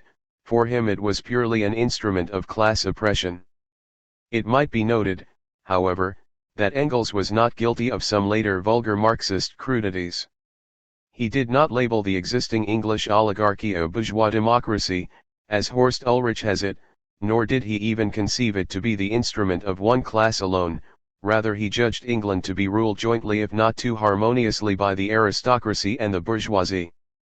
39. Indeed, the fractious contention between these two partners, so manifest in the recent struggle over the Great Reform Act and in the ongoing conflict over the Corn Laws, suggested a historical progression, in which entrenched aristocratic interests were giving way step by step to those of the rising bourgeoisie. In Parliament the Tories spoke for the aristocracy and the High Church, the Whigs for the industrialists, merchants, and dissenters.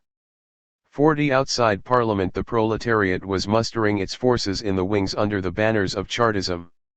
All three social forces were concentrating their energies on control of the House of Commons, which in England meant control of the state as such.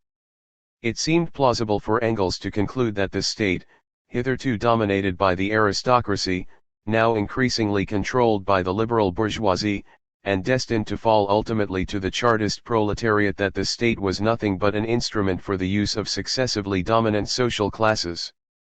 As Engels himself remembered many years later, "While I was in Manchester, it was tangibly brought home to me that the economic facts, which have so far played no role or only a contemptible one in the writing of history, are, at least in the modern world, a decisive historical force, that they form the basis of the origination of the present-day class antagonisms, that these class antagonisms, in the countries where they have become fully developed, thanks to large-scale industry, hence especially in England, are in their turn the basis of the formation of political parties and of party struggles, and thus of all political history."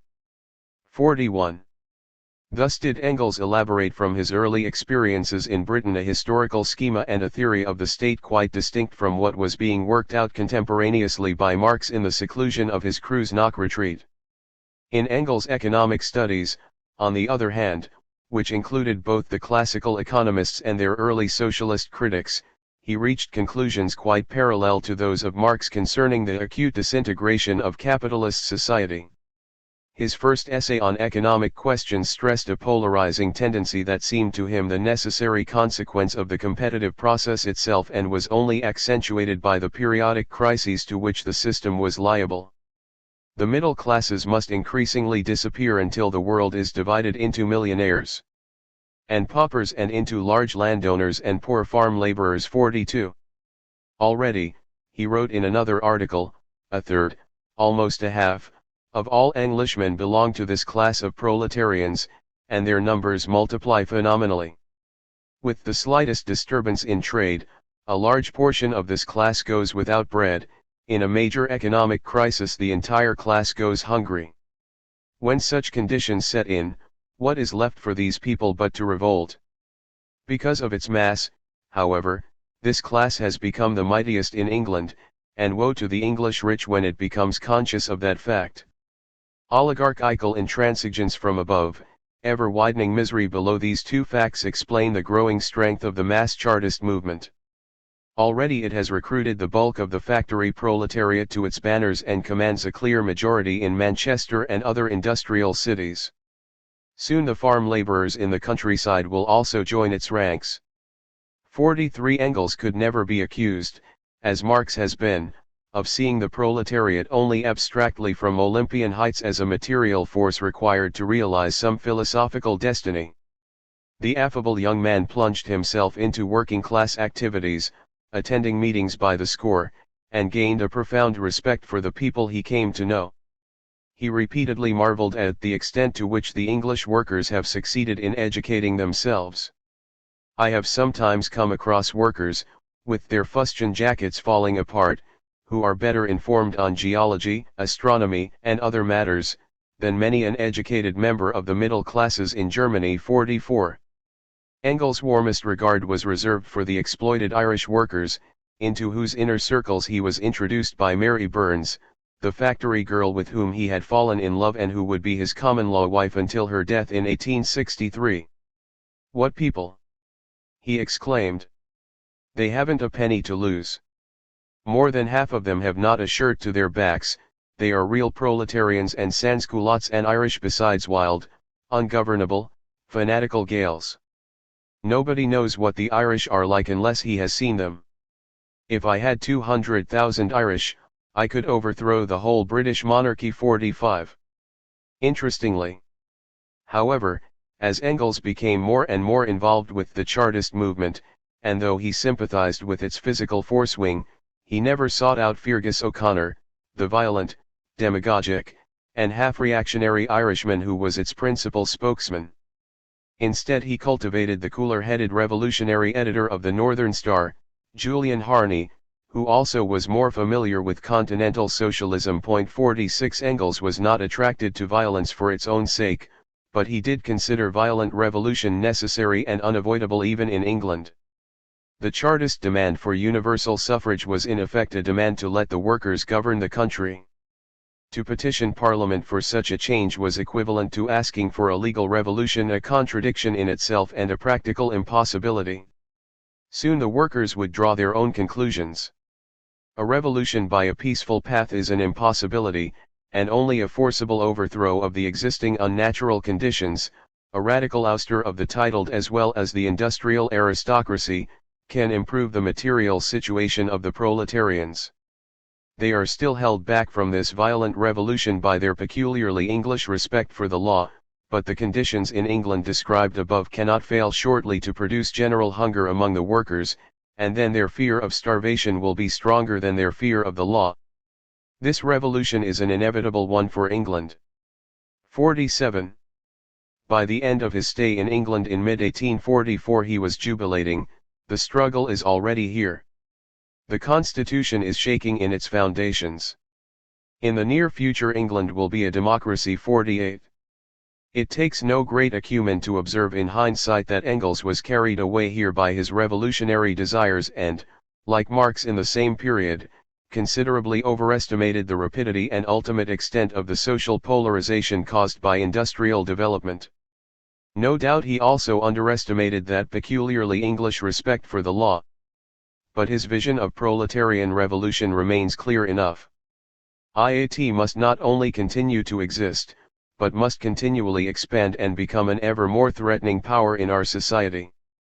The proletariat will finally attain a level of power and insight such that it will no longer submit to the weight of the entire social building which constantly rests on its shoulders, and will demand a more equitable distribution of social burdens and rights, and then if human nature does not change in the meantime a social revolution cannot be avoided. But it will not be carried out overnight and against the will of the nation. From the context of the speech it is clear that Engels expected this cataclysm within a few years, in a very short time as he expressed it elsewhere, and thus for Germany even more than Britain he overestimated the speed of industrialization. 54 Within this vision of impending revolution Engels allowed a certain role for educated members of the propertied classes like himself. For Britain likewise he had suggested that the more enlightened section of the middle class, admittedly pathetically small at the moment, might embrace communism. 5 In Germany, as he speculated in several writings, the educated class was less directly tied to profit-making, more disinterested, and hence more receptive to the rational appeal of communism. There is already a large number of well-to-do and educated people in all parts of Germany who have declared themselves for a community of goods, i.e. In these perceived differences between the English and German educated classes lie the roots of the confusion about Engels' alleged elitism, but the only real effect of the differences was the larger number of educated converts he expected in Germany. Such people might play an educative role in the development of communist forces, but Engels nowhere suggested they should be organized separately or occupy positions of direct political leadership, much less seize power themselves in the name of the proletariat. On the contrary, he made it perfectly clear that their services were ancillary and quite unessential.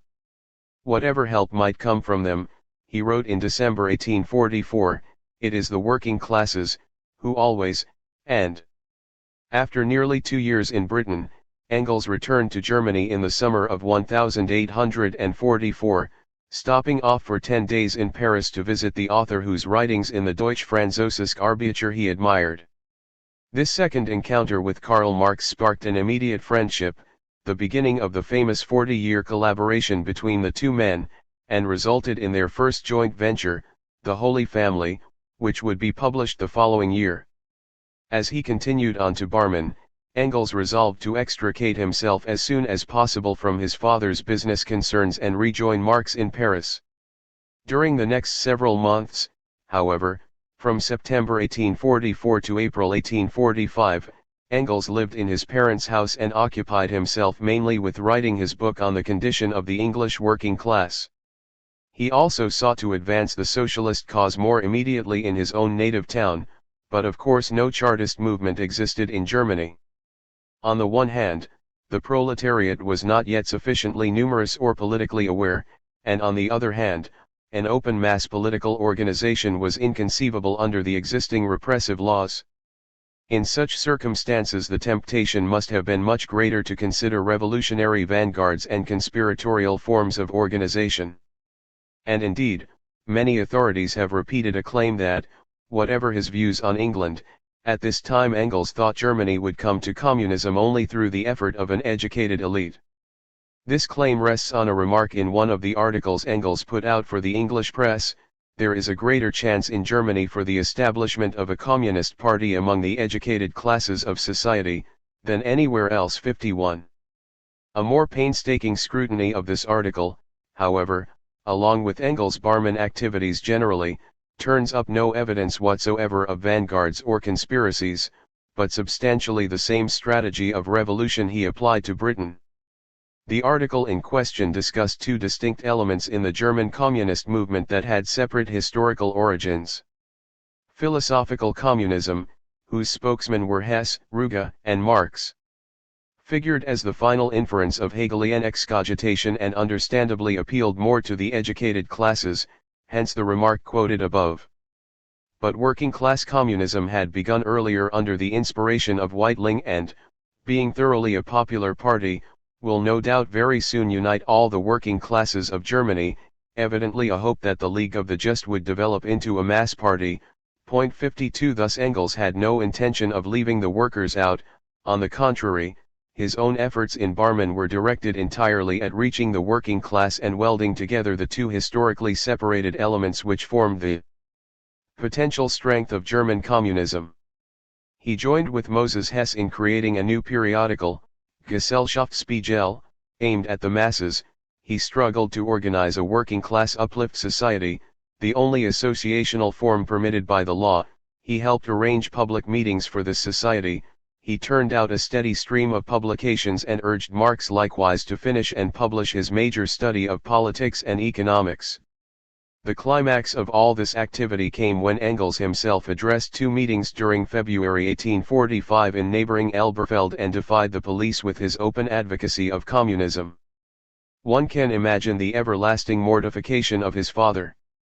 Over 200 people attended the last meeting, and Engels reported to Marx, "People are talking of nothing but communism and we are winning new supporters every day. Communism is a verite in Wuppertal, almost a power already." Unfortunately, he went on, the meetings drew in everyone from the moneyed plutocrats to the greengrocers, but not the proletariat. 53. However mixed the results, Engels' methods were clear enough. He used every means he dared to reach the masses with his message. What he did not do was organize an underground conspiracy or fall back upon a parlor socialism for the educated alone. The text of his speeches has survived and likewise reveals that his expectations for a German revolution were essentially parallel to the English model. He pointed to the same tendencies in German capitalism toward concentration and periodic crises of overproduction, with the same consequent polarization of society and impoverishment for the great majority of the nation. Under these conditions the proletariat must not only continue to exist, but must continually expand and become an ever more threatening power in our society. The proletariat will finally attain a level of power and insight such that it will no longer submit to the weight of the entire social building which constantly rests on its shoulders, and will demand a more equitable distribution of social burdens and rights, and then if human nature does not change in the meantime a social revolution cannot be avoided. But it will not be carried out overnight and against the will of the nation. From the context of the speech it is clear that Engels expected this cataclysm within a few years, in a very short time as he expressed it elsewhere, and thus for Germany even more than Britain he overestimated the speed of industrialization. 54. Within this vision of impending revolution Engels allowed a certain role for educated members of the propertied classes like himself. For Britain likewise he had suggested that the more enlightened section of the middle class, admittedly pathetically small at the moment, might embrace communism. 55. In Germany, as he speculated in several writings, the educated class was less directly tied to profit-making, more disinterested, and hence more receptive to the rational appeal of communism. There is already a large number of well-to-do and educated people in all parts of Germany who have declared themselves for a community of goods. 56.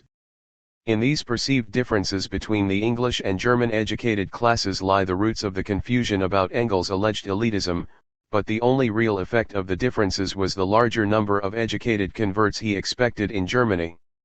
Such people might play an educative role in the development of communist forces, but Engels nowhere suggested they should be organized separately or occupy positions of direct political leadership, much less seize power themselves in the name of the proletariat.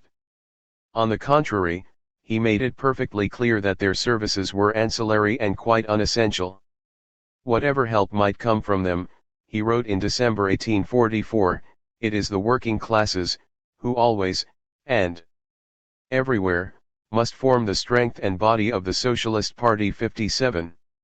Several months later he expressed the same thought even more directly as he gently rebuked the editor of the Northern Star for writing that the coming German Revolution would be led by middle-class youths. On the contrary, Engels replied, we do not count on the middle classes at all. The movement of the proletarians has developed itself with such astonishing rapidity, that in another year or two we shall be able to muster a glorious array of working Democrats and Communists. For in this country democracy and communism are, as far as the working classes are concerned, quite synonymous. 58. Thus Engels' alleged elitist strategy for backward Germany in 1844 to 1845 is a pure and simple myth. Like Marx in the same period, Engels conceived communism everywhere to be the self-emancipation of the masses. Democracy and communism were synonymous. The classless society. In later years Engels, like Marx, was reluctant to discuss the specific characteristics of the future society. But in his earliest communist writings, again like Marx, he offers several revealing glimpses of the unabashedly moral aspirations he had for humanity before both men donned the protective armor of scientism. These glimpses are doubly valuable since they reflect Engels' own vision before it fell under the shadow of his future collaborator. Insofar as they concern the future polity, the political organization of the classless society, it will be useful to review them here. Only with respect to Britain did Engels expressly discuss the transition to communism following the anticipated revolution to impose the People's Charter. In the near future England will be a democracy. But what kind of democracy? Not the kind produced by the French Revolution, which was the antithesis of monarchy and feudalism, but the democracy, the antithesis of the middle class and of property. The entire previous development demonstrates this. The middle class and property rule, the poor are without rights, oppressed and sweated, the Constitution disowns them, the law mistreats them. The struggle of democracy against aristocracy in England is the struggle of the poor against the rich.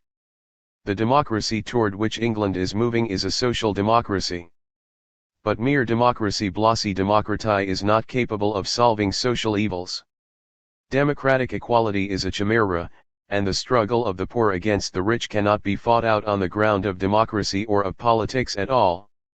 Even this stage is a transition, the last purely political means still to be tried and from which simultaneously a new element must emerge, a principle going far beyond all political existence. This is the principle of socialism. 59. The political alterations specifically anticipated by Engels during the transition were subsequently described as follows.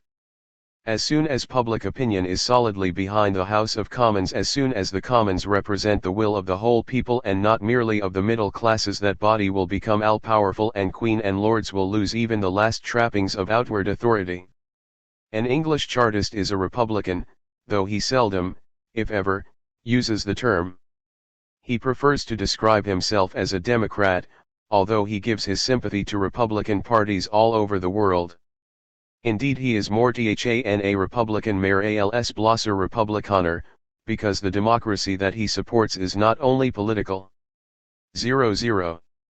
The assumption of widespread republicanism among the English lower classes may be another example of Engels' wishful thinking, but more important for our purposes is his equally unhesitating assumption of a social transformation carried out with the support of public opinion, not against it.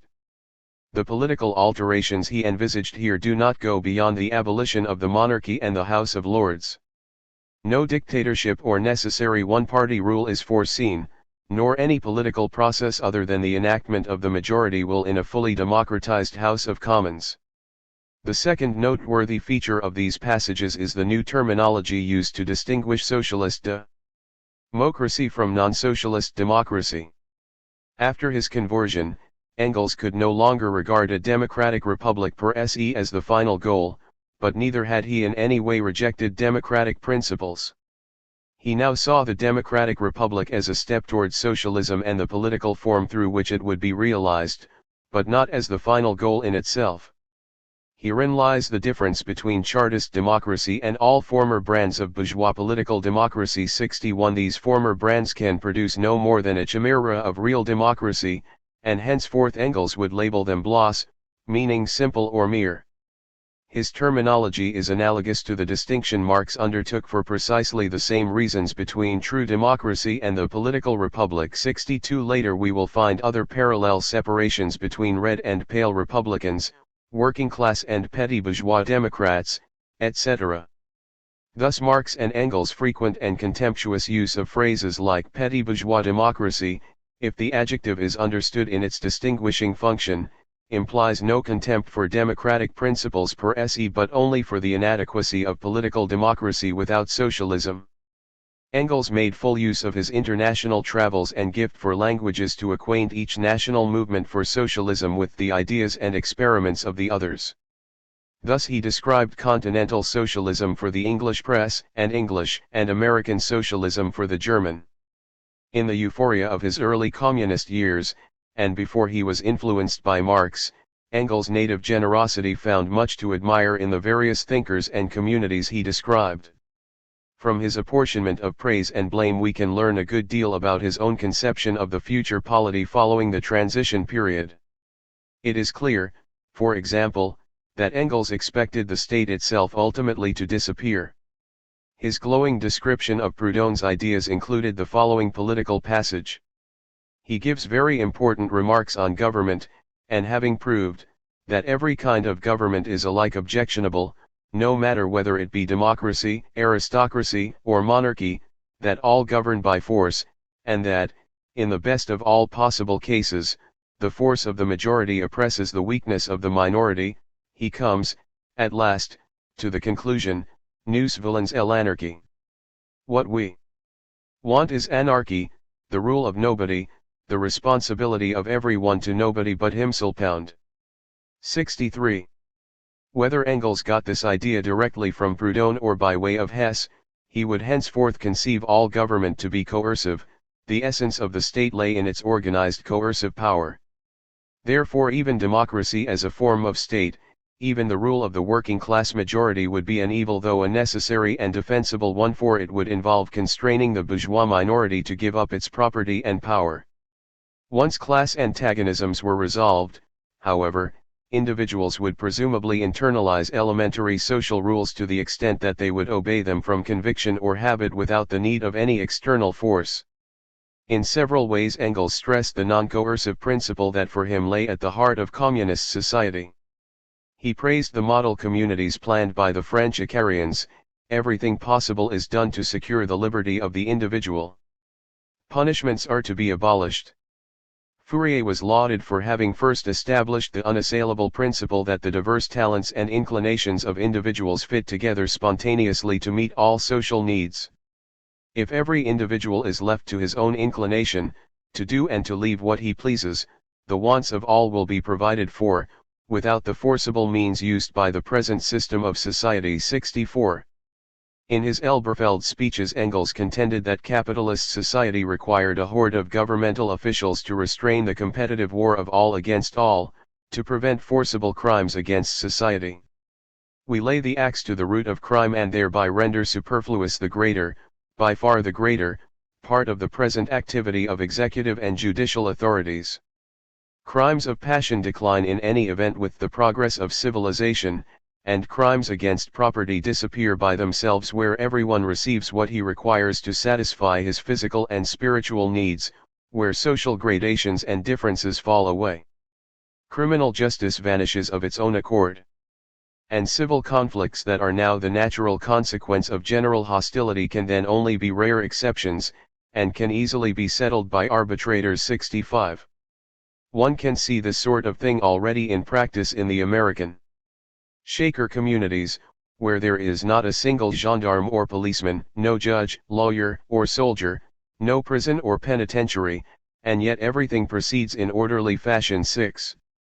The disappearance of these worthies, for Engels no less than Marx, did not mean the disappearance of the polity itself, of all arrangements for making and carrying out societal decisions. What it meant for Engels was the disappearance of organized coercion, the essence of the old state. The non-coercive arrangements that would remain Engels preferred to call a central administration. Its prime function would be to organize production and distribution, tasks which would be simple enough, Engels thought, and he had some experience in these matters for everyone to learn. In communist society it will be easy to become acquainted with production as well as distribution. Since one knows how much an individual needs on the average, it is easy to calculate how much a certain number will need, and since production is then no longer in the hands of private entrepreneurs but in the hands of the community and its administration, it is a small matter to regulate production according to needs. 67. There can scarcely be any doubt that Engels wanted this administration to be organized according to democratic principles. Virtually his only critical remarks about the different socialist schools were directed at the Owenites and the Saint-Simonians for the anti-democratic and anti-egalitarian features of their projects. 68. Conversely, he gave special emphasis to the democratic organization of the Weir-Temmerg separatist community in Zor, Ohio. All officials of the society are elected by the entire adult membership from among its own number, and can be dismissed at any time by the society. A special 5-man council was also elected to oversee the other officials and to mediate disputes. 69.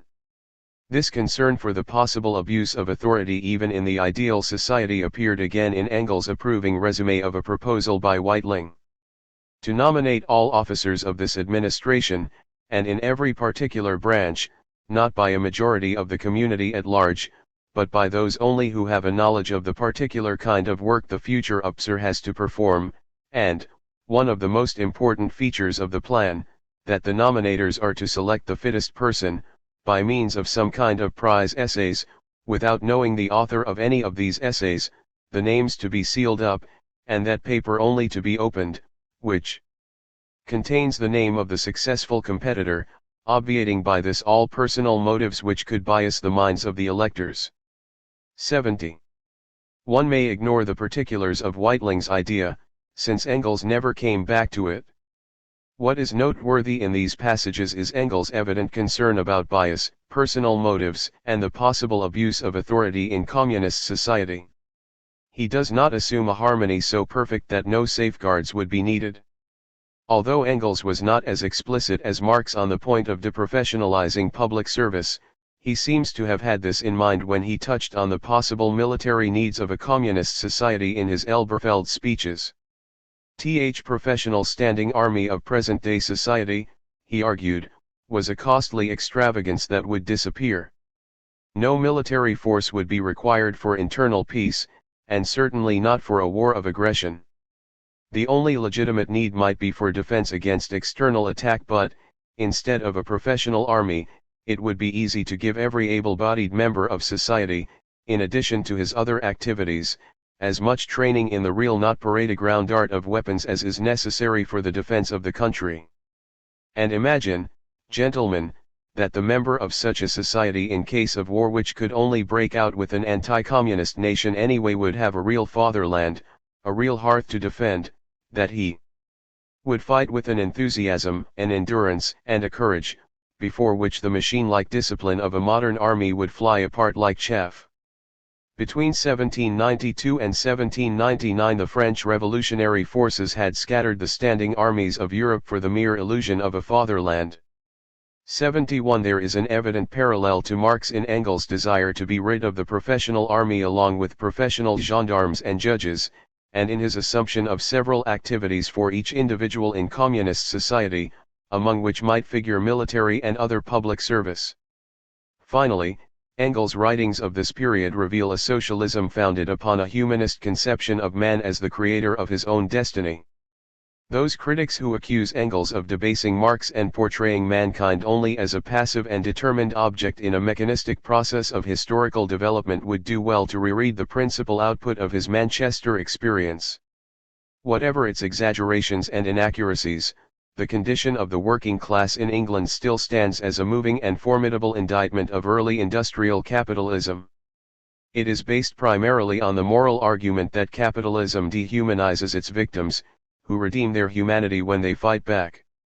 The workers retain their humanity only so long as they cherish a burning fury against the property-owning classes. They become animals as soon as they submit patiently to their yoke, and try to drag out a bearable existence under it without attempting to break free.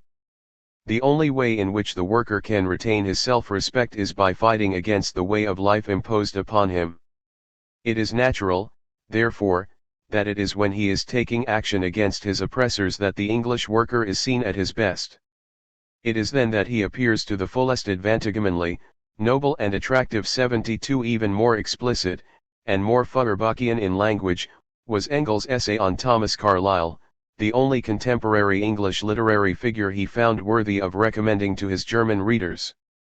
Carlyle was justified, Engels allowed, in rejecting an atheism which declared the universe, mankind, and one's own life to be a lie, but rather than turning back to traditional religion, Engels urged contemplation of the splendor of the human essence, the development of the species through history, its unchanged decable progress, its constant sure victory over the unreason of the individual, its surmounting of everything apparently superhuman, its hard but successful struggle with nature until the final attainment of a free human self-consciousness, the insight of the unity of man with nature and the free spontaneous creation of a new world founded on purely human and ethical conditions of life.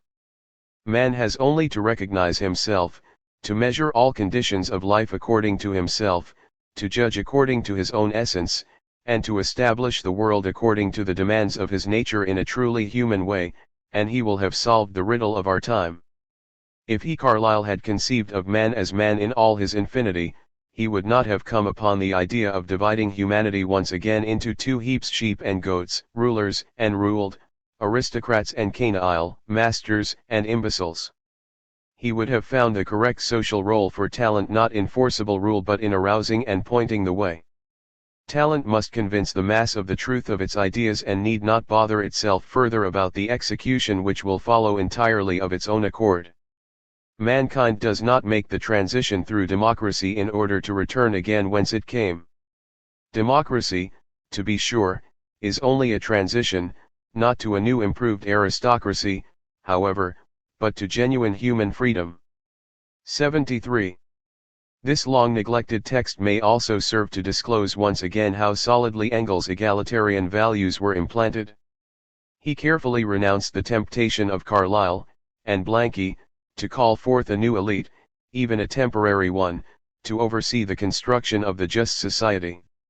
While recognizing differences of talent, he made it crystal clear that the proper role for the more gifted minority was to arouse and point the way, but not to seize power and rule itself, not to create a new improved aristocracy. Engels' early communist writings and activities do not betray a single feature of the totalitarian democratic program for a vanguard party, minority revolution, one-party dictatorship, wholesale terror, and re-education. No more than Marx was he influenced by the Blanquist tradition. Engels and Marx joined forces and theories in the wake of the last Elberfeld meeting. The police closed in. They prohibited any future gatherings and showed particular interest in the audacious advocate of communism, making it advisable for Engels to flee Germany. It was an emigration he welcomed in any event, for the tension between himself and his fanatical and despotic old man had reached the breaking point. 74. In April 1845 he moved to Brussels, where Marx had just taken up residence after his government-ordered expulsion from France, and the two men now permanently joined forces.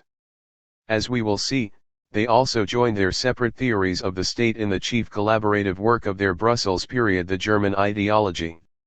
The political education of Engels had involved, in a sense, a longer journey than that of Marx. He grew up in a religiously and politically conservative household instead of a liberal one, but his rebellion against this upbringing came earlier and was more categorical than that of Marx. Thus Engels rebelled as an adolescent, skipped over liberalism completely, became a revolutionary Republican by 19 at the latest, an atheist by 20, and a communist by 21. The adolescent Marx was less political and more attached to his father. He did not break with his liberal upbringing until after the latter's death, becoming a Republican and atheist at 24, and a revolutionary communist only at 25. At the time of his conversion to communism, Engels had neither Marx's maturity of years nor his extensive university education. It is not surprising therefore that his communism rested on a slighter philosophical foundation. Most authorities have also recognized, however, that it rested on a more extensive knowledge of economics and a first-hand acquaintance with modern industrial conditions. 75. Following their separate paths, both men had arrived at essentially the same conception of what the communist polity would be like and how it would be achieved. It would come by political revolution, carried out spontaneously by the pauperized majority of the population after the acute disintegration of capitalist society had polarized the older strata. Both men allowed an ancillary educative and clarifying role for intellectuals, alienated bourgeois like themselves, but neither was influenced by or attracted to the anti-democratic elitism of Blanqui.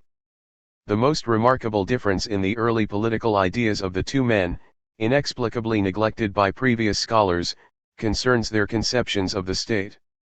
A handful of writers, to be sure, have made out the puzzling existence of two discrete and not entirely compatible theories of the state in the corpus of writings left by the masters.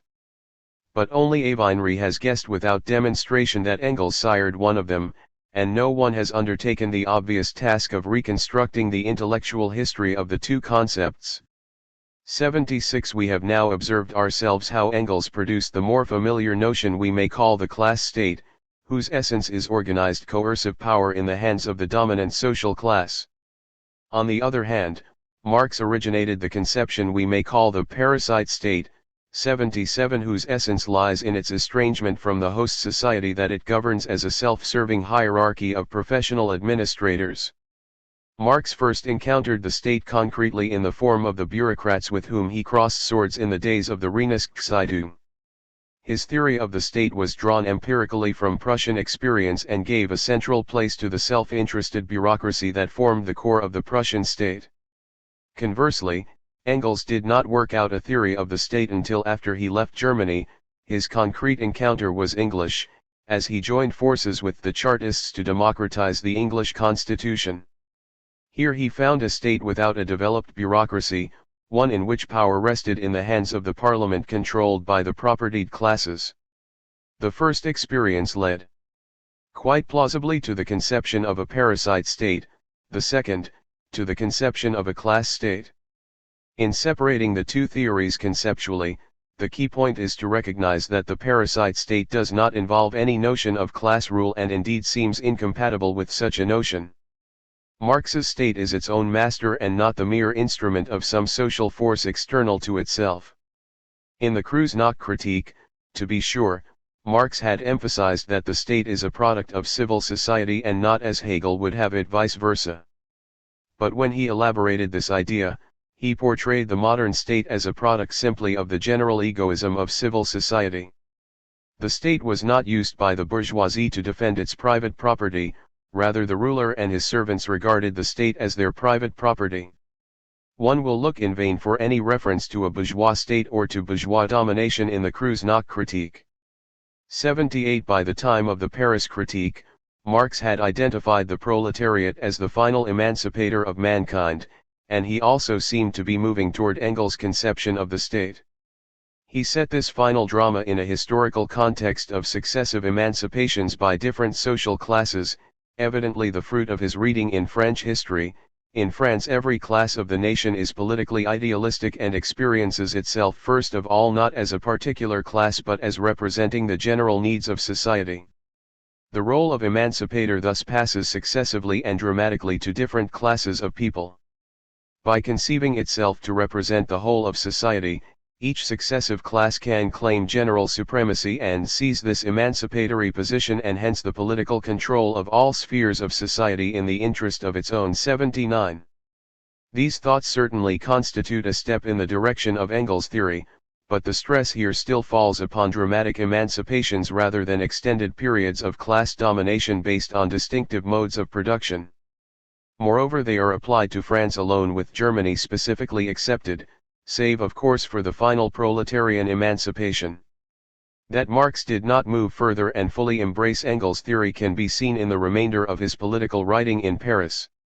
His critical notes on the King of Prussia and social reform still treated the Prussian state as standing above class antagonisms, looking after its own interests. 80 His chapters in the Holy Family contained only brief political thoughts, mainly reiterating the themes of Kreuznach. The French Revolution was surveyed and the period of the Directorate, 1795 to 1799, represented as the rule, regiment, of the bourgeoisie. But then Napoleon intervened with the parasite state par excellence. He still regarded the state as an end in itself and civil life only as a treasurer and his subordinate which must have no will of its own. If he despotically oppressed the liberalism of bourgeois society, the political idealism of its daily practice, he showed no more pity for its essential material interests, trade and industry, whenever they conflicted with his political interests.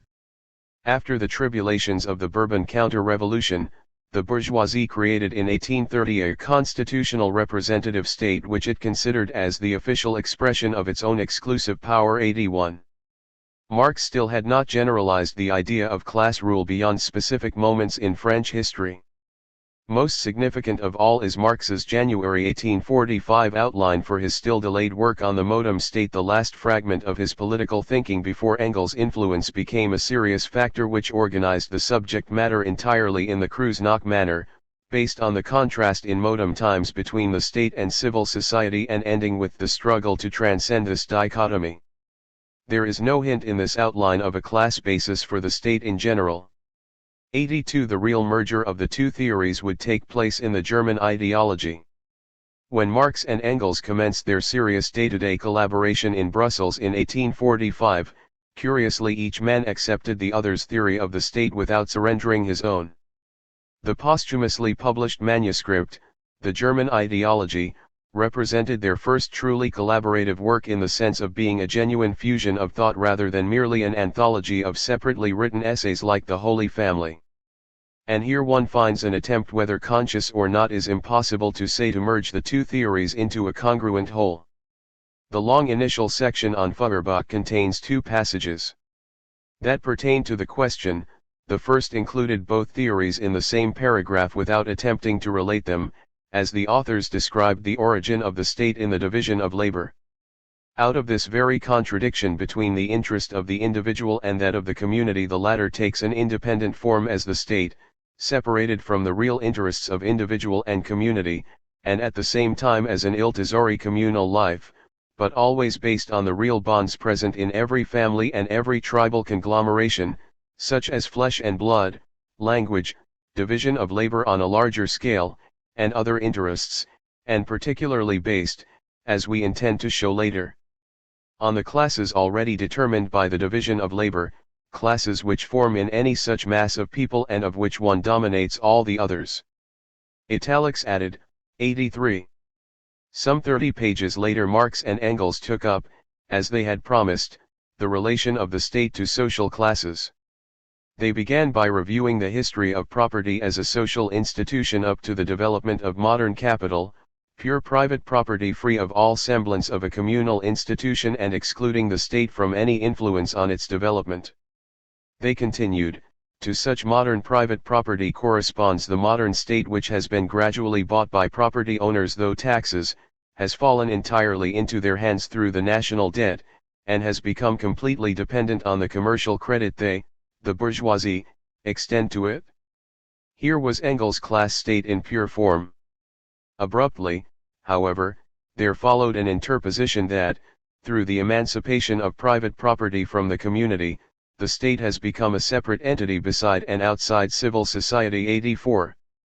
Here stood Marx's independent parasite state in apparent contradiction to the preceding sentences.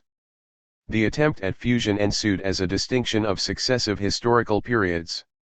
The independence of the state is found today only where no one section of the population can attain control over the others. This is the case particularly in Germany. 85. Somewhat later the idea was developed further. During the epoch of absolute monarchy, the special sphere which, owing to division of labor, was responsible for the work of administration of public interests acquired an abnormal independence, which became still greater in the bureaucracy of modern times.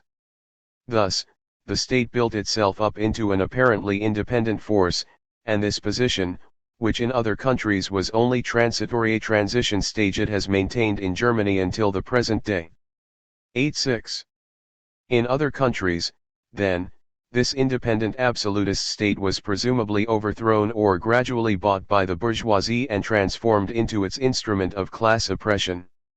The fusion was neat enough. Henceforth Engels' theory of the class state would be used for the principal periods in the Marxist historical schema: feudal, bourgeois, and anticipated proletarian, while Marx's theory of the parasite state would be used for the abnormal intervening period of absolutism, and later, as we will see, for Bonapartism as a similar phase between bourgeois and proletarian rule. In subsequent writings, inspection reveals that each man immediately assimilated the other's theory for the appropriate historical stages without abandoning his own. 87. The Communist Manifesto, of course, presented only the class state, declaring that political power is merely the organized power of one class for oppressing another and that the executive of the modern state is but a committee for managing the common affairs of the whole bourgeoisie. 88. This most famous of Marx and Engels' writings did not mention the parasite state at all, which undoubtedly helps to explain why that idea has remained less widely known. By no means had it been forgotten, however, and it would reappear especially in the 1850s as a conceptual tool for understanding the Bonapartism of Napoleon III, and for understanding Oriental despotism as a kind of early sidetrack in the history of mankind. 89. Most important for our purposes is the critical necessity of using both theories simultaneously in the effort to comprehend Marx and Engels' vision of the future polity after the proletarian revolution. We must postpone detailed consideration of this subject until Volume 2, when we have the full body of evidence, but in barest outline it may be noted that Marx's parasite state would be more or less immediately transcended, aufgehoben, as professionalism in government gave way to popular self-administration. But Engels' class state would linger for a while in the form of organized coercive power, the non-professional workers' militia required to constrain the restorative efforts of the expropriated bourgeoisie. As such a need gradually disappeared, the class state of the proletariat would wither away or die off, absterben. 90. Only if one grasps that the word state has two distinct meanings can one make sense of the many confusing and contradictory things Marx and Engels have said, especially about the Paris Commune. Their vision of the ultimate classless society likewise included both states in negation. It would have no institution of government separate and estranged from the people, and it would have no organized coercive force, for none would be needed. Human emancipation and full human freedom would be attained when no external or coercive power existed, and when the res publica became the part-time collaboration of all the people rather than the full-time profession of a special body of coercers. Marx and Engels both allowed for the non-professional delegation of authority but insisted on the democratic election of all such officials and appropriate safeguards for their continual accountability, particularly the right of recall. This very radical conception of democracy was linked with a still more radical aspiration, which we will also examine later, to transcend the division of labor altogether. Thus Marx and Engels' version of democracy goes as far beyond today's conventional parliamentary republic as it does beyond the professional one-party dictatorships of the present-day communist world.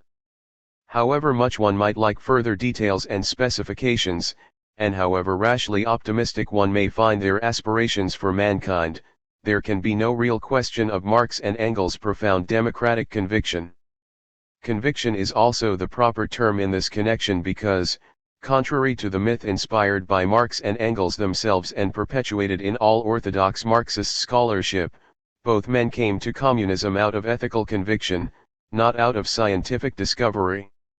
Engels' version of the myth asserted that, after the discovery of the proletariat, communism now no longer meant the concoction, by means of the imagination, of an ideal society as perfect as possible, but insight into the nature, TLW conditions, and the consequent general aims of the struggle waged by the proletariat. 91. Scientific inevitability had replaced simple moral aspiration. Yet the biographies of the two men make it perfectly clear that both had passionately committed themselves to the concoction of an ideal society before they discovered that the proletariat was destined to bring it about. Marx had come to communism, as we have seen, out of deep ethical revulsion against the selfishness of modern society and the modern state. Not until Paris did he identify the proletariat as the bearer of communism, and not until considerably later could he present an even remotely convincing scientific explanation of the contradictions in capitalism which made the change inevitable. Similarly, Engels undertook a moral commitment to communism under the influence of Moses Hess before he journeyed to England and studied firsthand the processes of capitalist development. It is precisely because all this is so that the early writings of both men are so valuable in reconstructing their underlying moral ideas. After 1845, the descending mask of scientism would increasingly obscure, though it never entirely concealed, the profound commitment to humanist and egalitarian values that remained throughout as the ethical foundation of classical Marxism. Strategy 1. Proletarian majority revolution.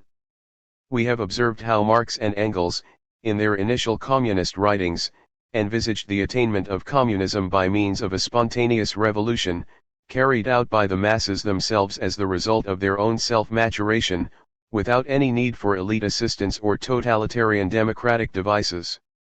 Of course, it would be rash and unhistorical to assume that this pristine early vision remained absolutely unchanged during the rest of their long and eventful lives. Between 1845 and 1850, as Marx and Engels gained more experience with the diversity of radical strategies and as they were caught up in the revolutionary events and disappointments of that period, their own ideas on revolutionary strategy also developed. The simplicity of their early vision gave way to a more differentiated strategy, or set of strategies, which incorporated a number of new ingredients. Among these new ingredients were four that have about them an odor of totalitarianism, to wit, 1. The creation of the Communist League, which bore the earmarks of a classic vanguard party, 2. A policy of permanent revolution for less developed countries that seemingly would eventuate in minority rule, 3. Repeated calls for red terror against the enemies of the revolution, and finally in 1850, 4. An official united front with the Blanquists together with an open demand for a dictatorship of the proletariat. On the face of it, Marx and Engels would appear to have embraced the central principles of totalitarian democracy. It is for this reason that many authorities have decided the two men were Blanquists, or at least strongly influenced by Blanquism, in the period before 1850. Or in any event during 1850. Stanley Moore, who has made the most systematic attempt to classify Marx and Engels' strategies in their historical evolution, concludes that during the entire early period to 1850, their revolutionary tactics were primarily influenced by the tradition of Babeuf, Buonarroti, and Blanqui. Just as reformist social democrats would draw their inspiration from the later period of the masters' lives, so Lenin and the communists of the 20th century drew their inspiration from the blood and thunder revolutionism and elitism of the 1848 period. In the remainder of this volume we will concern ourselves in one context or another with the four issues listed above the seemingly Blanquist innovations as we reconstruct the evolution and differentiation of Marx and Engels' revolutionary strategy from 1845 to 1850.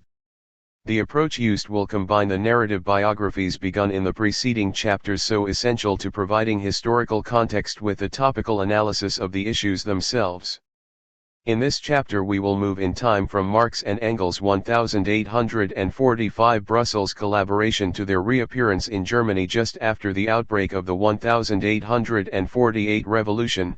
Topically we will examine the articulation of their basic vision of proletarian majority revolution, together with the first major complication, the creation of the Communist League.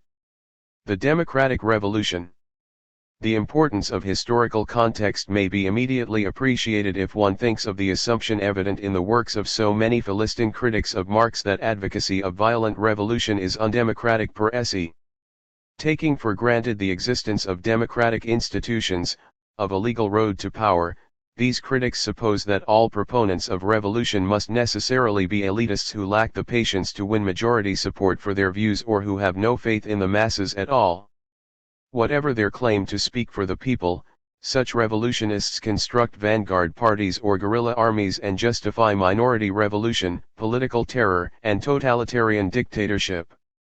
A genuine popular movement would have no need of these expedients, it could simply vote itself into power. Hence, in the Philistine view, if Marx and Engels advocated violent revolution, they could not have been Democrats at all. 1 Stanley, Moore, 3 Tactics, The Background in Marx, New York, Monthly Review, 1963, p. 22, see other authorities cited above, Chapter 1, and 35. 134 Marxism and Totalitarian Democracy, 1818 to 1850. If one drops the initial unhistorical assumption, the entire frame of reference changes. Marx and Engels lived most of their lives in the pre-democratic era of European history, under conditions that made it quite impossible for a working-class movement, even one embracing a sizable majority, to achieve power legally. Prior to the 1870s, all the governments they encountered save the transitory revolutionary governments of 1848 were despotisms or oligarchies of one variety or another. It is important to understand that Marx and Engels did not associate bourgeois rule with democracy, bourgeois democracy, in this epoch, at least in Europe. Rather, they generally sought to contrast working-class democracy and middle-class liberalism too. In 1847, Engels characterized liberal bourgeois rule as follows. In European lands it has taken the form of constitutional monarchy. In these constitutional monarchies the voters are only those who possess a certain amount of capital, that is to say, the voters are only the bourgeois. These bourgeois voters elect the deputies, and the bourgeois deputies, having the right to refuse to vote taxes, elect a bourgeois government. 3. Not so greatly exaggerated was Marx's famous manifesto description of such a regime as but a committee for managing the common affairs of the whole bourgeoisie. 4. Very likely he had in mind the current French July monarchy, where only the richest 200,000 people, or approximately 3% of the adult male population, met the astronomical property qualification for voting, and where peaceful efforts to broaden the franchise met with governmental indifference or repression. While some European democrats renounced violent revolution even under these circumstances, most did not, and precisely because they were democrats. Thus Marx and Engels' advocacy of popular revolution to overthrow the repressive oligarchies of wealth did not set them apart from the principles of democracy but, on the contrary, placed them squarely in the mainstream of the mid-19th century democratic tradition. Only much later in their lives, in the period after 1870, did the two men have a chance to see universal suffrage combined with parliamentary government in Western Europe, and they responded to these innovations in a manner one would expect of principled democrats, as we will see in Volume 2. The Blanquist conception of revolution involved a series of grim deductions from the central postulate concerning the political immaturity of the masses.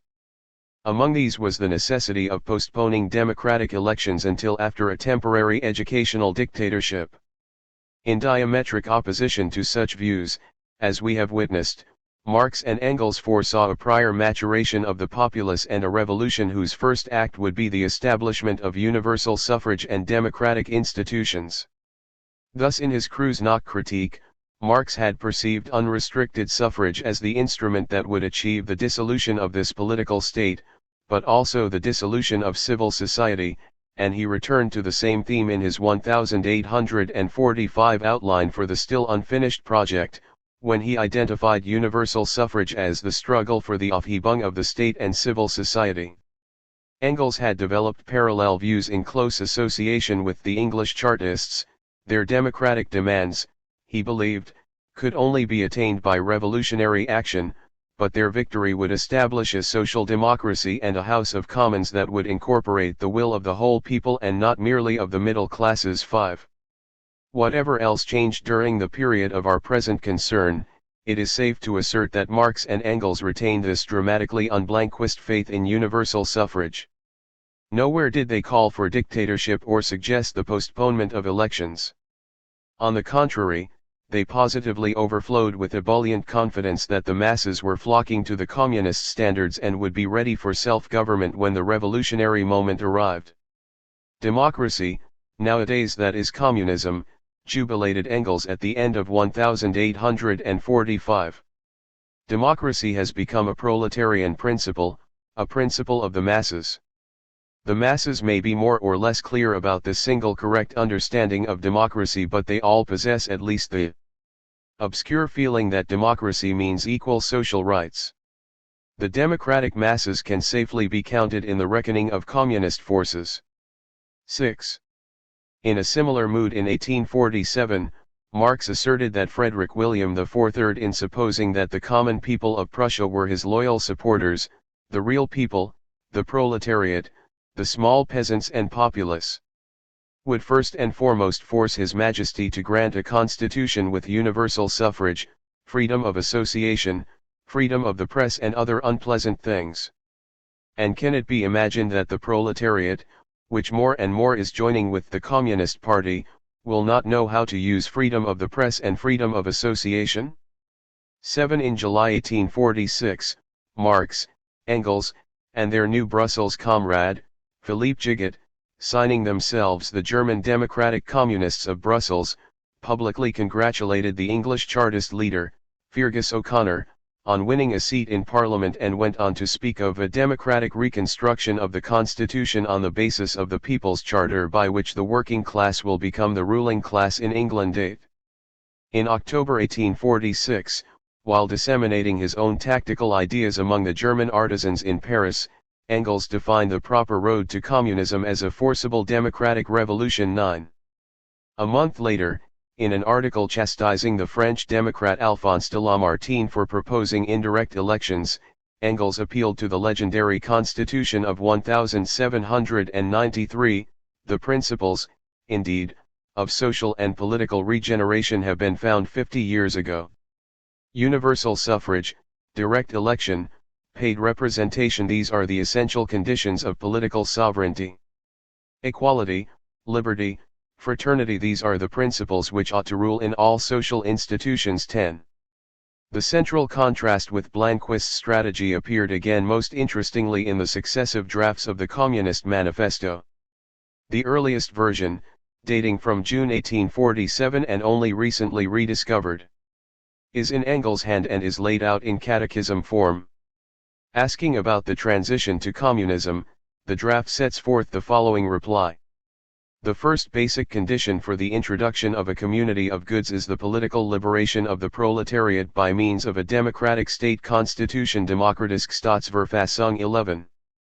In his October draft, Engels spelled it out even more clearly, as he queried about the course of the impending revolution. In the first place, it will draw up a democratic constitution and by means of this establish directly or indirectly the political rule of the proletariat. 12. Both drafts stress democracy not only as the first step of the revolution but also in the literal sense of democratic political institutions. Thus they clarify Marx's vaguer language when he expressed the same thought in the final version. The first step in the revolution by the working class is to raise the proletariat to the position of ruling class, to win the battle of democracy. Erkämpfung der Demokratie. 13. It is a sorrow that Marx did not retain Engels' sharper formulation, for winning the battle of democracy might be interpreted as mere metaphor, compatible with initial dictatorial institutions. But the context of successive drafts, combined with Marx's pronouncements elsewhere, make his underlying meaning clear. Many years later, Engels would recall that the Communist Manifesto had already proclaimed the winning of universal suffrage, of democracy, as one of the first and most important tasks of the militant proletariat. 14. Interestingly, Engels remembered more than the manifesto had actually said, but doubtless what it was intended to mean. As a final text, we may scrutinize the often neglected demands of the Communist Party in Germany, drawn up by Marx and Engels on behalf of the Communist League in late March 1848, when news of the revolution then sweeping across their native land made the formulation of specific demands a matter of urgency. The very first of these demands read, "The whole of Germany shall be declared a unitary and indivisible republic." The second was, "Every German, having attained the age of 21, shall be a voter and be eligible for public office." The remaining political demands included salaries for representatives and a uniform salary for all ranks of the civil service, universal arming of the people, and a complete separation of church and state, with all churches henceforth to be financed only from the voluntary contributions of their own congregations. 15. Neither here nor anywhere else is there any call to postpone elections and institute a temporary dictatorship. There can scarcely be any doubt that Marx and Engels' faith in democracy survived at least until the onset of the 1848 revolutions. In part that faith undoubtedly rested on the still hypothetical assumption that the masses, given the opportunity, would vote the way Marx and Engels expected. And their confidence of mass support for communism rested in turn upon the prediction of the acute disintegration of capitalist society. Between 1845 and 1848 both men devoted the bulk of their study time to economics, or political economy, as it was then called. 16. They gave particular attention to English developments, for therein Europe's future could be perceived, and English developments only seemed to reconfirm their apocalyptic vision. By the time they wrote the manifesto in late 1847, Marx and Engels were able to pinpoint, in exact and succinct phrases, what appeared to them the reasons for the radical social polarization that spelled acute disintegration. First and foremost, the manifesto asserted, when free competition is viewed as a process over time, the inevitable result is a concentration of ownership, with the less efficient enterprises going bankrupt or bought up by the more efficient. This law of concentration applies not only to industry but also to agriculture and distributive enterprises, the lower strata of the middle class, the small tradespeople, shopkeepers, and retired tradespeople generally, the handicraftsmen and peasants, all these sink gradually into the proletariat, partly because their diminutive capital does not suffice for the scale on which modern industry is carried on, and is swamped in competition with the large capitalist, partly because their specialized skill is rendered worthless by new methods of production. Thus the proletariat is recruited from all classes of the population. The bulk of the old petty bourgeoisie shopkeepers and artisans are fated, like their peasant cousins, to be dispossessed and déclassed by the forces of concentration, and will completely disappear as an independent section of modern society. Even within the wealthy modem bourgeoisie, one can perceive that entire sections of the ruling class are, by the advance of industry, precipitated into the proletariat. 17. Second, the fate of the handicraftsman is shared by virtually all skilled workmen, whose specialized skill is rendered worthless by new methods of production. As the continuing technological revolution makes old skills obsolete, it requires in their stead only vast agglomerations of unskilled machine tenders. Owing to the extensive use of machinery and to division of labor, the work of the proletarian has lost all individual character. He becomes an appendage of the machine, and it is only the most simple, most monotonous, and most easily acquired knack that is required of him. Here Marx and Engels seem to have had in mind especially the fate of the handloom weavers who were displaced during the 1830s and 1840s by the dissemination of the power loom and by the unskilled labor of women and children. Thus workers generally tend to be more and more equalized, in proportion as machinery obliterates all distinctions of labor. 18. At higher skill levels, the manifesto did not predict complete technological unemployment but did suggest another sort of déclassing, as members of the old free professions lose their independent status and are put on salary. The bourgeoisie has stripped of its halo every occupation hitherto honored and looked up to with reverent awe. It has converted the physician, the lawyer, the priest, the poet, the man of science, into its paid wage laborers. 19. Thus the manifold gradations of pre-industrial society give way to a great gray mass of almost undifferentiated wage earners. This tendency of capitalism to replace skilled by unskilled labor is scarcely mentioned by Marx's followers nowadays for obvious reasons, yet it clearly belonged to the original prognosis. Third, capitalism operates under a law of wages which ensures that the worker's remuneration will fluctuate around a level just sufficient to provide the means of subsistence that he requires for his maintenance, and for the propagation of his race. 0.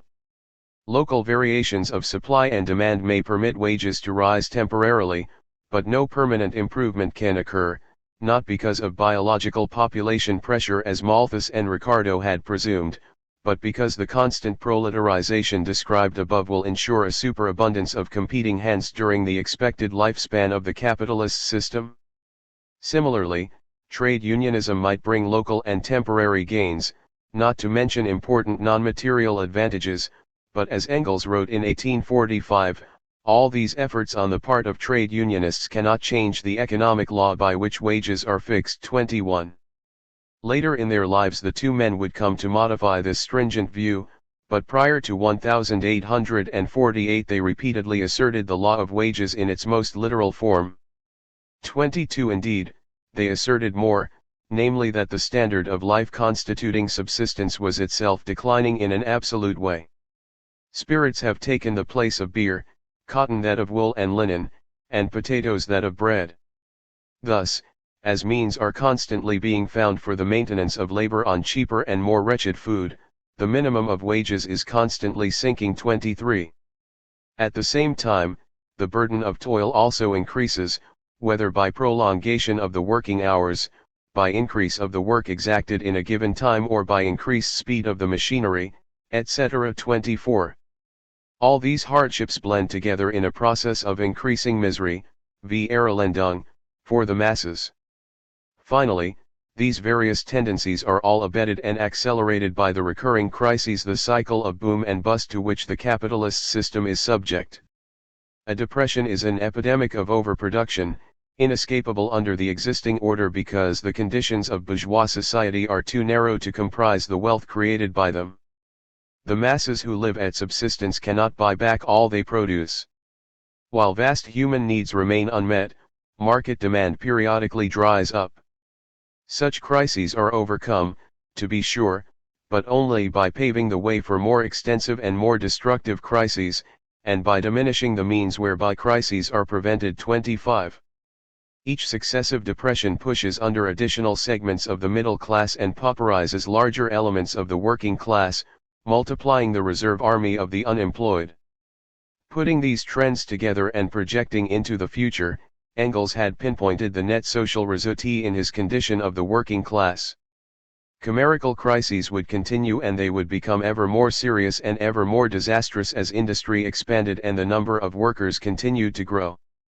The working classes, augmented by the continual ruin of the lower middle classes and by the ever-increasing concentration of capital in fewer and fewer hands, would expand in geometric proportion, until the whole nation, except for a few millionaires, would be composed of workers. 26. Most likely the revolution would come before this ultimate extreme had been reached. In a rare commitment to a specific date, Engels in 1845 prophesied the winning of the Charter by 1847 and the end of capitalism by 1852 to 1853. In a contemporaneous letter to Harney he was even more sanguine: the Charter before the end of 1846 and socialism by 1849. Although subsequent predictions were worded more cautiously and not tied to exact dates, they were scarcely less apocalyptic. Engels greeted the depression of 1847 in a way that leaves little doubt he believed it to be the death knell of capitalism. 27. These time projections are particularly important in establishing the literalness with which both men used the term geometric to describe the growth of the proletariat. Thus they could speak in the manifesto as if their anticipation were already reality. The proletarian movement is the self-conscious, independent movement of the immense majority in the interest of the immense majority. Thus they could make the equation that to win the battle of democracy would be the same thing as to raise the proletariat to the position of ruling class. Or Engels' version could declare that a democratic constitution would produce the rule of the proletariat. Thus Engels could assert even more plainly in a contemporaneous article that a necessary consequence of democracy in all civilized countries is the political rule of the proletariat. 28. While Marx and Engels drew these conclusions as plausible extrapolations of existing trends, it is clear that their extensive reading in political economy between 1845 and 1848 only confirmed what they wanted to see. They did indeed mistake the birth pangs of industrialism for the death throes of capitalism. What is important for our purposes, however, is that Marx and Engels' political strategy in the late 1840s rested upon these expectations, however fanciful, of a geometrically multiplying proletariat and an impending economic cataclysm. While the two men repeatedly predicted violent revolution during this period, they never made any systematic attempt to justify it morally. No doubt they considered the violence of the starving millions against a repressive oligarchy of wealth to be self-evidently justified, and to plead such a case before a hypocritical bourgeoisie whose own strictures against violence were of such recent vintage it would all be too demeaning. In any event, by this period the two masters had donned their scientific armor and were beginning to speak of the proletarian revolution as a kind of social earthquake, Marx, a pure phenomenon of nature, Engels. 29. One may reasonably ask a seismologist for the probable timing and severity of the next tremor, but it would be absurd to ask him for a moral justification. Among their contemporary revolutionists, however, the Italian Republican, Giuseppe Mazzini, felt no such reluctance to tackle the moral issue and formulated what is perhaps the classic 19th century justification of democratic revolution. Whenever a way remains open to you in a just cause for the employment of moral force, never have a recourse to violence, but when every moral force is seared up, when ideas are put down by bayonets, then, reckon with yourself. If, though convinced justice is on your side, you are still in a weak minority, fold your arms and bear witness to your faith in prison or on the scaffold. You have no right to embroil your country in a hopeless civil war, but if you form the majority, if your feeling prove to be the feeling of millions, rouse yourselves, and beat down the oppression by force. 30. Thus Mazzini's moral revolution involved three criteria: a just cause, majority support, and no other means open. We may bear this standard in mind as we attempt to reconstruct Marx and Engels' implicit moral position from the fragmentary comments they left behind. We have already noted that Marx became an advocate of violence rather later than Engels. He had begun by struggling for freedom step by step within constitutional restraints, and only when his newspaper was nonetheless silenced did he turn to the criticism of weapons. 31 In the Holy Family, Marx reaffirmed the conclusion that ideas cannot say anything out at all. In order to carry out ideas, men are needed who can dispose of a certain practical force. 32. In a contemporaneous article attacking Ruga, Marx declared that without revolution, however, socialism cannot come about. It requires this political act insofar as it requires destruction and dissolution. 33. A passage in the German ideology, probably from Marx's pen, amplified this theme and introduced a second one: a revolution is necessary, therefore, not only because the ruling class cannot be overthrown in any other way, but also because the class overthrowing it can succeed only by revolution in getting rid of all the traditional muck and become capable of establishing society anew. 34. These three meager texts contain all Marx was willing to say, and they justify revolution only in the quasi-scientific sense of showing why history requires it. With the Great French Revolution as his model, Marx stressed the necessity of clearing away old institutions and, even more, old habits of thought. Revolutionary activity would be the school of practical experience where the masses would complete the process of their self-education. Marx noted only in passing that non-revolutionary means were lacking, a theme Engels would take up at greater length.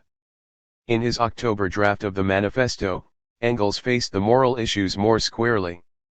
Will it be possible to bring about the abolition of private property by peaceful methods? He asked himself. His answer follows in full. This is greatly to be desired, and communists would be the last persons in the world to stand in the way of a peaceful solution. Communists know only too well the futility and, indeed, the harmfulness of conspiratorial methods. They know only too well that revolutions are not made deliberately and arbitrarily, but that everywhere and at all times revolutions have been the necessary outcome of circumstances quite independent of the will or the guidance of particular parties and whole classes.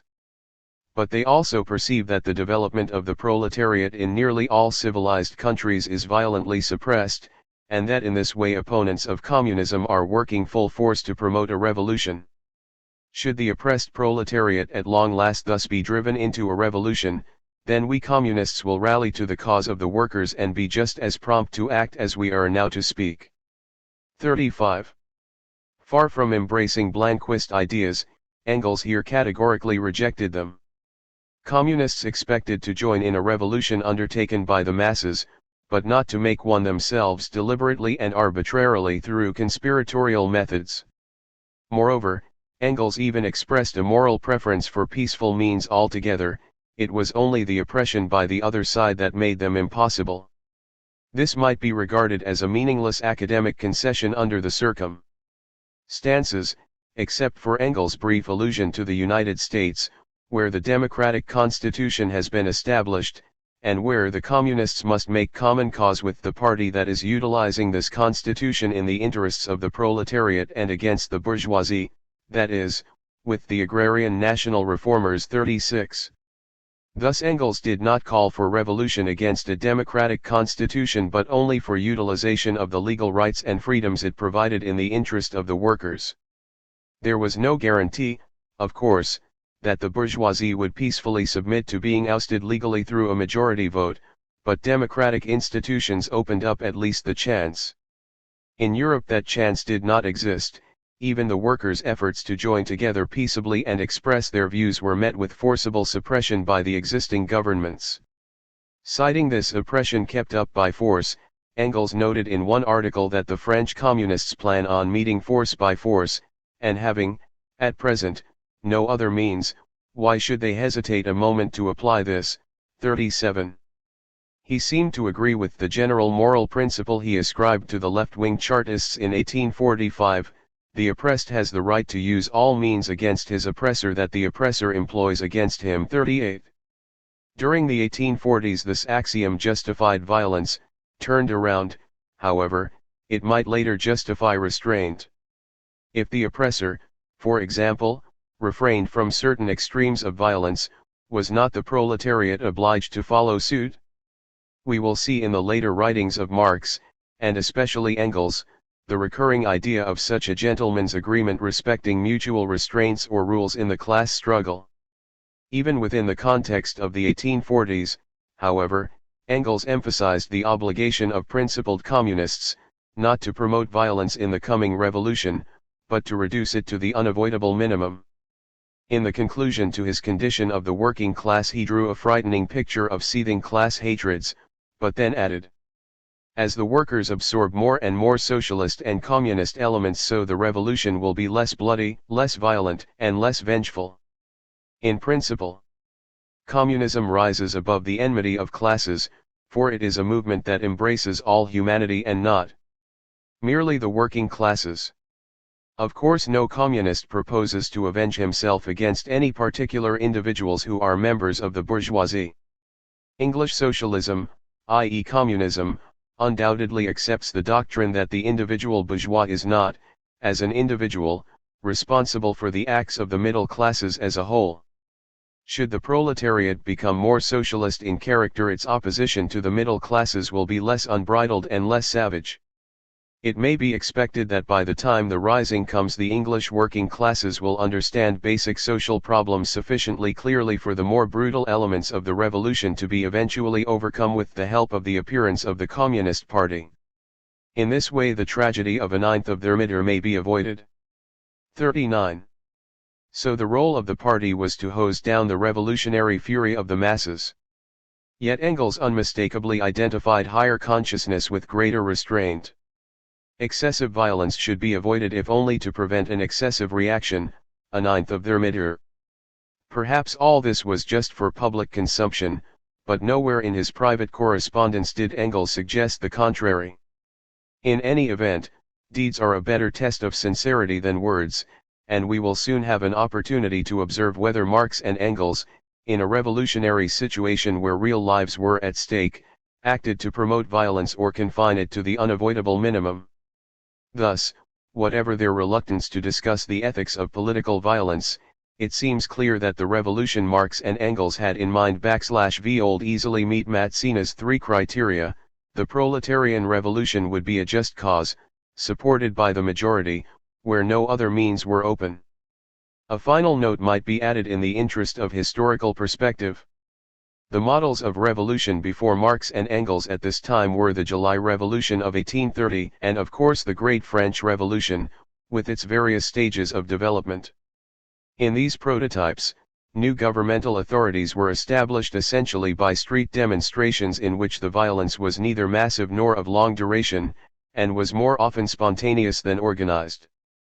Indeed, in 19th-century Europe, 3 days of violent street demonstrations seemed almost a mutually agreed upon standard as the events of 1848 would shortly reconfirm for toppling cabinets and even thrones. While the communist revolution awaited by Marx and Engels would likely meet greater resistance, there is no evidence as yet that they reckoned on organized and sustained violence over a period of years. The communist revolutions of the 20th century, which have established new governments through the planned seizure of power by a paramilitary vanguard, or through the organization of vast guerrilla armies in a protracted civil war. These give a thoroughly misleading impression if read back into Marx and Engels' early Victorian expectations. Marx and Engels' initial vision of spontaneous majority revolution did not change appreciably between 1843 and 1848, and indeed it remained the ideal model throughout their lives. In the philosophical language they had now abandoned, it constituted the WSN, or rational essence, of the communist revolution, however inadequately actual events might align themselves to that blueprint. All subsequent strategies and tactical expedients were but variations on this classical theme. Dual origins of the Communist League. The first of these tactical expedients, the Communist League, must be examined in some detail because it enjoys such a wide reputation as a Blanquist conspiratorial group, or as a Leninist-style vanguard party, or both. In fact, it was neither of these things, and an adequate history of the League has yet to be written. Such a history cannot be undertaken here, of course, but we will attempt in this chapter to draw attention to the distinctly bifurcated roots of the League, as well as to Marx and Engels' conception of its proper function in the period up to its June 1848 dissolution. In Chapter 7 we will return to their London association with the revived League in 1849 to 1852, and finally in Chapter 8 we will examine its internal structure and functioning and draw some overall conclusions. To view the Communist League as a conspiracy or vanguard party under Marx's direction is doubly misconceived. It exaggerates Marx's influence over the majority of League members and underestimates the importance of a social and ideological division that plagued the group from beginning to end. The organization that came into being in 1847 was essentially an uneasy amalgamation of the Artisan League of the Just and Marx's circle of intellectual communists then centered in Brussels, and these two elements in the League, radical artisans and renegade intellectuals, never wholly reconciled their differences of background and outlook. 41. By probing into this hitherto neglected tension, it is possible to clear up almost all of what is ideologically problematic in the League's history, including certain paradoxical utterances of Marx and Engels in the two most influential pronouncements they drew up for the organization, the Communist Manifesto and the Circular of March 1850. The Marx Circle was drawn together during the Brussels period. After Marx and Engels had worked out a common position in 1845 through their intensive reading and collaborative writing, they began to consider how best they might, as Engels put it, win over the European and in the first place the German proletariat to our conviction. 42. Since both men by now had wide contacts with socialist groups and thinkers in several countries, as well as an unusual command of European languages, they decided to set up a kind of international office in Brussels to link up by correspondence the socialist movements of the various nations. Thus was born early in 1846 the Communist Correspondence Committee of Brussels, in retrospect a modest pilot antipation of the International of the 1860s. The three active Brussels correspondents, Marx, Engels, and Philippe Gigot, stated their purpose in a letter inviting Proudhon to contribute. The main object of our correspondence will, however, be to keep German socialists in contact with French and English socialists. In this way differences of opinion will come to light, ideas will be exchanged and impartial criticism arrived at. This will be a step taken by the socialist movement on its literary side towards ridding itself of the limitations of nationality. For at the moment of action it is certainly of great interest to everyone to be informed of the state of affairs abroad as well as at home. 43. Doubtless the Brussels trio hoped these contacts would in the course of time develop into firmer organizational ties. Proudhon himself declined the invitation to participate, but the committee soon established relations with his countryman Louis Blanc, with the Chartist leader Julian Harney, and with the leaders of the League of the Just in Paris and London. 44. For our immediate purpose it is more important to observe that Marx and Engels also succeeded in drawing into the activities of this committee a number of German intellectuals who would eventually form the core of the Marx Circle in the Communist League. In Brussels itself the group included Marx's brother-in-law, Edgar von Westphalen, Engels' old poetic exemplar, Ferdinand Freiligrath, together with Ferdinand Wolff, George Weirth, Sebastian Seeler, and Louis Heilberg. It eventually expanded to include Roland Daniels, Heinrich Burgers, and Karl Dester in Cologne, Joseph Wedemeyer in Westphalia, George Weber in Kiel, Wilhelm Wolff in Silesia, and Ernst Dronke and to some extent Hermann Uerbeck in the Paris branch of the League of the Just. Among these men only Wilhelm Wolff could boast humble origins, all had had bourgeois educations and all pursued or had pursued bourgeois occupations. Some had collaborated with Marx in the Reinigungszeitung, most would collaborate in the Neue Reinigungszeitung. Whatever the diversity of their original socialist ideas, they all came more and more to accept not only Marx's intellectual leadership but also his guidance in tactical questions. All of these things distinguish them as a group from the artisans who made up the old League of the Just. 45 In contrast to the committee, the League of course was a formal membership organization, established for 10 years and possessing several hundred members, with its main centers in Switzerland, Paris, and London and underground branches in several German localities. For our purposes it is crucial to understand that journeyman artisans, not factory workers, filled out the ranks of the League. Although no full membership records exist, substantial data from police reports show an overwhelmingly artisan composition. One police informer in the early 1840s, for example, named 72 members of the Paris group, of whom 2 were bourgeois intellectuals and 70 were artisans, 53 tailors, 10 joiners, 4 shoemakers, and the remaining miscellaneous. A parallel report for Berlin in 1846 named the entire membership of 32 all artisans and again, not a single factory worker. 46 As a protest group, the League expressed the death cry of German handicraft production, not the birth cry of the industrial proletariat. The active role of artisans in the revolutionary disturbances of 1848 is now increasingly recognized. Far more than industrial workers, artisans took part in violent demonstrations and riots, volunteered in revolutionary militias, organized themselves into protest groups, met in congresses, issued petitions, and generally manifested acute discontent. Nor is the reason hard to uncover. In the first half of the 19th century, substantial segments of this class, most notably tailors, weavers, shoemakers, and joiners, were displaced or severely threatened by technological and commercial managerial advances. Rapid population growth and pre-industrial economic expansion had swollen their numbers, exacerbating the disaster that set in following the elimination in the early 19th century of most internal and external tariff barriers and of most guild restrictions on freedom of occupation and enterprise. Artisans now had to face the withering competition of large-scale commercial producers, first from England and then increasingly from within Germany itself. While master craftsmen were hard hit, it seems clear that journeymen suffered the most. In numbers, the ratio of the latter to the former climbed steadily and must have brought home to most journeymen what fate had in store for them: not the traditional mastership as the reward for their labors, but the bleak and uncertain destiny of an unskilled factory hand. 47 artisans' responses to their plight were varied, but generally drastic. Some chose emigration, while others wrecked machines and called for the revival of guild powers to thwart or confine commercial industrial development.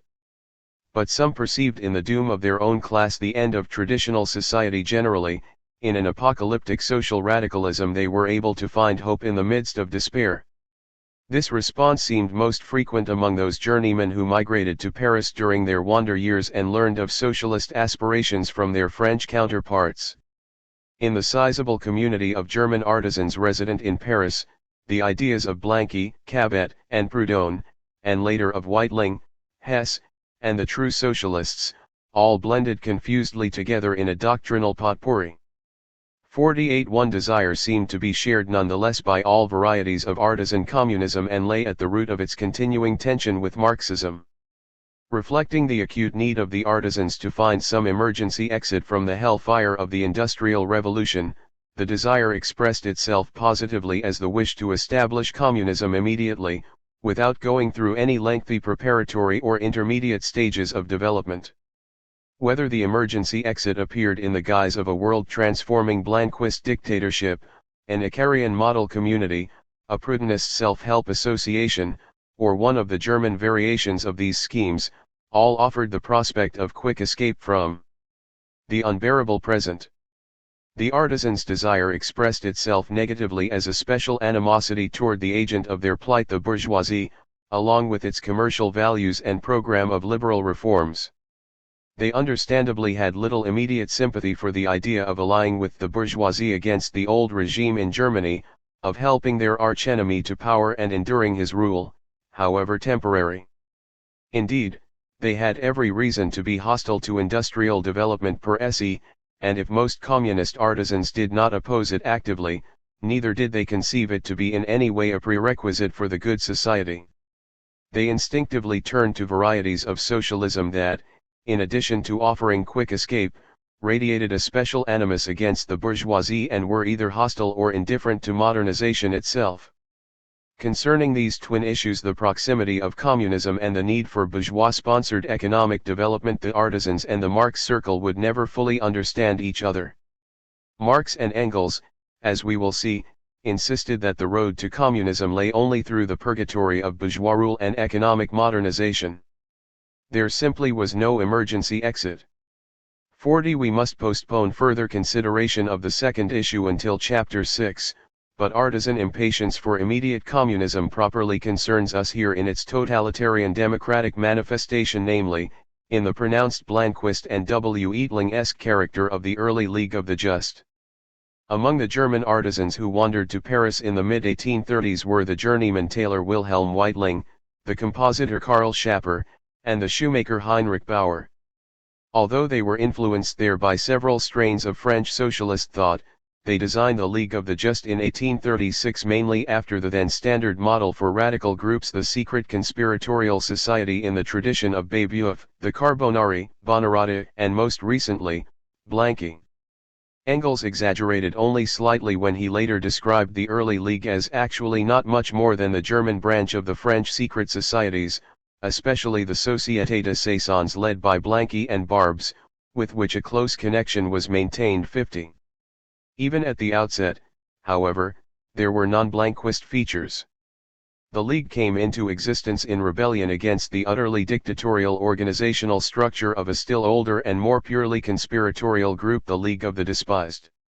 As we will see later, in Chapter 8, the Just incorporated several democratic innovations into their own organizational statute.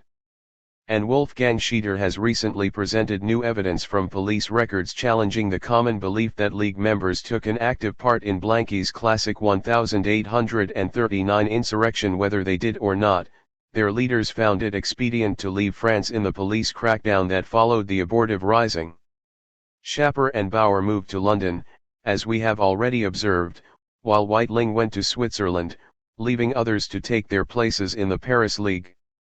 With this diaspora and the evident bankruptcy of the conspiratorial technique, specifically Blanquist ideas began to recede in League circles, inaugurating a process of development away from totalitarian democratic precepts that eventually would make the organization attractive to Marx and Engels. In Switzerland, Weitling organized vigorously on behalf of the League and developed further as an independent thinker whose half-religious socialism owed as much to the dissident Abbé Lamennais as to Blanqui. He continued to believe in force, however, and his somewhat muddled concept of revolution, if less conspiratorial, still included the central totalitarian democratic ingredients of minority uprising and educational dictatorship. His principal writing of this period, Garantie der Harmonie und die Freiheit, 1842, as quoted earlier, contained a blatantly apocalyptic vision: I see a new Messiah coming with the sword, to carry into effect the teachings of the first. By his courage he will be placed at the head of the revolutionary army, and with its help he will crumble the decayed structure of the old order. Weitling had little patience with elections. There must be no searching around for a leader, and no fussing about the election of a leader. Whoever is the first to step forward, whoever takes the lead, whoever shows the bravest endurance and places his life in the balance with all the others, he will be leader. 52. There can be little doubt whom Weitling had in mind for this role. During his Swiss period, the ex-tailor also worked out his most notorious tactical idea to recruit an army of common thieves to act as shock troops in the assault on private property, a sound Fourierist teaching this each to his own inclination. Though Weitling's ideas now carried considerable weight throughout the League, no one seemed very happy about this Diebstahl's theory. 53 And when he was arrested and imprisoned by Swiss authorities in mid-1843, Weitling's influence in League circles began to recede further. Meanwhile, in the Paris branch, the exiled physician Hermann Uerbeck had taken over the reins of leadership, and he personally espoused Kabatzakarian communism, which renounced force as a matter of principle. During the early 40s, the ideas of Hess and Proudhon likewise percolated through the Paris group, eventually blending in a brew called True Socialism, whose principal exponent was Karl Grian. All these were varieties of non-political socialism, which renounced not only violence but every political means. The schemes of W. Eitling and Blanqui faded more and more into the background. 54 Such was the internal situation when Engels moved temporarily to Paris in August 1846 as a kind of emissary of the Brussels Communist Correspondence Committee to see what could be done in the Paris League. There ensued a long series of meetings, discussions, and disputes as Engels fought a two-front polemical battle against the lingering influence of Weitling and Blanqui on the one hand, and the tender-minded socialism of Proudhon, Hess, and Grian on the other. With characteristic precision he defined his own strategy in opposition to both, to recognize no means of carrying out these communist objects other than a forcible democratic revolution. 55 Forcible revolution was anathema to the unpolitical socialists, while the emphasis on its democratic character was aimed at the remaining followers of Weitling. The formula may stand as a classic statement of Marx and Engels' position between tender-minded sentimentalists and tough-minded elitists. They were themselves tough-minded Democrats. As it turned out, the struggle against Weitling's supporters was scarcely more than a mopping-up operation, in which Engels found a willing ally in Uerbeck. 56 The verbal wrestling with the non-political socialists proved a longer and more arduous task, but by the end of October 1846 Engels could report that the formula cited above had triumphed when, after 5 evenings of marathon debate, the surviving discussants, perhaps more exhausted than convinced, voted 13-2 in its favor. 57 The Paris League, having repudiated its Blanquist origins, now seemed to accept the Marxist strategy for achieving socialism.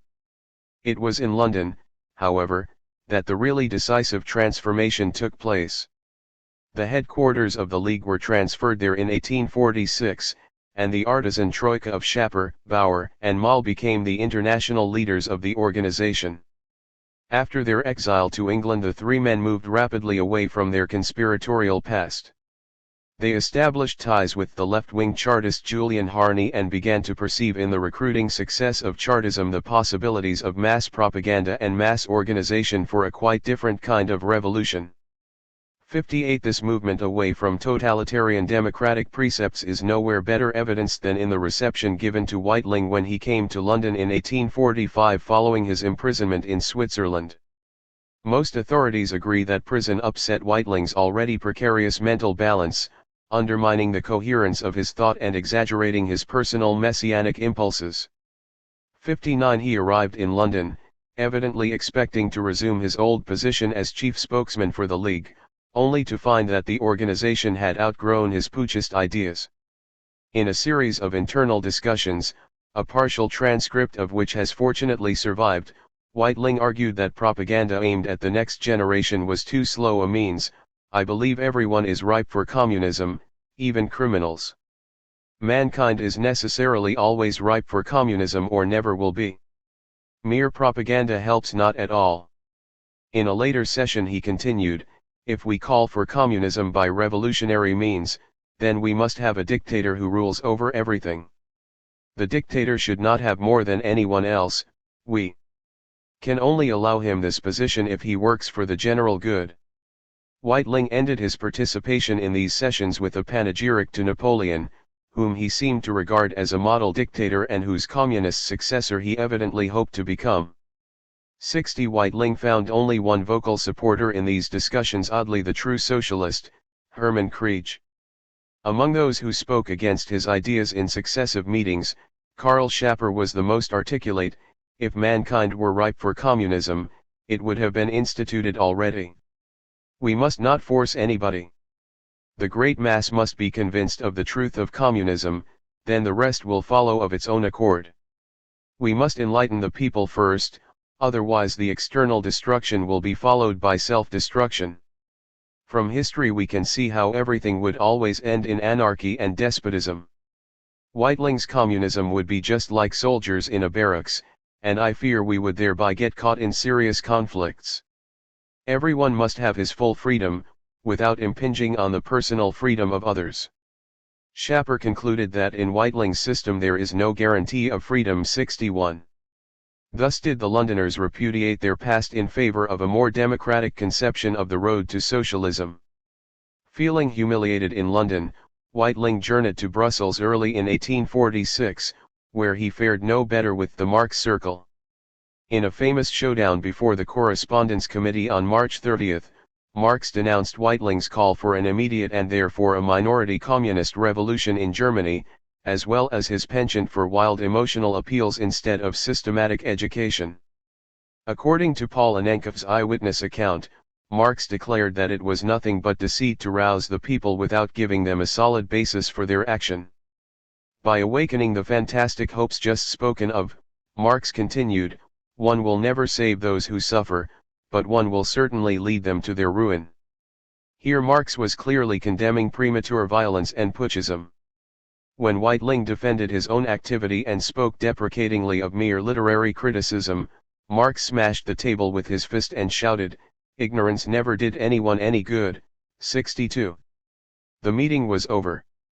When Weitling found himself alone again a few weeks later in the committee's vote to censure Hermann Krage's true socialist propaganda, he left Brussels, rejected everywhere and feeling persecuted, he soon emigrated to America.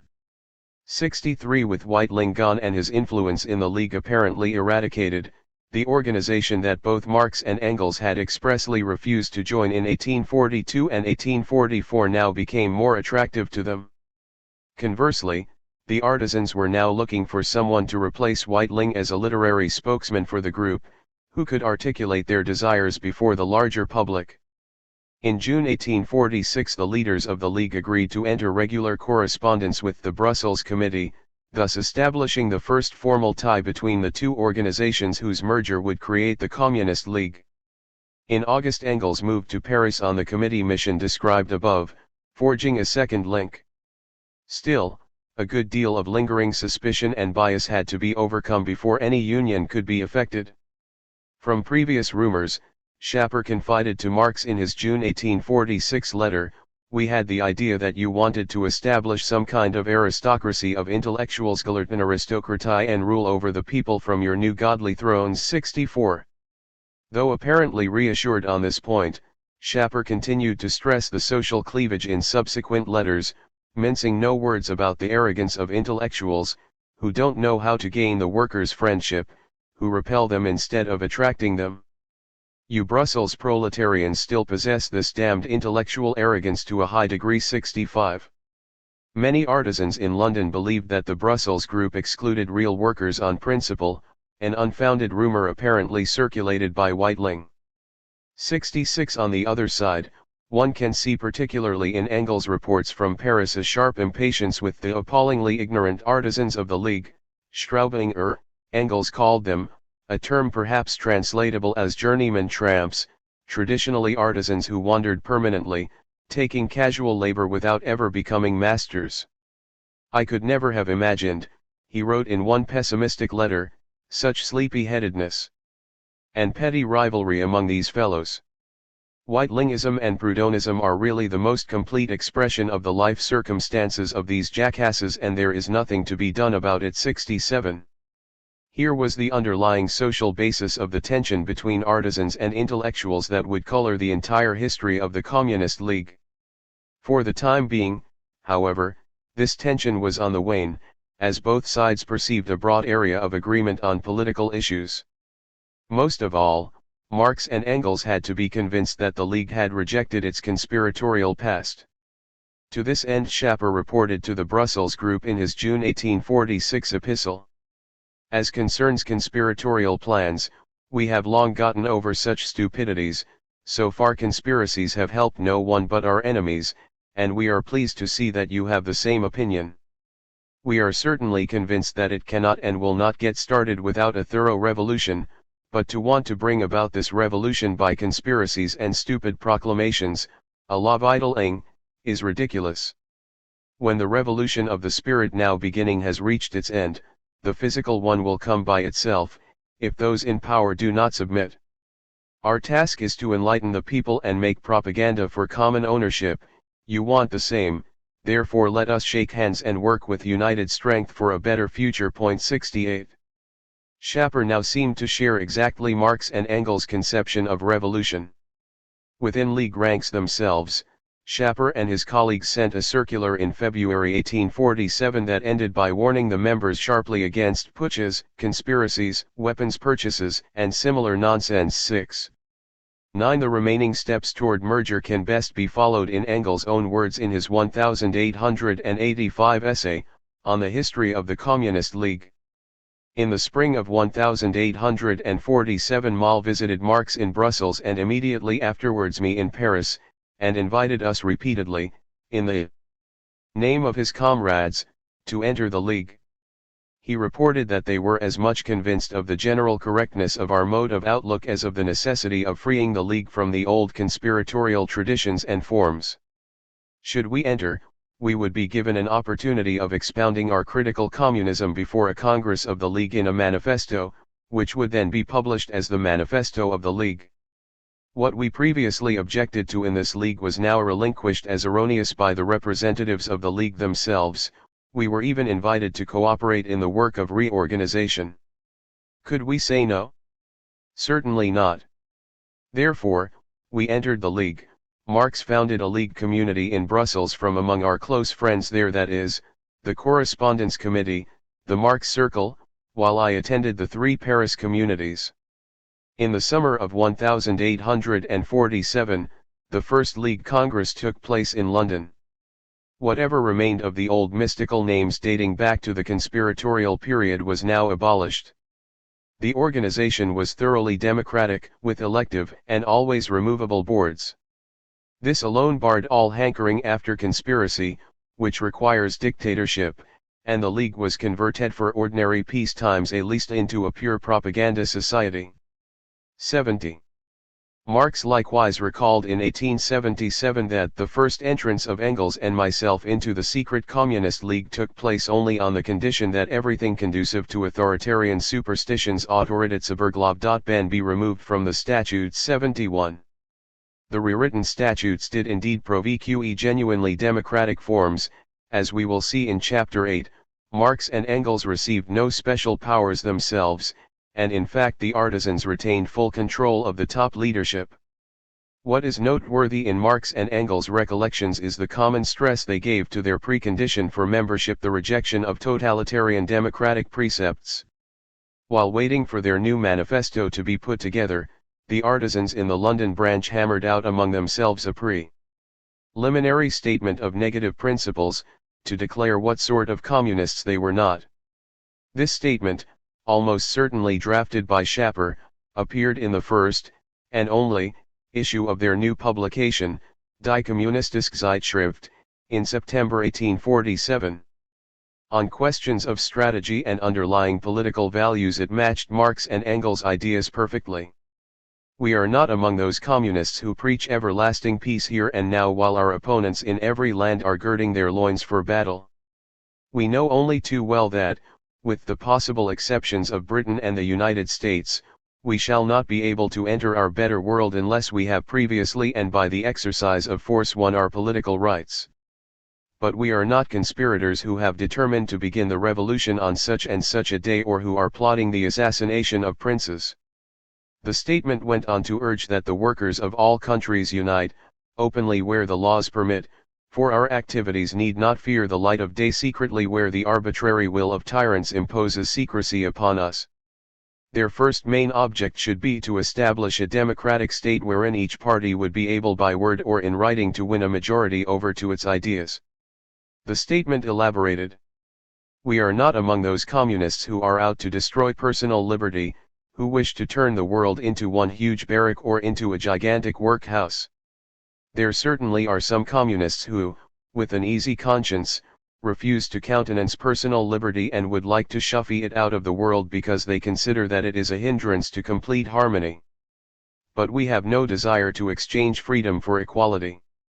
We are convinced that in no social order will personal freedom be so assured as in a society based upon communal ownership." 72. The rejection of conspiratorial organization and putschism, the expectation of mass revolution, the call for a democratic state as the first not last achievement of that revolution, and the desire not to sacrifice liberty in the name of equality, all attest to the thoroughgoing repudiation of totalitarian democratic ideas among old League members. To argue that Marx and Engels became Blanquists by joining the League is thus utterly wrong-headed. The merger became possible, not because Marx and Engels had now embraced the principles of conspiratorial revolution but because the conspiratorial revolutionaries had now embraced the principles of Marxism. Whatever its historical antecedents, the Communist League created in 1847 was an expressly anti-Blanquist organization. The League as a vanguard party. If not a Blanquist organization, perhaps the Communist League was nonetheless a vanguard party in the Leninist sense. Certainly it was regarded by Lenin and by communist writers ever since as the very archetype of Bolshevik organizational principles. Yet there is good reason to be skeptical of this claim, as we will see. Like Blanqui, Lenin wanted the enlightened few to organize themselves as a vanguard and maintain a certain separation from the mass. Lenin never expected the vanguard, however, to make the revolution by itself, without mass support. Only a revolution that had such support and actively involved the masses could possibly succeed. In this sense Lenin was quite correct in his repeated insistence that he was not a Blanquist. He did believe, on the other hand, that the vanguard had to perform certain essential tasks without which the revolution also could not possibly succeed. These tasks included, first, bringing revolutionary consciousness to the masses, who on their own would develop at best only a trade union consciousness, and second, preparing and executing the seizure of power itself, not arbitrarily as the Blanquists seem to have done, but at precisely the correct historical moment when mass discontent reached a peak of violent turmoil that would ensure the successful destruction of the old regime as well as popular support for the new one. Without this crucial guidance and coordination by the vanguard, the violent turmoil of the masses would be dissipated uselessly, like steam not enclosed in an engine. Both these critical and demanding tasks required that the vanguard recruit selectively, limiting its size by preference, so that only full-time, technically competent and utterly dedicated revolutionaries would be included. Like Blanqui, Lenin insisted that these professionals carry on day-to-day party activity under military discipline in an organized chain of command from the top down. At the same time, however, he advocated a more democratic apparatus for decision-making at periodic intervals, for example, at party congresses, and in the election of leaders.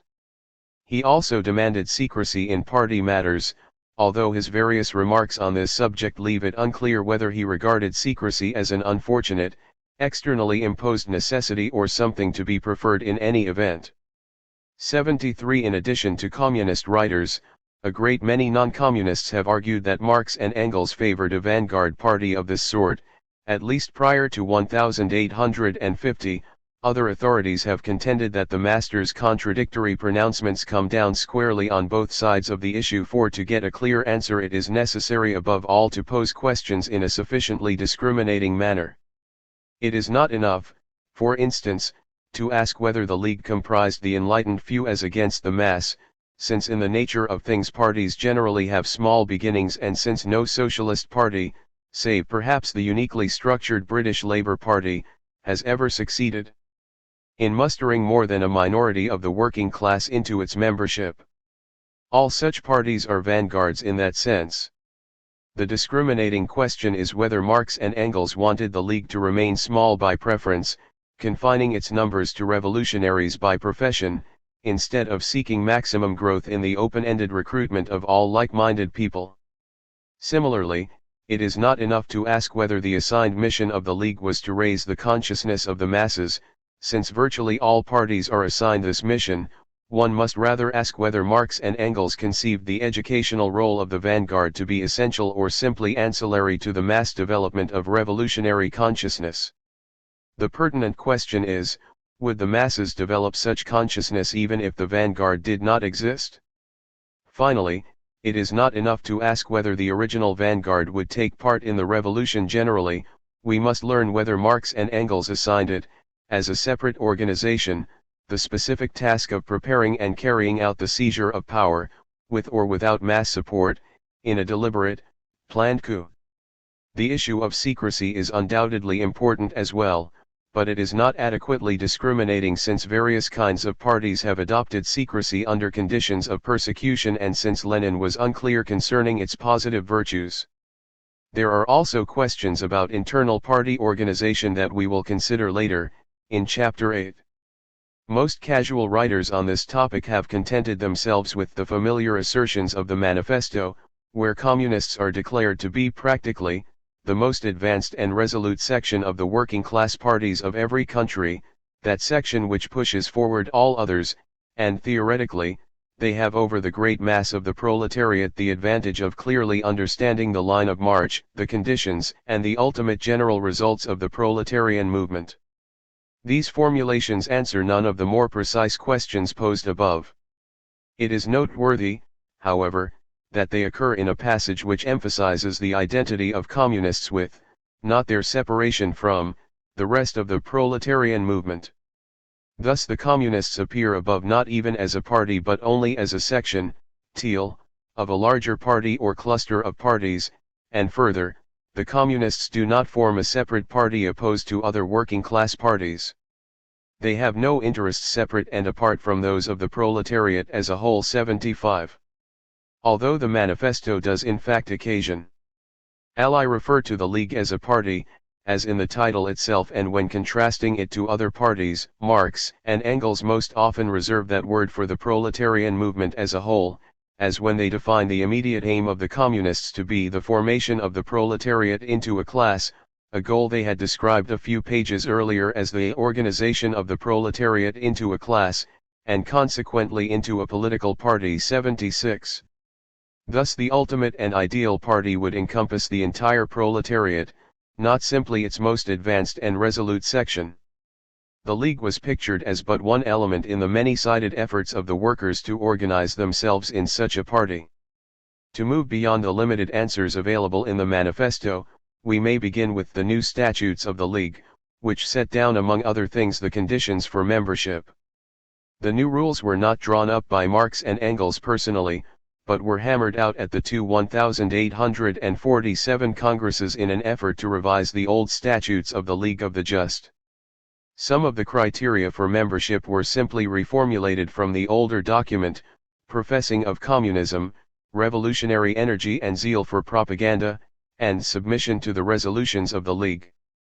Judged overall, however, the new rules clearly relaxed what was expected of members, most notably by dropping the great oath of secrecy with its accompanying threat of death for betrayal. They also defined more carefully the grounds for expulsion and created a fairer legal procedure for deciding expulsion cases. 77. The only revision known to have been proposed by Marx and Engels themselves permitted League members henceforth to belong to other political organizations as well, so long as these were not anti-communist, clearly also a relaxation. 78. There is not a word about professional competence, full-time activity, or the need to limit membership as a deliberate policy.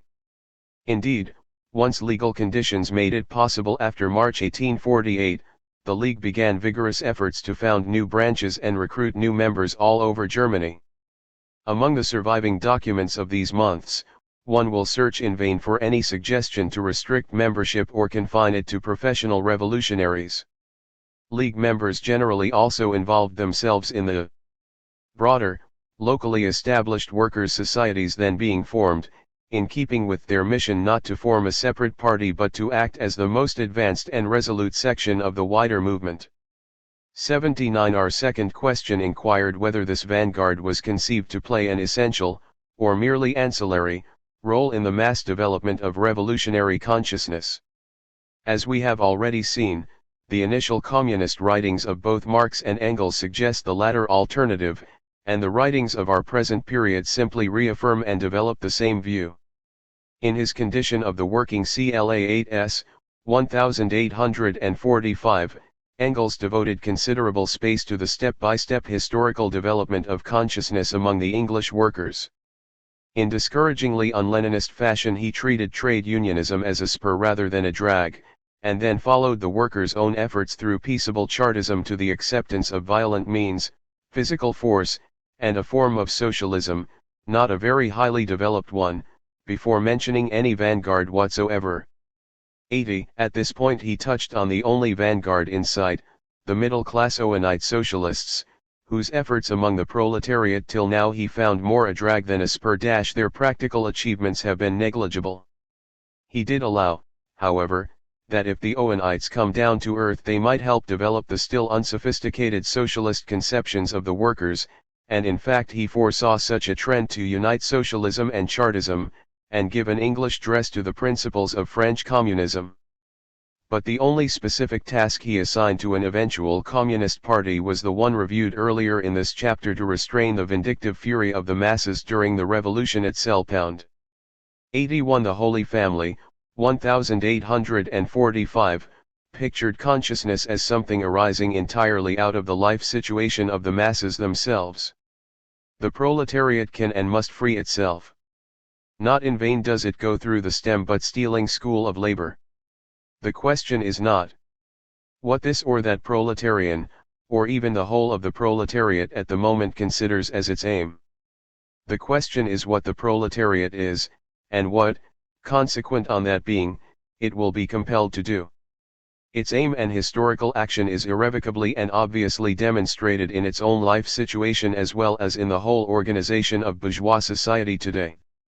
There is no need to dwell here upon the fact that a large part of the English and French proletariat is already conscious of its historic task and is constantly working to develop that consciousness into complete clarity. 82. Even complete clarity now would seem to come without the assistance of a vanguard, which is nowhere mentioned. In The Poverty of Philosophy, 1847, Marx lauded trade union activities particularly, in opposition to Proudhon, as ramparts for the workers in their struggles with the owners. Not only do such associations defend the workers' material interests, but perhaps even more importantly they stop the former competition of the workers among themselves, ending the egoism of the individual worker in favor of the mutuality of the common cause, a crucial step in the formation of class consciousness. And, far from restricting the workers' horizons, associations lead naturally forward to political action as the proletariat becomes united, and constitutes itself as a class for itself. The interests it defends become class interests. But the struggle of class against class is a political struggle. The Chartists are cited as a model. Again, no vanguard required. To be sure, Marx had commented earlier on the role of intellectuals, just as the economists are the scientific representatives of the bourgeois class, so the socialists and communists are the theoreticians of the proletarian class. He referred mainly to utopian thinkers who appear when the proletariat is not yet sufficiently developed to constitute itself as a class. Once the latter process commences, such intellectuals have only to take note of what is happening before their eyes and to become the mouthpiece of this. 83. Mouthpieces are doubtless useful, but scarcely indispensable to the real-life growth of the proletarian movement, no more than political economists were indispensable to the real-life development of capitalism. The German Ideology, 1846, written not long after Marx's extensive study of the French Revolution, gave special emphasis to revolutionary activity itself as providing the final levels of illumination, a capstone of practical political education. The book spoke of the emergence of a class which constitutes the majority of all members of society, and from it arises a consciousness of the necessity of fundamental revolution, communist consciousness, which may of course arise also in the other classes perceiving the situation of this class. There follows the passage quoted earlier in part. For the production of this communist consciousness on a mass scale and for the success of the cause itself, the alteration of men on a mass scale is required. This can only take place in a practical movement, in a revolution. A revolution is necessary, therefore, not only because the ruling class cannot be overthrown in any other way but also because the class overthrowing it can succeed only by revolution in getting rid of all the traditional muck and become capable of establishing society anew. 84. The same theme reappears momentarily in a later chapter. In revolutionary activity the changing of oneself coincides with the changing of circumstances. 85. Communist writers have insisted quite properly that Marx did not see consciousness arising automatically or spontaneously out of circumstances themselves, as if no human effort were required. 86. Here Marx stressed the dialectical relationship he perceived between the changing of circumstances and the changing of consciousness, both manifestly require vast human effort. The point is that the required effort is expected to come not from some outside vanguard, but from the masses themselves as they struggle to understand and change the circumstances that grind them down, organizing themselves, learning even from their own mistakes, and in the process changing their own consciousness as well. Marx's reflexive construction sharpens the point: one changes oneself in revolutionary activity. Notice also that the emergence of communist consciousness among other classes, for example, bourgeois intellectuals, appears above as something quite incidental to the main process. In the manifesto itself, the initial historical section retraces the most general phases in the development of the proletariat and gives prominent mention to the formation of combinations, trades unions, followed by permanent associations, and finally by the aforementioned organization of the proletarians into a class, and consequently into a political party, that is, a party composed of the entire class. The process is explained through the advance of industry, which replaces the isolation of the laborers, due to competition, by their revolutionary combination, due to association. Thus the workers appear to achieve both revolutionary consciousness and organization without any external help. To be sure, after Marx and Engels noted that the bourgeoisie, in its own behalf, first calls the workers to political action, they added. Further, as we have already seen, entire sections of the ruling classes are, by the advance of industry, precipitated into the proletariat, or are at least threatened in their conditions of existence. These also supply the proletariat with fresh elements of enlightenment and progress. Finally, in times when the class struggle nears the decisive hour, the process of dissolution going on within the ruling class, in fact within the whole range of old society, assumes such a violent, glaring character, that a small section of the ruling class cuts itself adrift, and joins the revolutionary class, and in particular, a portion of the bourgeois ideologists, who have raised themselves to the level of comprehending theoretically the historical movement as a whole. 87. The contributions of renegade bourgeois ideologists are thus recognized as helpful but in no way treated as indispensable or crucial to the larger process of consciousness formation. Neither are the services of the Communist League itself treated as indispensable, a point Marx was shortly to prove in the most dramatic possible way.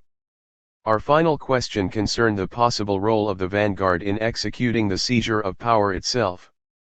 Here we will have a chance to measure words against deeds. Marx and Engels repeatedly denied, to start with, that the League had any purpose beyond organization and propaganda. They denied particularly that it was supposed to seize power itself, with or without mass support.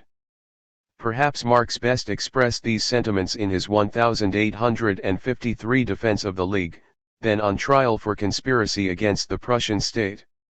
Defining the organization as a secret propaganda society, Marx admitted frankly that the final goal of the League was the overturning of the social order, which in turn necessitated a political revolution, and this entailed the overthrow of the Prussian state, just as surely as an earthquake entails the overthrow of a hen roost.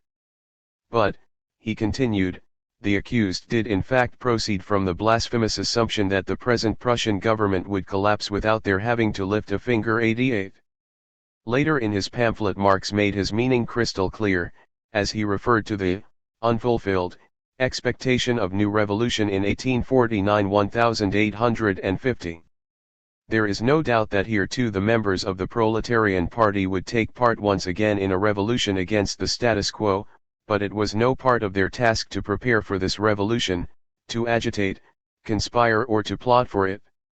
They could leave this preparation to circumstances in general and to the classes directly involved. The Communist League, therefore, was no conspiratorial society, but a society which secretly strove to create an organized proletarian party because the German proletariat is publicly debarred, igna et aqua, from writing, meeting, and speaking. Such a society can only be said to conspire against the status quo in the sense that steam and electricity conspire against it. 89. Thus the members of the League fully expected to take part in a new revolution, but it was not the League's business as an organization to plot, conspire, agitate, or prepare for it. Such preparation was properly left to circumstances and classes in general rather than to any vanguard group.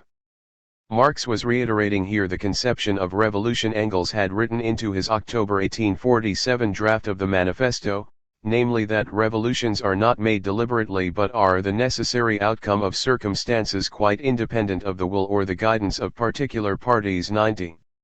Correspondingly, on repeated occasions Engels also described the League as a simple organization of communist propaganda, which was secret only because necessity compelled it to be. 91.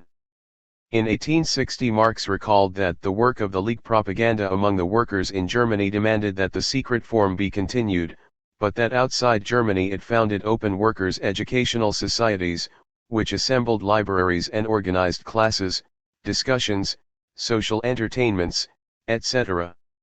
He ended this description of the League's work with the following curious statement: during the period of the Revolution of 1848 in Germany its activity expired of its own accord, since more effective ways now stood open for advancing its purposes. 92. Far from considering it the general staff of the proletarian revolution, Marx here seemed to regard the League as superfluous once legal conditions made secrecy unnecessary in the tasks of organization and propaganda. Of course all this may have been written merely for public consumption, and we will do well now to test Marx and Engels' statements against their actual behavior in the League during the first period of its existence. Scarcely had the new organization been launched than a whole series of revolutions broke out spontaneously in the spring of 1848.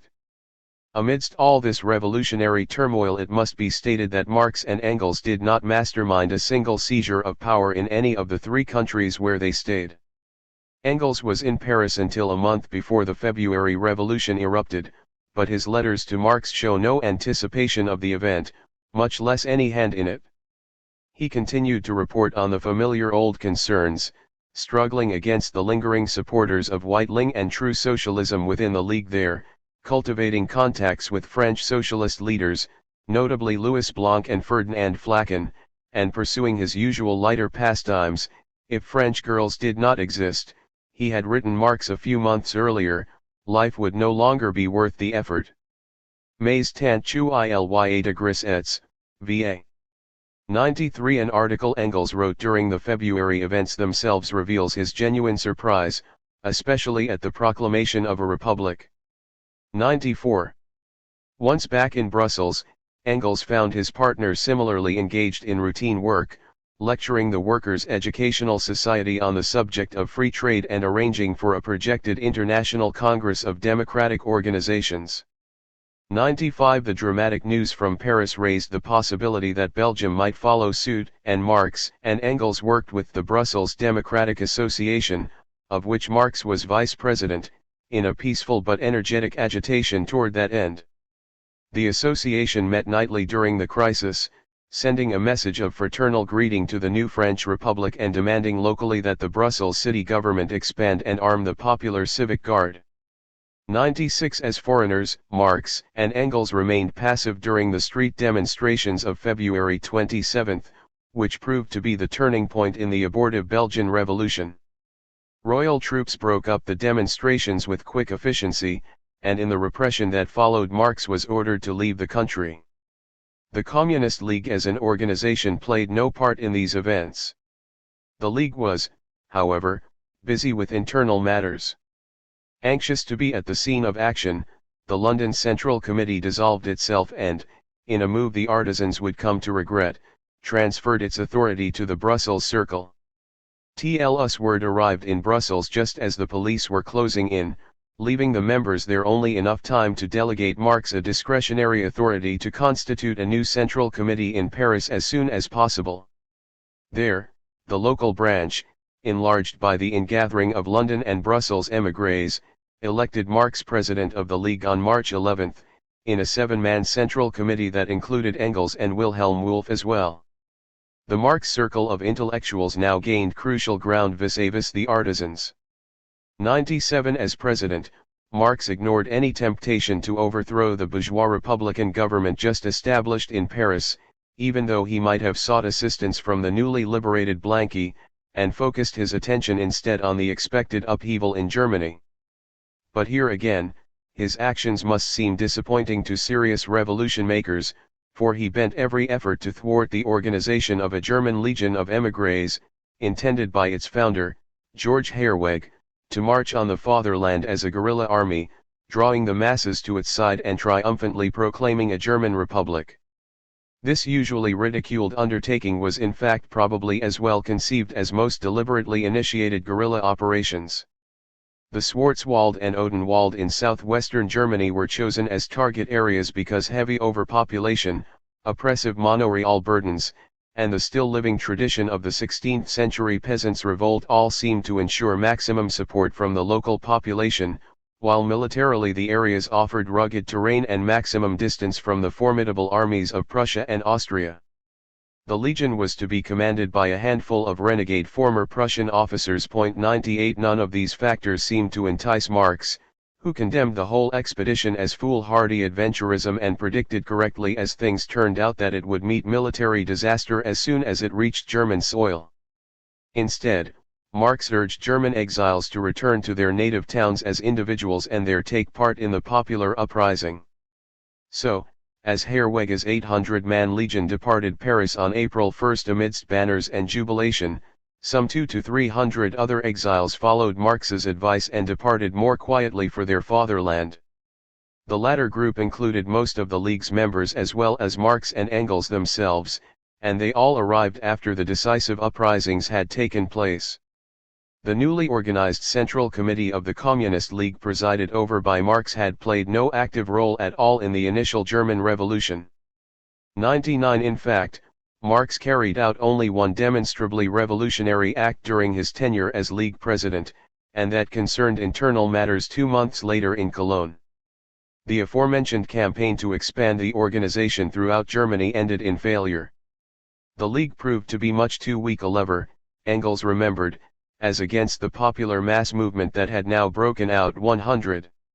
Legal organizations sprang up everywhere, and open propaganda via the press now became possible. Marx and Engels themselves became more and more involved with their own vehicle for open propaganda, the Neue Reinigungszeitung, which they did not want to speak merely for a tiny sect but for a great party of action, namely a united front of all German Democrats. 101 Further, when the two men arrived in Cologne, they found the League branch there already seriously divided between their own supporters and those of Andreas Gottschalk, who fundamentally opposed the policy of United Front. And Gottschalk was not easily to be cast aside. As a physician in the poorer section of the city, he had gathered together a wide following, and he was now in the process of setting up his own legal organization, the Cologne Workers' Society, whose immediate success rather put the League into eclipse. Amidst so many complications, Marx evidently began to find the secret society more an encumbrance than a help in the main task at hand. Without further ado, he jettisoned the Communist League, leaving its artisan members to their own devices and drawing his own circle of intellectual communists into the activity of the Neue Reneszeitung. Exactly what happened remains a point of bitter contention between communist and most non-communist scholars, the disputed evidence consisting of the 1854 testimony of Peter Gerhard Roser, the last president of the Communist League. Roser's sensational testimony, first published in Toto in 1964, concerned a League meeting during June 1848. At this meeting there were very vehement debates. Sharp reproaches were made to Dr. Gottschalk concerning the organization of the Workers' Society, and secondly Marx proposed the dissolution of the League. On the first matter Marx and Schapper were agreed, on the second Gottschalk and Marx were for the dissolution of the League. Schapper and Moll demanded absolutely that the League be maintained, and since no agreement could be reached Marx made use of his discretionary authority and dissolved the League. Marx held the continuation of the League to be superfluous because it was not a conspiratorial but a propaganda organization, and under present conditions since freedom of the press and the right of association existed it could propagandize openly and did not require secrecy. 102.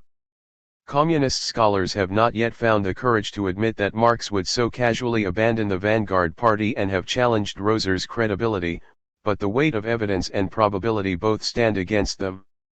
103. In later recollections about the League, as we have seen, Marx himself said that its activity expired of its own accord, since more effective ways now stood open for advancing its purposes, and he went on to speak of the League's being reconstituted, in 1849, after the counter-revolution revived the need for extra-legally. 104. Similarly, Engels recalled that from the moment when the causes which had made the secret league necessary ceased to exist, the secret league as such ceased to mean anything.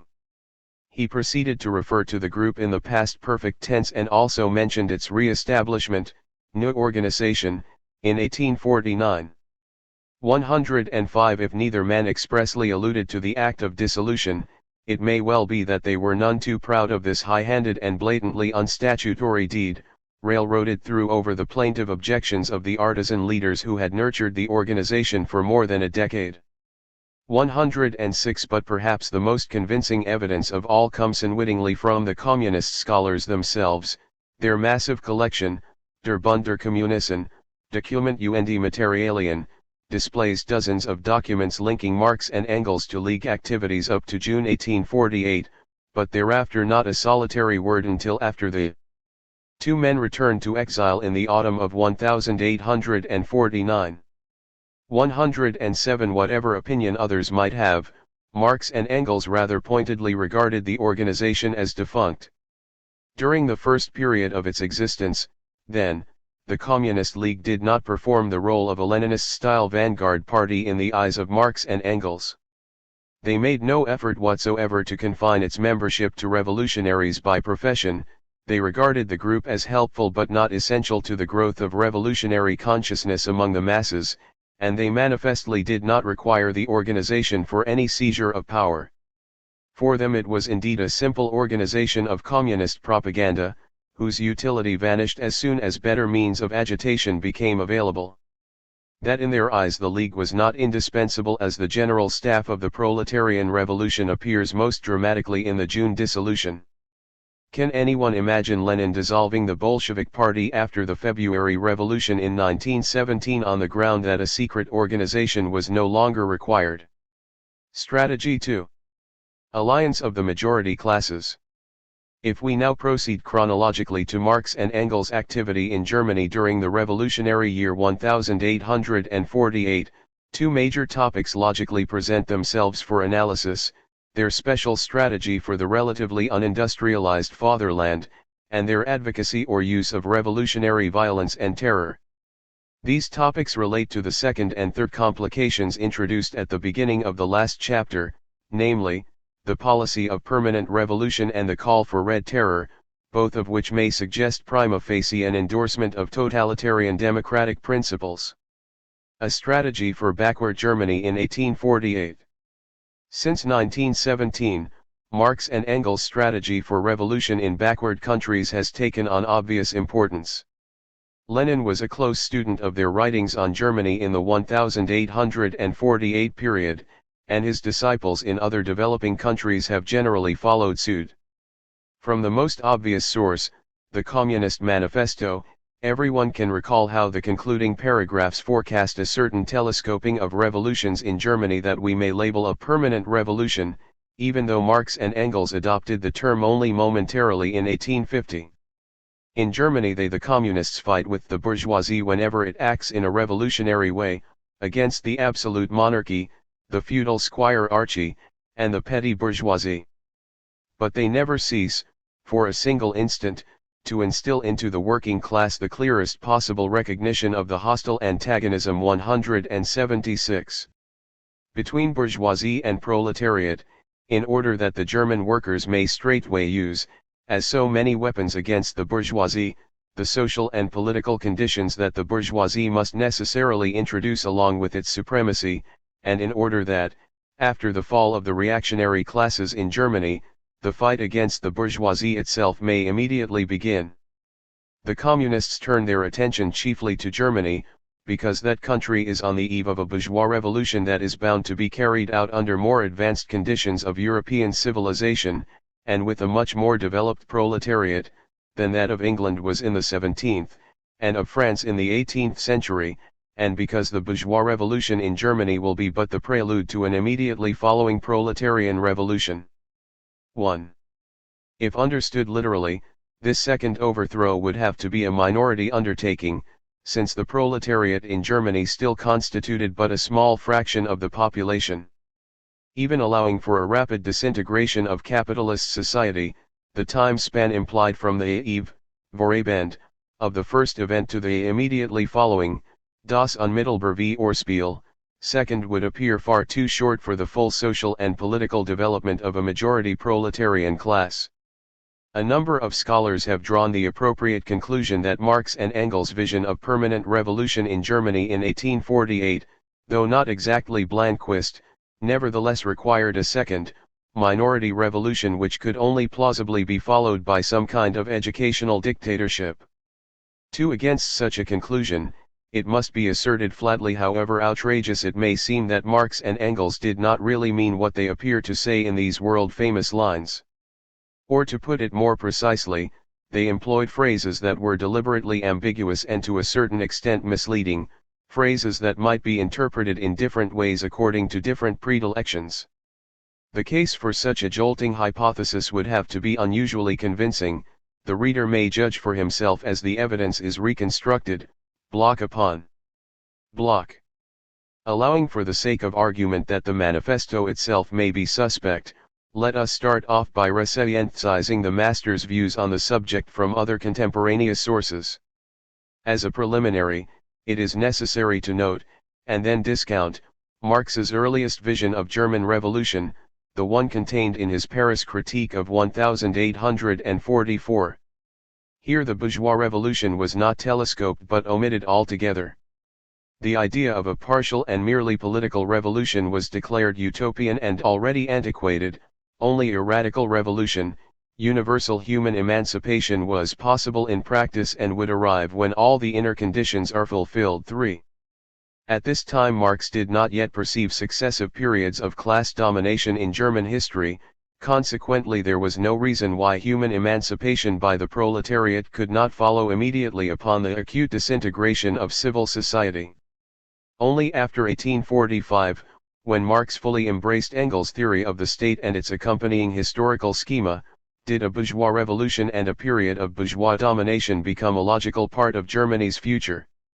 As both men gained concrete experience from living in various industrializing countries, Britain, France, Belgium, and as they probed deeper in their historico-economic studies, it became clearer and clearer that the revolutionary wave expected to traverse Europe in the near future would catch different nations at different stages of development. Suitable strategies needed to be worked out for each country. Only in Britain, with its advanced industrial base, its bourgeois government, and its politically developed proletarian majority, only here was the classical proletarian revolution described in the preceding chapter really on the agenda for immediate realization. It will be remembered that Engels rashly predicted the end of British capitalism by 1852 to 1853. For like Britain, France possessed a bourgeois government, to be sure, but unlike Britain, it had a peasant majority, as Marx and Engels both expressly recognized, since industrialization was not nearly so far advanced. Under these circumstances the two men called for an intermediate sort of revolution that will be discussed presently. Finally, in Germany, where autocracy still held sway and the proletariat was even weaker than in France, the first logical task was to support the bourgeoisie in carrying through its revolution. So far as is known, Marx first expressed this view during his showdown with Weitling in March 1846. Against the latter's call for immediate communist revolution, Marx insisted that there can be no question for the time being of realizing communism. It is the bourgeoisie which must attain power to start with. 6. In an extended analysis of the German scene in 1847, Engels surveyed the condition of the various social classes. Emphasizing in particular the fragmentation and political immaturity of the working classes, he concluded, the nobility is too decadent, the petty bourgeois and peasants because of their entire life situation are too weak, and the workers will not be mature enough for a long time yet to be able to come forward in Germany as the ruling class. There remains only the bourgeoisie, italics added. 7. The bourgeoisie alone is at present capable of mustering mass support and representing the national interest against the existing absolutist regimes. Therefore it must be supported, and indeed even pushed a little. Marx and Engels were well aware of the relative backwardness and political timidity of the German bourgeoisie and already toyed with the idea that it might fail in its historic mission or compromise with the old regimes. But they felt that the very intransigence of those regimes, their unwillingness to compromise at all, must ultimately drive the bourgeoisie in spite of itself to seize revolutionary power. 8. A period of bourgeois domination was deemed necessary for a variety of reasons, nowhere expressed with such wry humor as in Engels' journalistic coda to the year 1847. We are no friends of the bourgeoisie, that is common knowledge. But we do not begrudge the bourgeoisie its triumph. Nothing is more obvious than that they are preparing the way for us, for the Democrats and Communists, than that they will have at most several years wherein to enjoy the fruits of victory before they are themselves overthrown. Therefore struggle bravely forward, gracious lords of capital. We need you for the present, here and there we even need you as rulers. You must clear away absolute monarchy and the vestiges of the Middle Ages, you must destroy patriarchalism, you must centralize, you must convert all the more or less propertyless classes into genuine proletarians, into recruits for us, you must create with your factories and commerce the material basis that the proletariat requires for its liberation. In recompense for these things you shall be allowed to rule for a short time. Italics added. 9. Thus the political task of the bourgeois revolution in Germany was to clear away the 30-odd princely despotisms, large and small, that were the legacy of the Middle Ages, and create a modern centralized bourgeois government. But a subsequent period of bourgeois domination was also required for economic development, firstly to polarize the older intermediate strata into genuine proletarians, recruits for us, and secondly to create the material prosperity that a classless society must have. Premature revolution in a backward country like Germany, by a proletariat that would not be ready to rule for a long time yet, could scarcely result in a classless society. Engels remarked elsewhere that there must always be a dominant class controlling the forces of production and a poverty-stricken, oppressed class, so long as there is not enough produced to supply not only the immediate wants of all the members of society, but also a surplus of products for the increase of social capital. 10. In fact, such an untimely revolution would not likely be lasting at all, as Marx pointedly observed in an important 1847 article. Should the proletariat overthrow the rule of the bourgeoisie prematurely, its victory would be only transitory, only an episode in the service of the bourgeois revolution itself, like Anno 1794, so long as in the course of history, the material conditions had not yet been created which would render the destruction of the bourgeois mode of production necessary, and thus also the definitive overthrow of the political rule of the bourgeoisie. The reign of terror in France could only serve, through its mighty hammer blows, to spirit away the feudal ruins from French soil. Thus both men stressed the need for a period of bourgeois domination, certainly lasting several years, before the next major step could be taken successfully. And in the passage above, written just 2 months before the manifesto, Marx spoke plainly against a premature proletarian seizure of power, against the very telescoping of revolutions that the more famous document seems to demand. While urging a certain patience, Marx and Engels offered the consolation that bourgeois rule would bring important political advantages for the proletarian movement. However inadequate bourgeois rights might be, they were not, as the true socialists continually insisted, entirely sham or devoid of value. A glance at France, Britain, or America would reveal, Marx wrote in 1847, that the rule of the bourgeoisie not only gives the proletariat brand new weapons for struggling against the bourgeoisie, but also creates for it an entirely new position, the position of a recognized party. In Prussia the workers have no stake in the mock parliamentary schemes of Frederick William IV, but the bourgeois revolution would soon create real parliamentary government, along with trial by jury, equality before the law, freedom of the press, freedom of association, and a genuine system of representation, all of which the proletariat will know how to use. 12. It should be reiterated, however, that Marx and Engels did not expect these political gains to include universal suffrage in a fully democratic republic, rather they anticipated that bourgeois rule in Germany would follow the then standard model of constitutional monarchy with a parliament elected only by substantial property owners. In brief, Germany would have reached the stage of development of France under the July monarchy. Following an appropriate period of such bourgeois oligarchy, the next step would still not be proletarian rule pure and simple, as implied by the manifesto.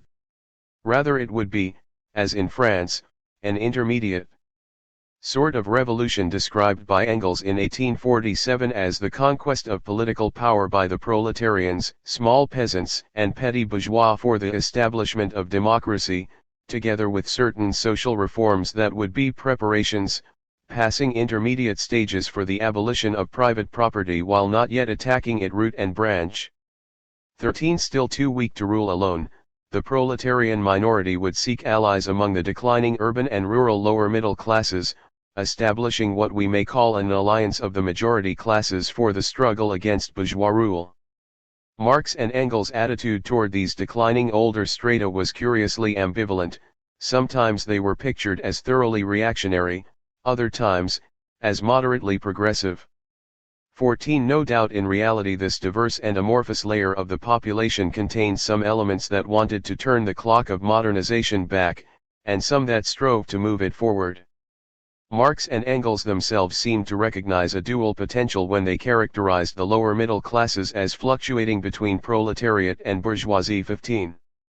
In any event, the progressive elements among these strata appeared on the political stage as radical republicans, in contradistinction to the overwhelmingly monarchist bourgeoisie. In the terminology of Marx and Engels, they were mere, pale, or petty bourgeois democrats, and they were invited to join hands with the proletarian Red Democrats in the coming campaign against bourgeois oligarchy.